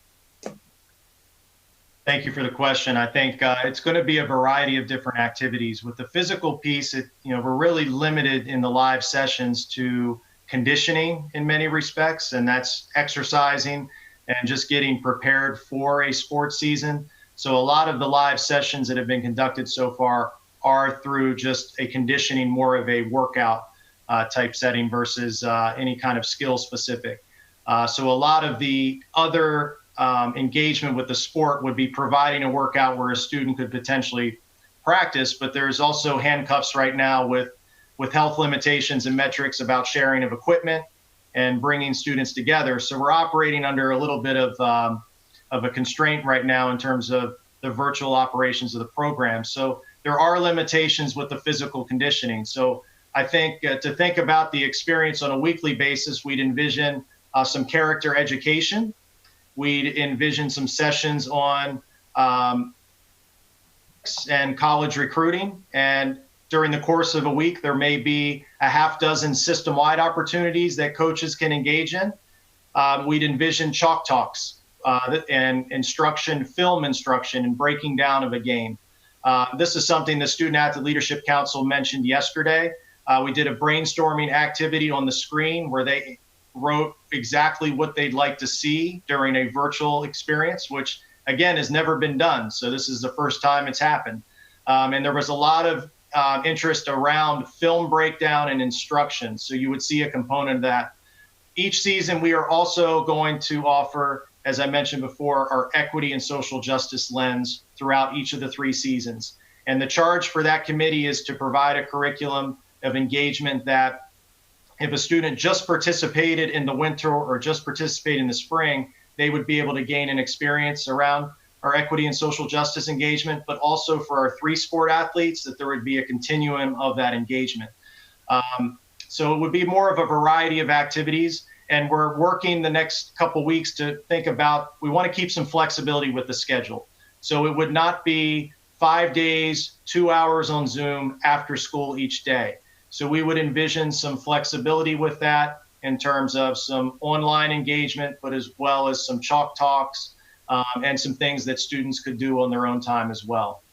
So we're trying to keep things, have some variety, so it's not after a full day of virtual school, how do we, and that's been the charge of our work group so far, how do we engage in the virtual setting after school in the virtual setting? So we've got to really get people excited so that 3:30, they're ready to go. I cannot wait to engage with my coach, or I'm excited about this session. I'm going to get a good virtual workout in, or we're going to break down some film, and communicating that in advance so that students can be engaged. But that is the charge of us right now. And that is what we have told our sport directors and our athletic specialists, is that we have to be innovative and make sure that the program is engaging. And we think we're going to do that through a variety of different activities.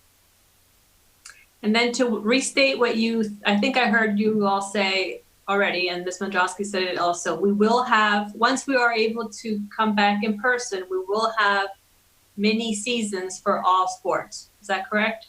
That's correct. And we're waiting for when the dates for those seasons. And so what we envision is once we get that guidance from the state, that we'll then communicate that, of course, to our community. And then as we head into the fall season, into the first semester, we will start a scheduling process. We have already scheduled, we scheduled for full seasons. We scheduled for delayed seasons. We've already scheduled for 4 to 6 week pods of games. We're ready to rock with whatever we can do. So we're going to wait to hear what the state gives us. And I can, trust me, our student athletes, we're going to give you as much of an experience as we can in that second semester and be ready to go to provide a great opportunity for you.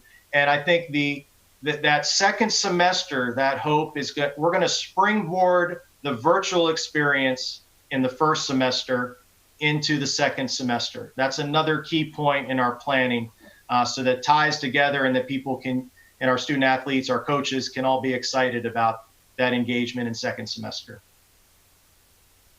Thank you, Ms. Cherry, Dr. Sullivan, for your presentation and for your work. Now we will move on to operational updates. Can I ask one question before we move on? You can ask one question. Yes, sir. Yeah. I was wondering, so for like different sports and different activities that may require like equipment and things like that, would students be able to obtain that or borrow that from the school for the mini season? Would that be like an option if students need equipment for any reason? That is one of the questions we're working through here in the coming weeks, and we will provide more information on. We do understand that some students will need some equipment, but we do want to make sure we're working with school system protocols on any distribution and make sure that we're aligning with that. So that'll be something here in the coming weeks that we'll be able to work through. All right, thank you. Thank you. Let me just double check and make certain that Dr. Daka does not want to ask a question before we move forward. Okay, I see you shaking your head no. All right, duly noted. And now we will go on to operational updates. Thank you. Thank you. And I just want to highlight a few of the elements of operations that we know we will need to stand up a number of key operational functions to support our families and our students in this virtual learning environment and the virtual instructional model. The first piece that I want to touch on is meal service. And I actually do want to note that we just this week have actually served over 4 million meals since March 16th and during the emergency closure. And certainly this has been just a massive effort of our food and nutrition services teams working with our transportation teams as well to really distribute meals to all of our families across the district. We are going to need to change our service model for the fall. Our guidance from MSDE at this time is to serve in a more closely mirroring our normal school lunch and breakfast programs. And so what we envision using every school for that preparation and distribution. And of course, we will still work to stand up community or regional sites to the extent that we're able to provide that additional service for families and access for families as well. So we are still working through some of those details with MSDE in terms of how those services will be delivered, but we do know that we're going to continue a very strong meal preparation and delivery service through the virtual instructional model and into the year. We've heard a lot tonight about a number of different materials that we know our families and our staff will need as well, and we'll be working very closely with all of our colleagues in other offices and areas to make those materials available. Again, this is another area where we really envision that we are going to need to have our schools be the hubs of access for a lot of these materials as well, both to help provide access for families and again, just to be sure that we are making really efficient use of all of our space to stage and prepare materials for distribution and delivery as well. Another feature that we really want to look at for materials is the possibility of some delivery through our school buses and our transportation system, especially for families that we know may have difficulty making it out to the school at any given particular time. We know families will be juggling a lot as we've been discussing. And so we really do want to look at, again, regional models for distribution through our transportation system, potentially through the buses and bus stops as well. So as we put together those distribution models, we'll be following up with families about the best ways and the multiple ways that they can access those resources. We also want to pay some extra attention to our facilities this fall. Of course, our facilities often have some specific facility needs and works and projects that we always want to get to. And we do want to make some efficient use of the building time when we know students won't be there, at least for the first part of this year. And so we will be looking to accelerate some of that work that can be accomplished to the extent possible. We really are hoping to make some additional progress through some of the preventative maintenance and repair pieces that we know we need attention, and any infrastructure projects that we, again, can accelerate into this fall. Next slide, please. Another really important area that we want to spend some time talking about this evening is childcare in our school buildings. And we know that this is an issue and an area that is of significant importance to our community, to our families, and really across the system. Typically, in a normal year, we have about 19 providers in about 126 of our schools that provide before and after care, and they do certainly provide all-day care under some circumstances as well. Those are providers that we are working closely with. We also, however, need to work very closely and are working very closely with the county and the state around what activities can take place in our buildings during this virtual instructional model. Certainly, we know that everyone's preference, as we've discussed, would be for all of us to just be back in school, and we know we can't do that. We know that we need to be cautious and, again, follow the public health guidelines that are set forth. So as a result, we need to work very closely with our public health colleagues around what is an appropriate level of activity to have in the buildings. At the moment, we have 23 child care providers that are providing care and those in our buildings in MCPS facilities. And those have been authorized through our work with MSDE, the Maryland State Department of Education, and with the county. And there are specific providers in specific circumstances that have been authorized to open, again, through that process with the Maryland State Department of Education. We're continuing that conversation around the school-aged care. And one of the reasons that conversation is ongoing is because those are providers that share our core spaces. Those are providers that often use our gymnasiums, our cafeterias, our multipurpose rooms. Those are shared spaces within our schools. And as we've been discussing, there are a number of activities and operations that will also need to be supported in our schools. So we need to take a very holistic look and approach to all of the activities that will be supported in the schools to ensure that we can accomplish those safely and within the public health guidelines that we know we are required to maintain. We have been having very productive, and we really appreciate the collaborative conversations, again, with our colleagues in the county government around what operational considerations we can put in place in order to be able to support some in-person student activities in our schools.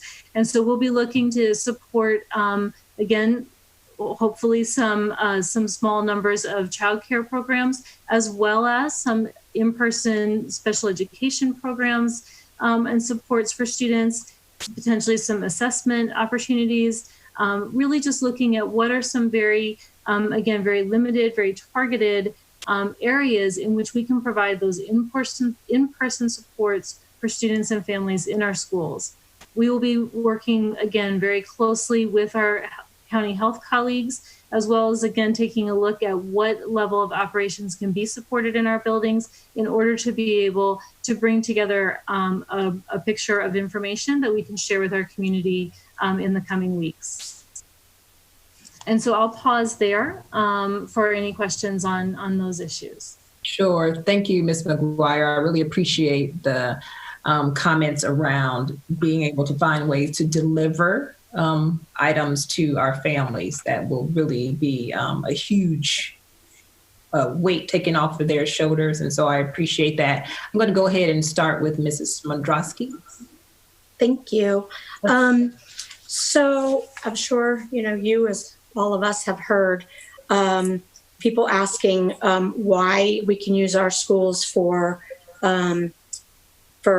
pay for programs if we can't have kids go back into the building for schools.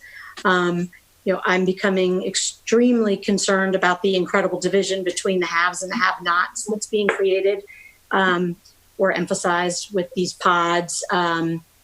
And that people hire people to oversee and who can afford childcare. Can you speak a little bit to, why we are able to provide childcare in these spaces if we can't do small group instruction in there? Sure. So, and that's a really critically important question. And let me just take one step back and emphasize that MCPS is not the only component of this conversation. This is a really critically important conversation across the entire county. And again, I really want to emphasize that we are working closely with our county partners, not only in public health, and which is critically important, but our Department of Health and Human Services, our Department of Recreation, our Office of Homeland Security and Emergency Management. All of those county departments and agencies are working together because, again, this is an issue and a concern that extends well beyond MCPS and really is within the entire community. And what it comes down to is that we really just can't inhabit any of our spaces the way that we would like to and the way that we are accustomed to. And so what we really have to do is re-envision and really re-understand what are the parameters that we can have in our spaces. And part of what we know is that, if we could just magically transport everyone to a classroom and have them be all self-contained right there, that would be one thing. But we can't. We have transitions in hallways, we have entrances and exits, we have people coming and going in spaces, sharing core spaces. Those are all activities that, again, we need to be sure that we can limit and maintain separation.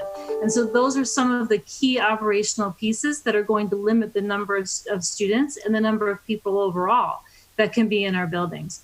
For example, the county government marker for the parameters that the county government is working for in terms of adults working in office spaces is 25% of capacity. So again, when you really start to think, as I've mentioned, we're going to have food services in our building. We're going to have materials preparation in our building. We know that we have some very key operational functions around business systems and financial systems that, again, some of those do have to take place in schools. We have to look across the board, and that will limit the activities.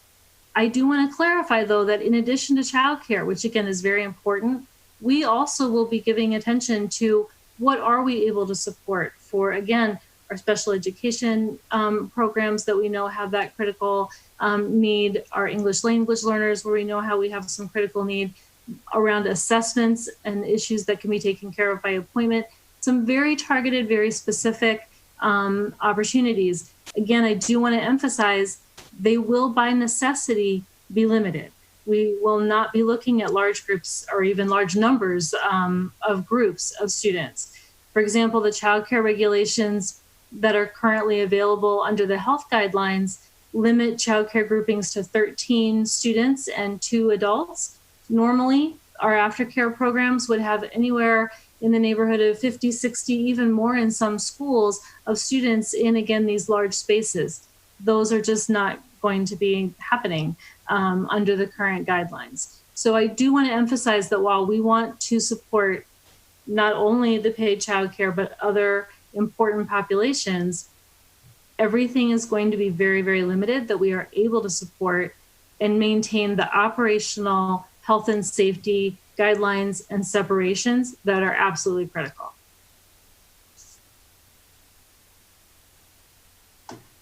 Okay, great, thank you. What I'm going to do now, I'm just going to ask board members to, by a show of hands, do you have questions for this section?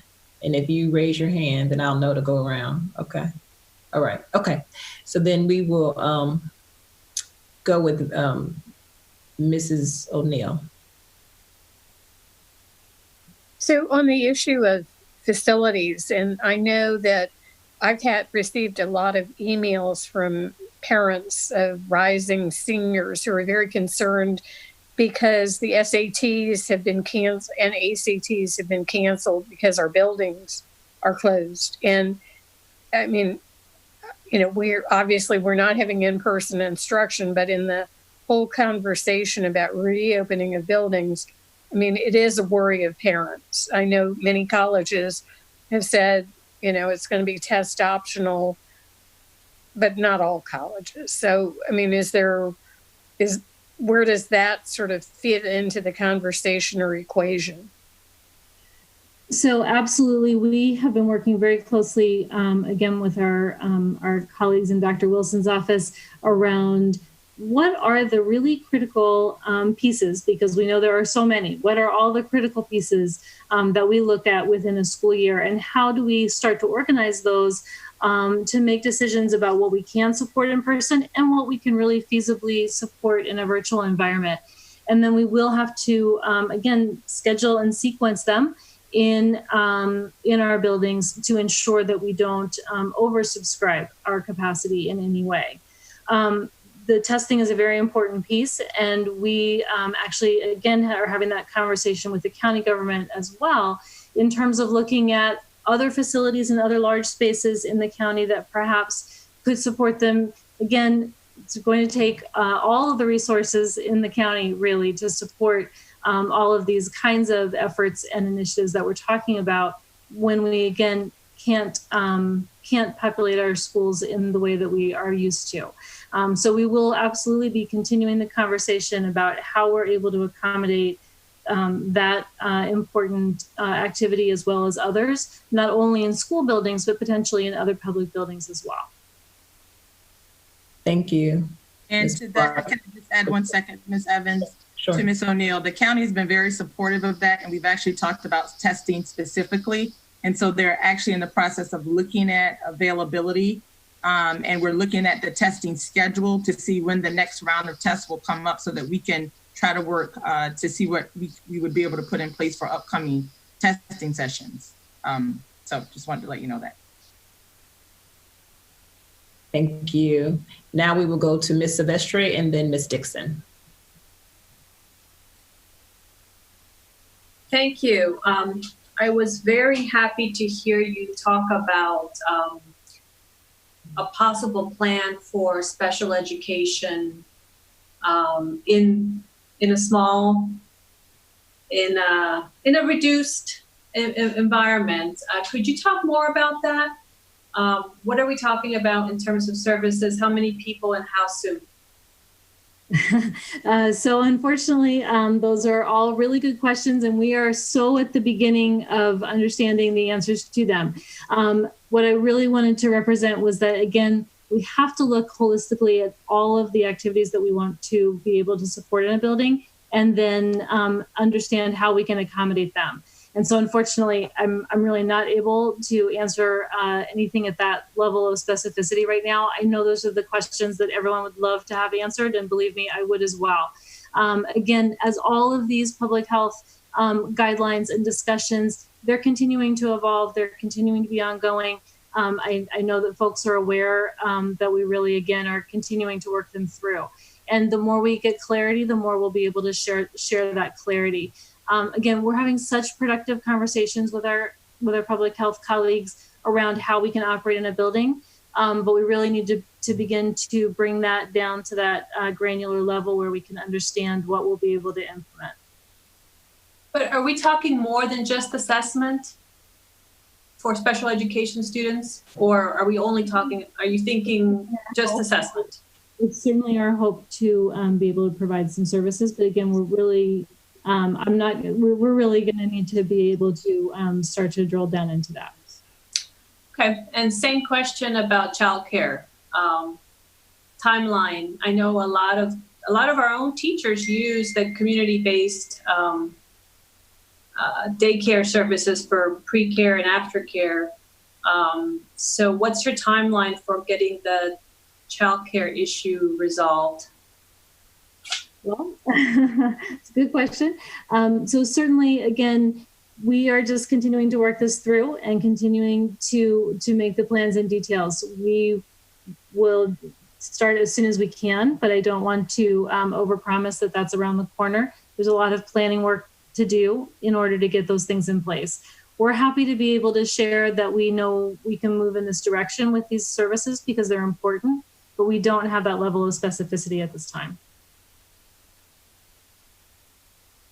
Thank you. Ms. Dixon? You're on mute. You're on mute. Essie, forgive me if you already answered this, but what my concern is about students who are getting lunch, when they will be able to get it, because I don't think that they're going to be able to leave their house during the time frame that we've given, to pick it up or have somebody pick it up for them. I mean, when will these lunches be available? It would have to be like early in the morning, right? So we're working on an operational meal service schedule of 11 to 1. And again, we are working. But how are students going to get the meals during that time? Are they supposed to leave home and go get it and eat and come back? I don't think it's going to be enough time. So we're certainly going to continue to align our operational window with the schedules, and we want to be working. Again, we will be working very closely with our OTLS colleagues around that. That's the operational window that we've been working on, but we can continue to adjust that to be sure that we align with the schedules. Right. I think you're going to have to, parents would probably have to pick that up for them and bring it home. So it would be, there during their lunchtime. I don't think that, or parents are at work. They're not going to be able to go 11 to 1 to pick it up. So yeah, I'll leave it to you, but I think, that's something that you're going to have to think about. When would be the best time for them to be able to get the lunches, and whether you might need to do 2 lunches in one day, to cut down on the pickup time and things like that. But I think it'd be very difficult for students to leave home and go get it. How are they going to get there? They're going to take a bus to go get it, and within that time frame. Anyway, okay, just something to think about. They have a lot to think about, that is for sure. Thank you, Ms. McGuire. And at this time, we're going to move to the next section, communications, family engagement, and outreach. Thank you, Ms. Evans, and thank you, everyone. I'll try to make my comments brief given the time and be quick. So we're going to continue to take a multi-pronged, multi-platform, and multilingual approach to ensure all MCPS community members understand the revised document and continue to gather valuable feedback. I just want to take a quick moment to address one of the public commenters who expressed concern about not having enough outreach on our shift to virtual. I know that our parents are receiving volumes and volumes of emails and calls and texts, and it can be overwhelming.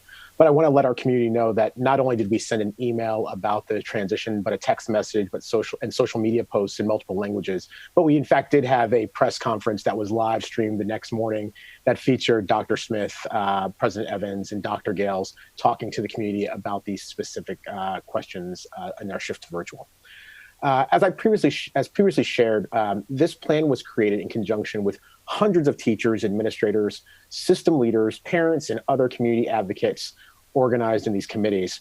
We also had support from Mr. Sante, who, as a student member of the board, helped us create a focus group to look at the virtual schedules.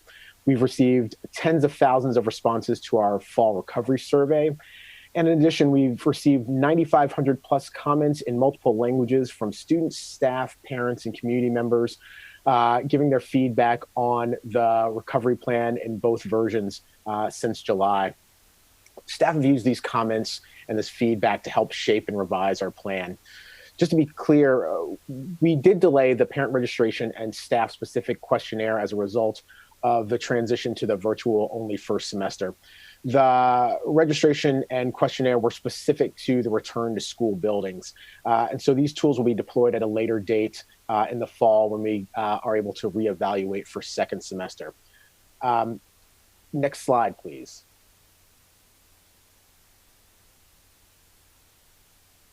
Thank you. We'll be using several tactics to inform and engage our diverse audience, including social media, advertising, emails, phone calls, direct outreach, mailings, text message, apps, and so much more. On August 12th, we will be hosting a virtual community conversation to answer questions from our students and staff and families about the revised plan. On August 13th, our own SMA will be participating and helping us lead a student virtual community conversation. And then the following week, we'll have a virtual conversation in Spanish. Next slide. On the screen, you'll see a summary of the big events and big dates that are important for the future, including our submission of this plan to MSDE, your upcoming board meeting on the 25th as we finalize these details, of course, the first day of school on August 31st, and then as we look towards the end of first quarter to really do a reassessment, and then, of course, the end of the first semester. Next slide, please. as I shared, we're looking forward to hearing from the community. We need to hear your feedback. One of the things we know is that there's no perfect plan here, and we need your input to help us address the gaps that we might not have seen and make this plan the best plan to meet the needs of our community. It won't be perfect, but it will be better with your feedback. We're asking that everyone submit their feedback to mcps-submitfeedback.org.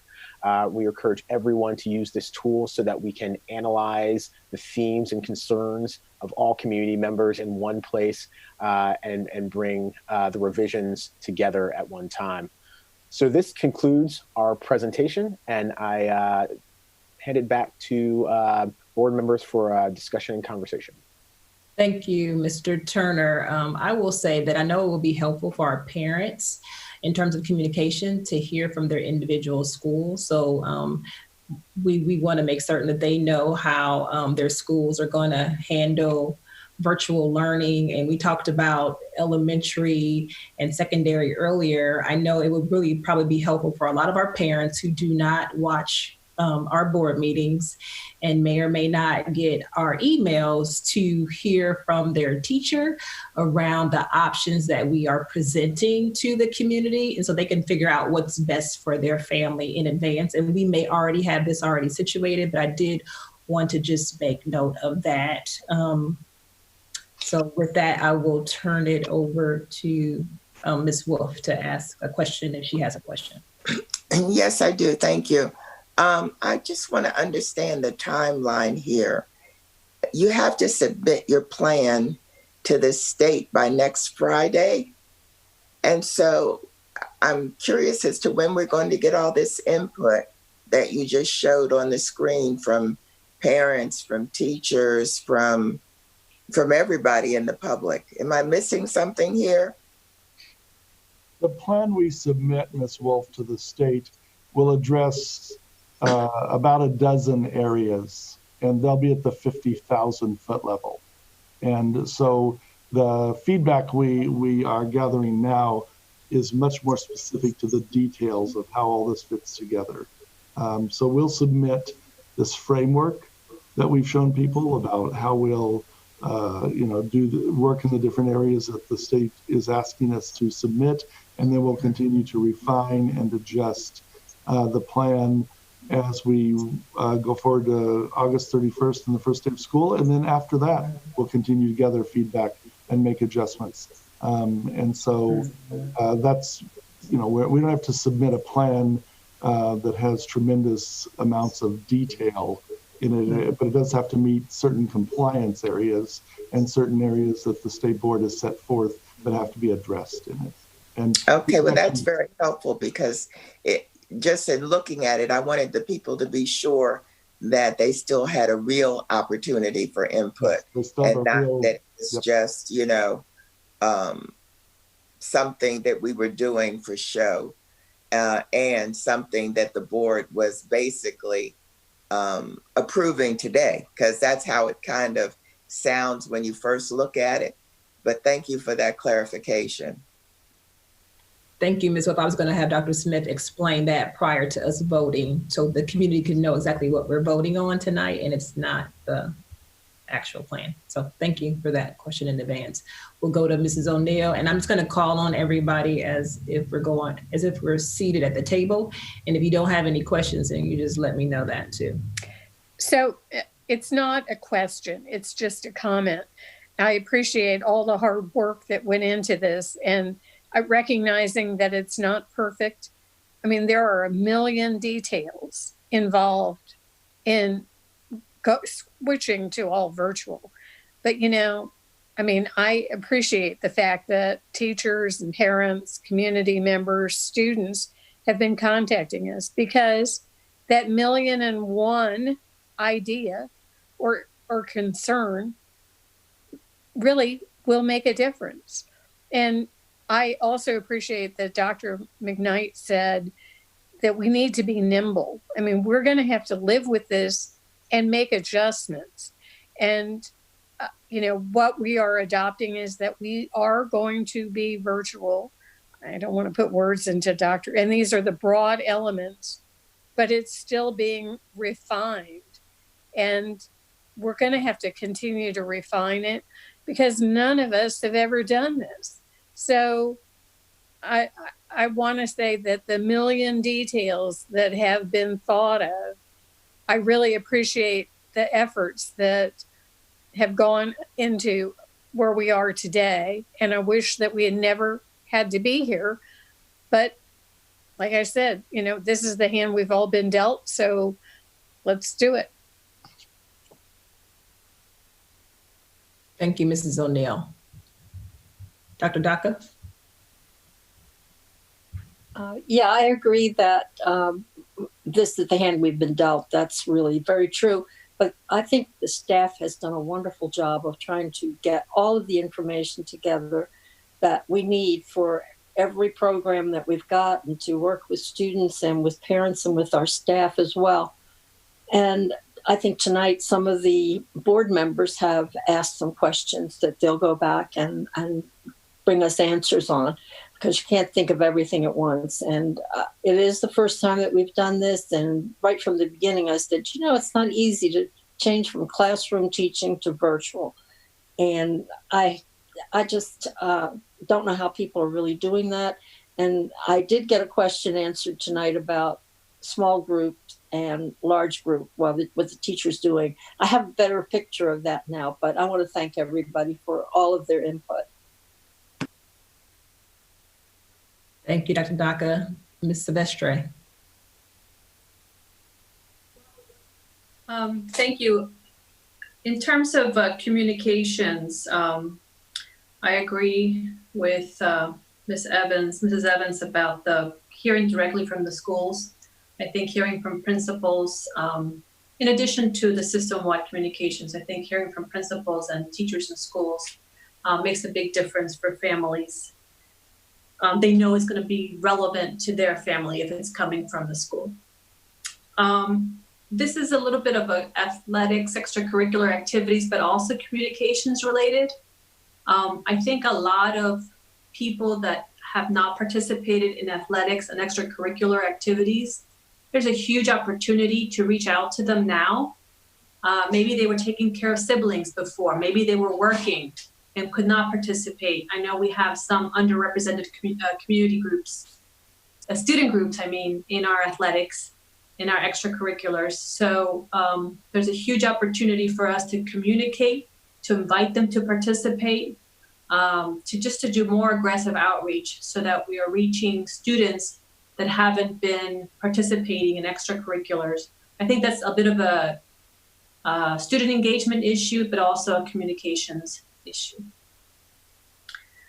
My biggest concern is communicating with parents of younger students about how to use the technology and how to monitor their progress. And so, whatever we can do to communicate with them, train them, maybe the teacher does some training at the beginning of the school year with parents and students. The idea of an app, I was at my daughter's elementary school when we were first signing elementary school parents up to my MCPS, and everybody wanted to know about the app, not so much about the web portal. I think that those are all things that are going to make it easier for parents to be able to keep up with their students' progress, in particular for our youngest learners. That's all. Thank you. Thank you. Mr. Asante. I just wanted to thank all of the staff that's been working on this plan. I can't imagine what it's been like to have to reinvent the way we learn, going from decades of a traditional system to creating this brand new way of learning in such a short amount of time. And I know a lot of students definitely appreciate all the effort that you've been putting in to ensure that this transition into a robust digital learning environment works well. And I also know that a lot of students have felt now more than ever included in that process. Thank you for, working with us to create that focus group, to host these upcoming town halls. I know the posts I've been posting online have been getting tens of thousands of interactions from different student accounts, all with ideas and concerns. And yeah, they just really appreciate the fact that they've been involved in this process. So thank you all for that. Thank you, Mr. Asante. Ms. Dixon. Yeah, I just wanted to thank everyone for their work as well. Going forward, when we open schools, I hope that during the course of the semester, when people call school, somehow there will be a human being to answer the telephone as opposed to a recording, that says that, we're out of school virtually and, we'll get back to you. I don't know how that could work, or, whether we would have a secretary in the office, but I think for communication purposes, it's really important for folks to be able to feel that they can reach the school and have questions answered. So thank you all very much. It's been a long day. Yes, Mrs. Mondrowski. So I too want to thank you all for the work. I'll associate myself with the comments of, I think it's so important that somebody answers the phone. And I know that there's forwarding services, so if someone has to work out of the home or whatever, but someone should answer the phones. The app thing, I'm just going to reiterate again. I know that there are so many of our families that really focus on utilizing their phones more than a computer, even if it's a laptop.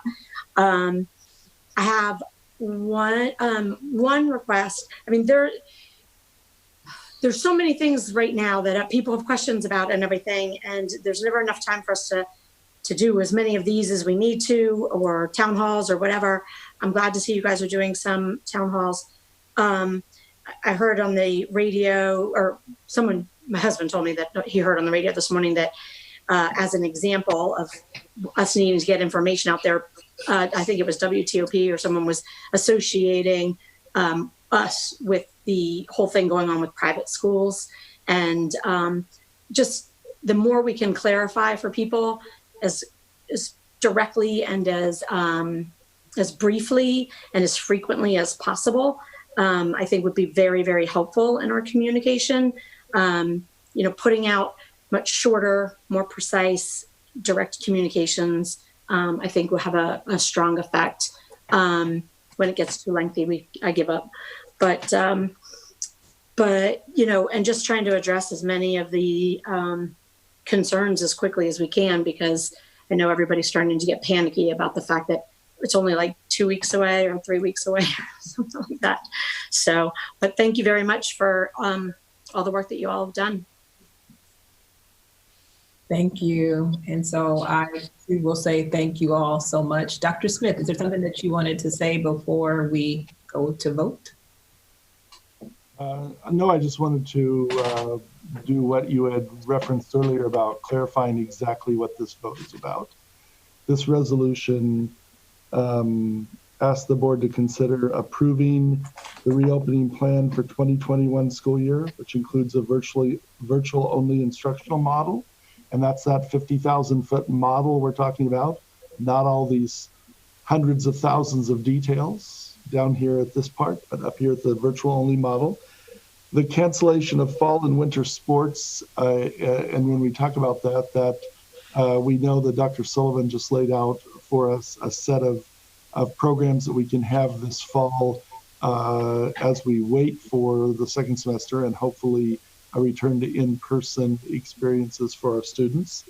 And that this happened through the first semester with a reevaluation at the end of first marking period, which is the end of October, and a recommendation back to the Board of Education no later than November 10th about what to do and how to stand these things up.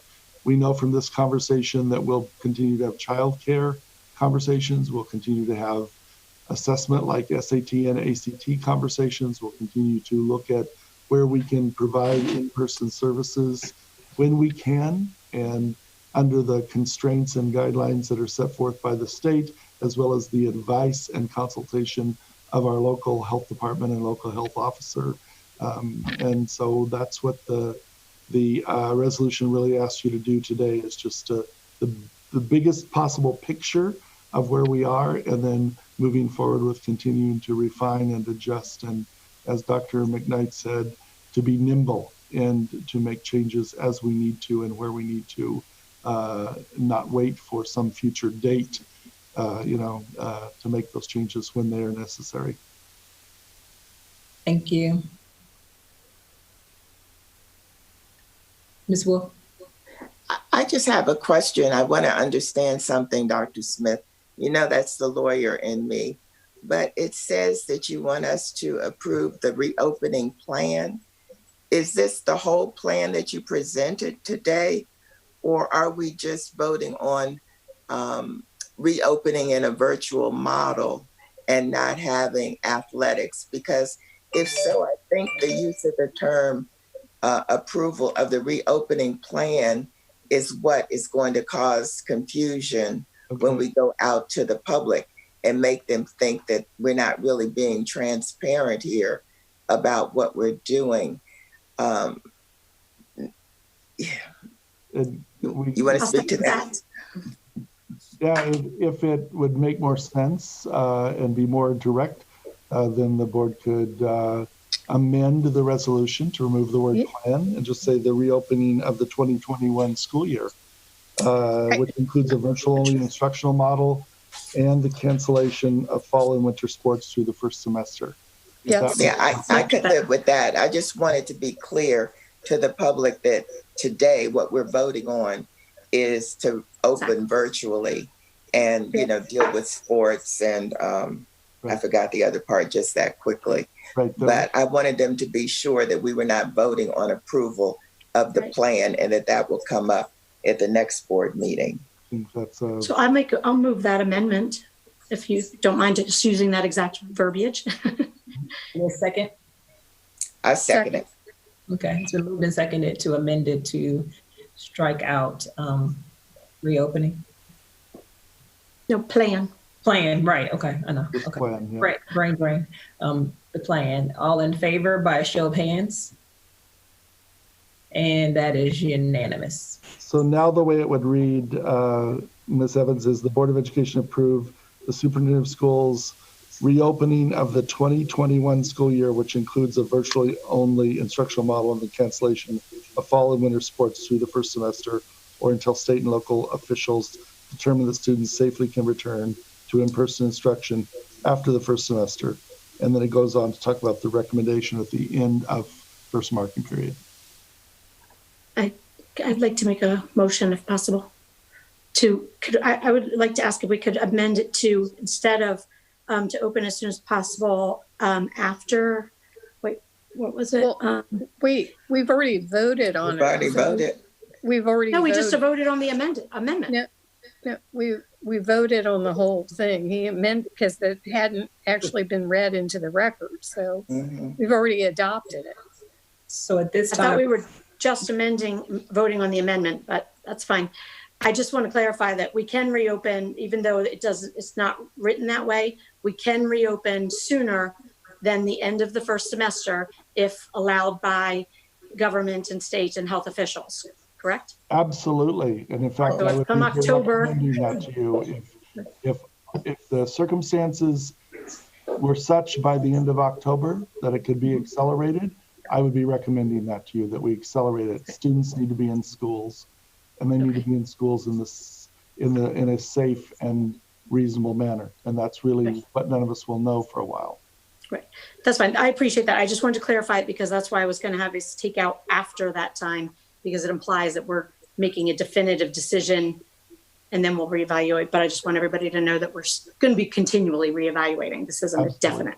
When we come at the end of first marking period or any time before that, you'll always give all of the information we have, and a new resolution can be offered, forward, and recommended, and then adopted or changed by the board. thank you. So at this time, we are moving to item 8 on the agenda, Board of Education items. If I can get a motion for item 8.1. Move approval of item 8.1. Second. Been moved and seconded by a show of hands. Can I show who's all in favor?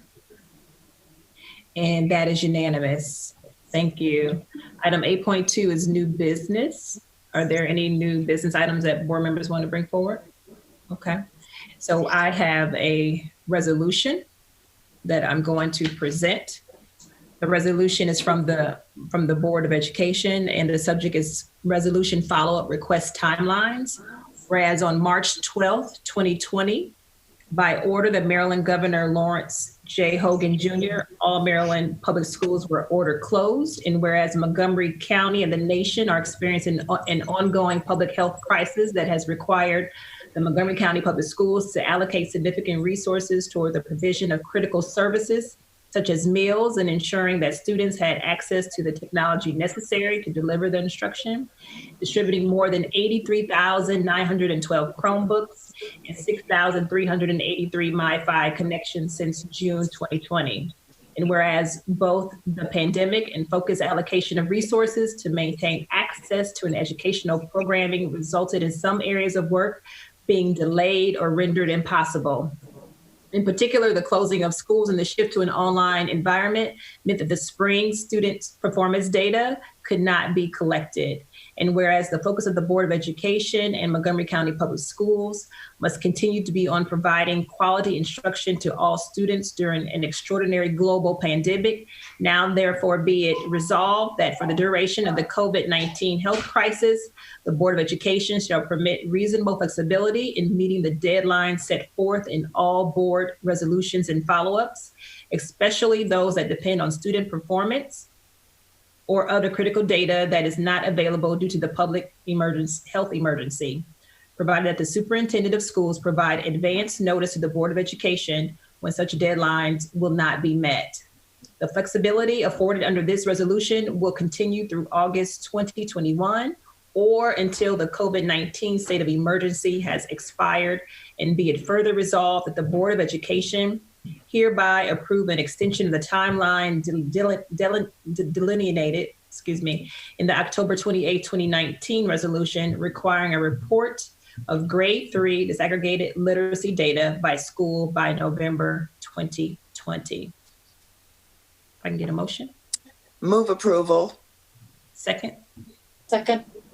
It's been moved and seconded. All in favor? By show of hands. And that is unanimous. So at this time, we are at item 9, which is informational summary, just for informational purposes only. Ms. Evans, can I just ask one quick question in reference to that resolution? Is there somewhere that keeps a list of all of our outstanding?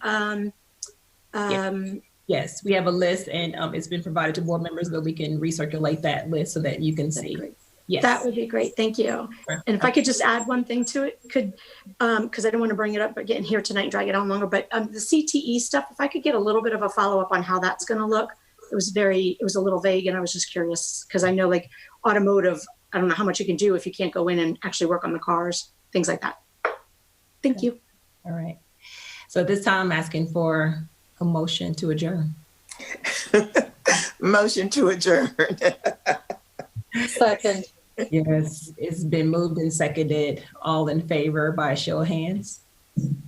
And that is unanimous. I want to thank you all for all your time and effort in putting forward this presentation today. I hope all of our families continue to remain safe and healthy. And until our August 25th meeting, we will see you all next time. Thank you.